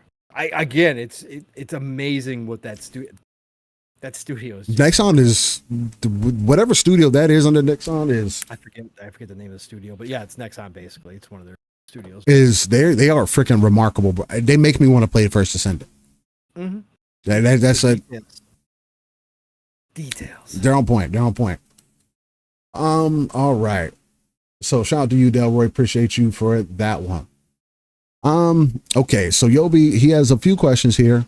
We'll try to get through these. He says, if you and Pong had your very own studio space for LSS, what type of setup would it be, and how would you two bring your visions together to make it stand out? Would it be simple or video gaming oriented? Oh shit! It would definitely be video gaming oriented. Oh, we'd have video game. We'd have Pong, Gears, Halo, Elder Scrolls. There's gonna be an Iron Man statue. There's gonna be dragon statues. There's gonna be We're not gonna have some simple ass studio. If you're talking about unlimited funds where we can just fund it, we're going out. We're gonna have pinball machines in the back. We're gonna have one pinball. We'll have some arcade back there. We're gonna have it's gonna be a bar. There's gonna be a bar connected to the arcade with the pool set up and everything off to the side for breaks. There's gonna be off the little break room that we got, a little kitchen setup that we got in there. You might as well just call it just a outside man cave, a different location man cave. We're gonna be OLEDs and QLEDs and everything else everywhere. It's gonna be It's gonna be at Xbox, PlayStation. It's gonna be at whatever console is gonna be out at the time. Yeah. PCs on every screen, no excuses for nothing. Down the middle. We decide which side each one of us is going to sit on. We'd probably split it down the middle. We'd have half and half, bro. And paint the rooms blue and yellow. Yeah, our sides would reflect. Shit would look like a big ass X-Men room, blue and yellow room. Right. I would paint paint it uncanny, paint it blue and paint it like the X-Men. That'd be a wild ass room. Hell yeah, it would be. That would be a bright ass fucking room. Do it X-Men style, blue and yellow. With the red symbols in the middle. Yeah. That'd be kind of dope. It'd be fun. We do the big X on the fucking on a red table for the fucking split screen. I don't think we'd have any problems. Yeah, I don't think we'd have any problems designing something like that. Oh yeah, Lydia. I don't even drink like that. You gotta have a bar though. Gotta have a bar. I like to get a little sip in every now and then. Let's see. Number 2, he says, what type of game would you and Steel make together with an unlimited budget? Bro, that would be, again, this is where we get in the realm of it would turn out to be shit. Probably. Steele and I probably could compromise enough to get a game out, I imagine, because I'd be willing to give them third person. Obviously, we both like cosmetics. We obviously both like beautiful people, so we wouldn't have a problem there. It'll be a looter. It would be a looter. I think we both agree on a looter for sure. Third person looter. What kind of mechanics do we want? Do we want it to be a shooter, or we want it to be more like melee based? Time travel. I've always said time travel. Time travel? Time travel, Steel. I like time travel. You could bring weapons from different eras in. You'd get loot from all different eras. You know what I'm talking about? So you'd have to go to a specific time. Like if you wanted to loot swords, right? You'd have to go back in time to the era to find swords, right? Or shield. Like if that's the build you were building. But they'd all obviously... And deal with the mythos of that time? Yes, correct. That's what I'm saying. So you'd have random ass fucking... random ass guy from the time the guys would look differently too, right? Because over generations, things get newer, things get modern. So the modern representation of whatever that would be kind of dope. Time travel, bringing loot from different time zones. Oh, dude, it'd be so fucking. That'd be. Add some stealth mechanics. Yeah. Let's go. Different classes. Yeah, sure. Let's make it ARPG, third person. There you go. All right, so it'll be something like that. I think. I think we got it. We have to go. We have to team up with some devs in the East, though. Oh yeah, for sure. For those character models, ain't nobody in the West doing character models like we like. Let's go. The third question, and I think this was a really good one. He said, "What was that one game that made you fall in love with gaming?" This is impossible for me. One game. Because I would say Pong. I mean, then if you're gonna go all in, then it's just Pong. That's fair. Because from the minute I picked up the paddles with my grandpa, and it's why it's still one of the earliest memories that I have, and one of the lasting memories I have of my grandpa, because he died when I was young. Playing with him on the black and white screen, like the minute I picked that up, I was fascinated by the idea. And then when they got the Atari 2600, that just continued, right? So like it's been a part of me forever. So I'd have to say Pog is the one because I never stopped playing video games after that point. So I guess I would have to go. For me, I think mine would be kind of obvious too, just because of the times, or maybe it's not obvious because not everybody had that opportunity. But I'm kind of in between because sometimes it's different. I don't remember which one was first. So one of them would be playing Sonic 1, or it was it had to be Sonic and Knuckles. No, hold on, because I need to find out when did Sonic and Knuckles release. Sonic and Knuckles. Let's see. 94. Ooh, so that would be about right. That was because it was on the Game Gear.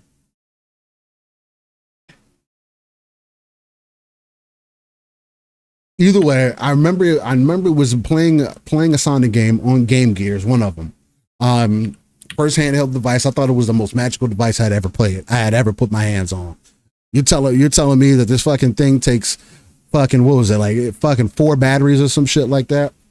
And it drained those batteries in 15 minutes. God damn, but it was an amazing experience for those 15 minutes.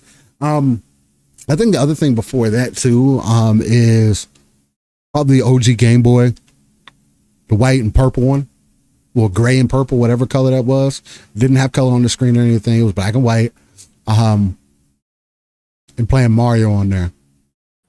I thought that was cool as well at the time. Same kind of thing. It's again, they're both handheld devices. That's the crazy thing as well. The handheld devices are what like really truly introduced me into what the potential of what gaming could be, and then it kind of just escalated from there because then I played Sonic on Sega Genesis. The story ends up writing itself, but yeah, that's probably what I would be. Original Game Boy and makes sense. And the Game Gear, 100%. Makes total sense. Yeah. He says, number 4, related to gaming, if you had the funds, what type of gaming establishments would you create in your neighborhood or community? Shit. Oh, well, I mean, if I could, I'd have a gaming library, for sure. Oh, really? So people could check out and. Yeah, well, check out, but also more so, conserve all the older games, right? And have kids be able to come in and play hard copies. Right, and understand what, the history of video games. Yeah, I would guess mine would be a museum / library / arcade for kids. Like it would legitimately, and adults, obviously, anybody that wanted to come check it out. But yeah, that's probably what I'd do. Mine would be not just about current stuff, but I would have the history of video games in there too, to conserve them. And again, to give kids a chance to go back and actually, I'd probably run classes or groups where we bring groups of younger kids in to go and just play retro games for a day and teach them about what the retro games were all about. Yeah, that'll be dope. That's what I would do. Yep. Gaming establishments. Yeah, something. I'll probably do like something like a game bar, something like that. Somewhere you can sit down, eat, get some good food, have a little place in the back. Like the other half is literally like an arcade kind of thing. I think that would be like the number one thing that I could think of gaming establishment wise. I would love to be able to, I think it would be dope to have a place to host tournaments and stuff like that. Just do game tournaments that's what we do all day. I think that'd be dope. I wouldn't be able to run it, but yeah, probably something like that. I think that'd be dope. Number 5, he says, what do you both feel is the deep-rooted issue in this community where folks are mad disrespectful to each other, making things way too personal? Man. Everything nowadays is personal. Yobi? That's the problem. We're all tribalized. It doesn't matter what the topic is. So I don't think it's one issue. It's how people deal with each other. Again, everybody likes to say it's just jokes, but we all know it's not just jokes. And again, it's not just jokes for everybody. It could be just jokes between 2 people or a group of 5 people that know each other. But when it's public forum, that might not be a joke to somebody else. And that's when it turns more serious. I just think it's ridiculous that a topic like video games has gotten to that point. But it doesn't shock me when I look at society in general and when I look at what social media has done. And again, I still shake my head in disgust when I see grown men throwing fists at a football game or a baseball game or a hockey game. Right? I still shake. I think it's the it's stupid as hell. fucking thing of all time, bro. I don't get it. Like, I get the fun back and forth and all that. That's great. Like I said, amongst friends, we used to. I'm not gonna hate you over football, though. Yeah, we could. Yeah, no, exactly. But we used to give each other shit all the time when you're in a friends group. But you're in a public space now, and not everybody takes that shit seriously. And it's easy to say, well, that person shouldn't take it so seriously. Yeah, but again, then that's not how humanity works, unfortunately, and you got to understand that there's going to be backlash, right? And there's going to be problems, right? So you can't sit out here and say it's just jokes and everybody needs to calm down, it's not that serious. Not everybody rolls that way, and we have a large amount of, unfortunately, people who there's no other way to put it, are unstable in society, and they are among us at all times now, and that shit comes out, man. And people feel a different way about it. So that's why I hate it all. That's why I just think it's all dumb. I hate the console war shit. It's just dumb to me. But anyways, yeah, that's easy for me. I don't think there's one thing. Yobi says my biggest fear is if it gets too personal, it spews out into gaming conventions, and and some shit pops off, it can ruin it for everybody else. You know what, Rick? And you know what, Yobi? That's why I also, as cool as it is to link up with people at conventions and stuff, it shouldn't be just conventions that you link up with people at. If that's the only time that you'd be willing to link up with some people, and again, I get people have busy lives and being able to hammer down, like E3 times. I would have loved to go to an E3. I never had that opportunity. I had the opportunity to go, and it is an event that I would, if it still existed the way that I had it when I was younger, what I thought of it as when I was younger, that is still something that I probably would make time or try to make time for today, right? So there is that. But anything that carries over from gaming into personal, you already know that anybody that makes it go, that takes it there, already demonstrates to you what kind of person that they are. And why take it further with that person if that's the type of person that they are? If you don't have to argue with them further, you can just say, yo, I see how we're treating this situation. I'm not trying to go that far. It's not that real to me. But again, that's why I also say, and maybe you'll get this being also from Florida, Yobi, but that's why I also say, if you do feel the need to take it that far, I am going to assume that you're a crazy person, and I'm going to treat you like a crazy person. Point blank, period. But I don't live my life as well getting online or getting on the internet, hiding behind a keyboard, saying whatever I feel like saying. Because again, yes, we live in a free country. You could say and we have free speech for the most part, but that does not mean that you are not held responsible for the things that you say online. You can say whatever you want, but there's going to be repercussions for saying certain things. And if anybody on any level, even back in the day when we used to clown on each other as homies, anytime somebody made it personal, oh, that's why such and such did whatever. Once it gets personal, oh, your mama this, oh, your pop, your daddy this, and they actually bring up factual information that only they know, or maybe only your friend group knows, or they know it can be embarrassing, or is known, or is something to get something a rise out of you. That's not a friend anymore at that point. That's not somebody that you need to talk to at that point. That's not somebody that you need to consider yourself an acquaintance of, right? Like if I ever met Pong in real life and me and Pong got into an argument, I'm not going to start talking about, randomly bring up some personal shit that Pong told me and say, oh, well, this is why. Like that makes no fucking sense, bro. We confided in each other in those moments to be genuine people. The moment you step out of bounds on that, I have to take you for what you are. And we could never be cool. That's why I live by the mantra of, hey, say what you mean and mean what you say. Not only that, and I get coming online and having some fun and whatever else, and we can be jokey, but to Pong's point, not everybody jokes the same. Not everybody feels the things. Not everybody feels about things the exact same way. Me and Pong are probably some of the few people that could really have a gray conversation about any topic in a party chat and it be okay afterwards. right? And not be some overly personal thing, politics, religion, whatever the case. It has helped that, come to find out, me and Pong are kind of open a lot of those different things, and we both can be very opinionated. Again, we do a fucking 5-hour podcast about gaming and incorporate other shit into that, right? There's not many people like that you run into that you can do that with. But when you do find that, you just take those people at their face value. If you find an issue with somebody, take it for what it is. You don't have to be cool with everybody. There is morals, there is standings, there's people in the community. If I really cared enough, I would ask them, I would have hit them up in DM if I really cared that much. If I'm not trying to be cool with you, and we're not being cool organically, then we don't have to be cool. There's billions of people on the earth. You think you're supposed to be cool with a billion people? No. In no existence will that ever be the case. People are going to disagree with you. They're not going to see eye to eye. You're going to get an argument with people, even if you're being neutral. We've got that in the gaming community.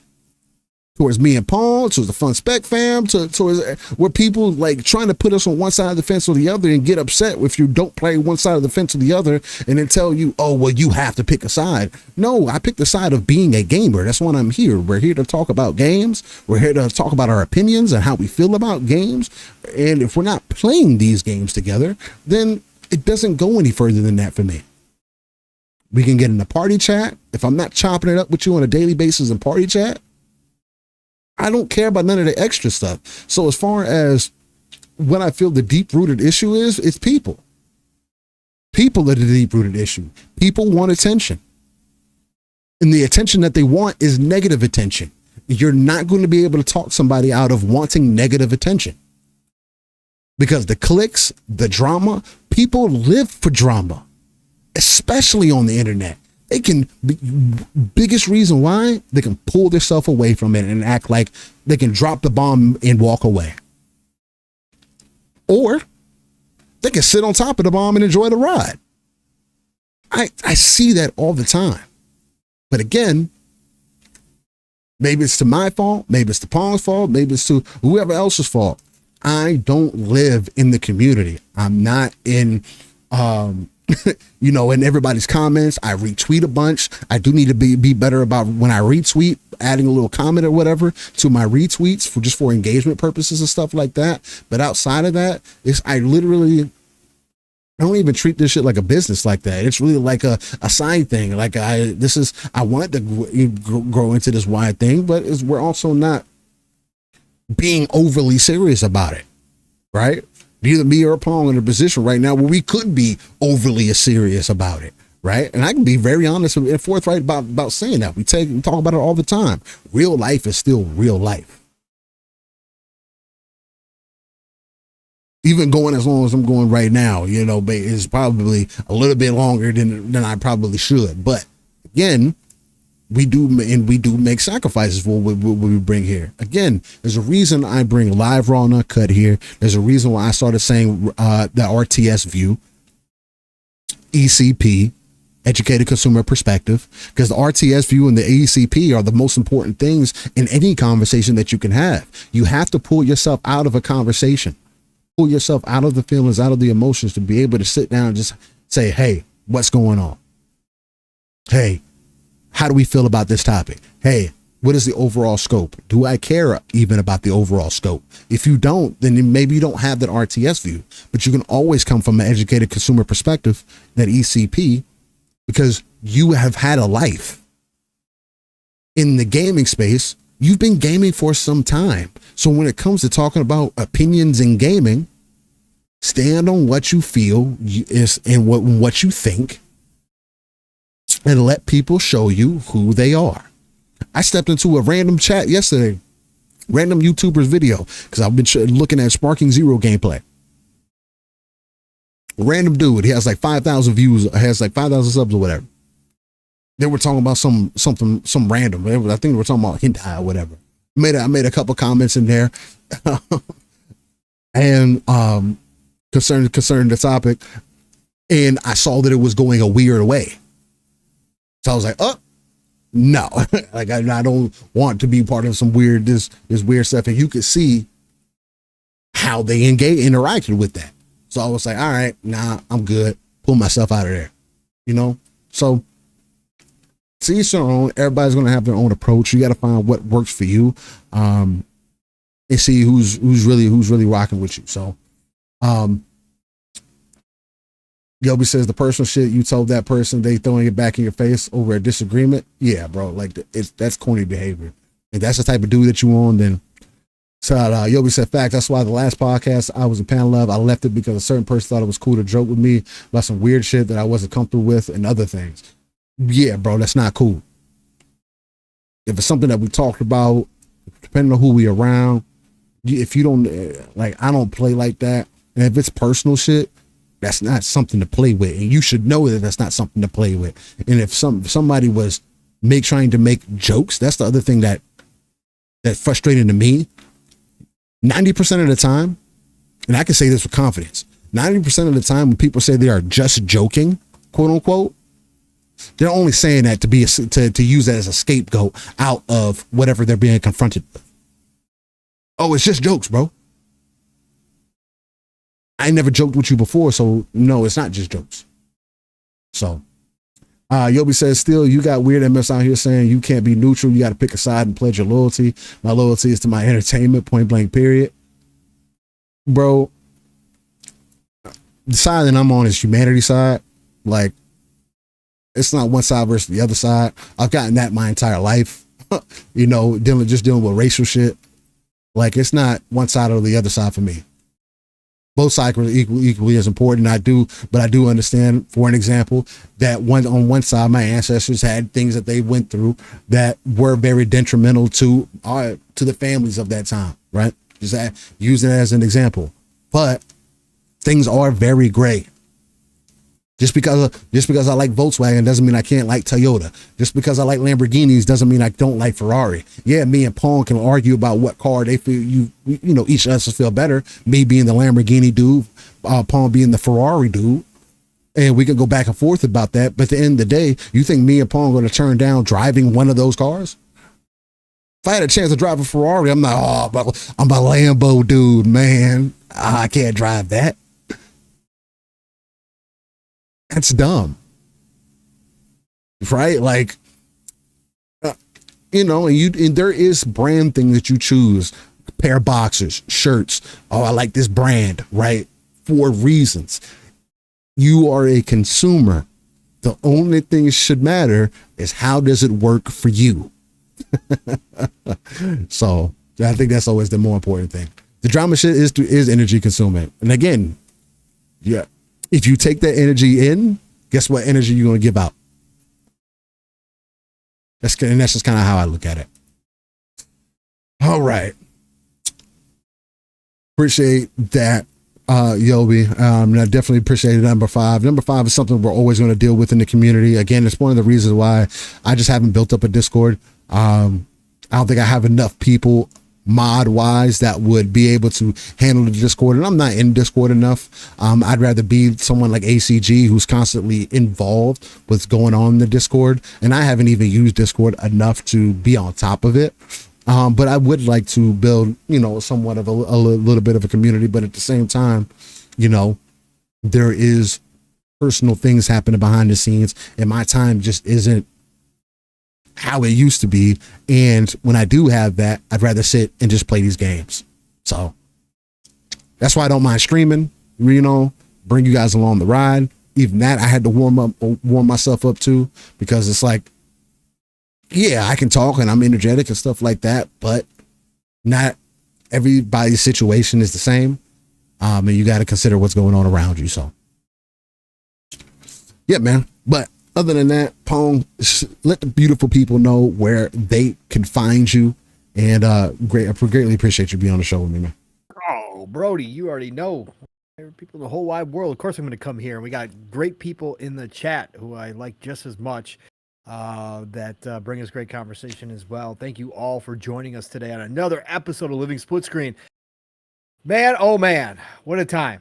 Lots to get into, and I love having somebody else like Steele who likes to conversate as much as I do, which is crazy because I talk for a living as well. That's a main part of my job. But talking about video games never really gets old, especially when you got people like Steele and like Mav and the rest of the fam, and you got chats who share that passion. So thank you all for joining us. Thank you for bringing your own passion to the chat as well.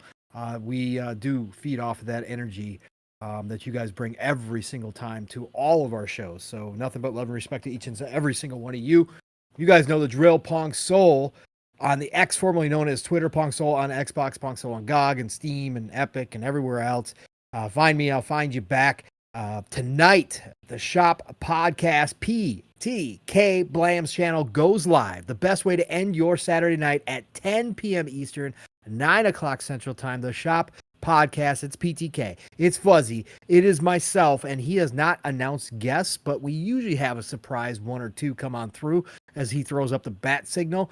But we are going to talk all that good gaming talk as well tonight. We go for a pretty strict 2 hours with PTK, so have us on in the background while you're playing all these great games out here. And then, of course, next week it starts all over again, and I continue and always will. Shout out Double Barrel Gaming, the channel, Boomstick the man. On Tuesdays, All Good Things Green, the Xbox Factor podcast. Join that crew, 12 p.m. Eastern, 11 o'clock Central Time. And, of course, my week starts on Thursdays, PM in the PM. Pong and Mav in the PM over on the Fun Speculation Network. 7 p.m. Eastern, 6 o'clock Central Time. Two-man show, much like this, about 3+ hours. So join us there every Thursday night, where Mav and I get to catch up, much like Steele and I do here. Otherwise, everybody, it is the freaking golden age of gaming. Again, I've got too much to play. I don't even know what I want to play when I sit down anymore, man. I've had to limit myself down just to be able to make decisions. So I hope you're having the same good problem that good first world problem that is, that this hobby is just giving us so much entertainment right now. I hope that's happening to you, and I hope you have a great rest of your weekend, and play what you love what you play. And I'm going to talk to you all real soon. Steel brother, with all love, get us out of here, man. Come on. Ladies and gentlemen, beautiful people, I want to greatly appreciate you all coming through, and we'll catch you on the next one, episode 167. Much love. Y'all stay easy. Peace.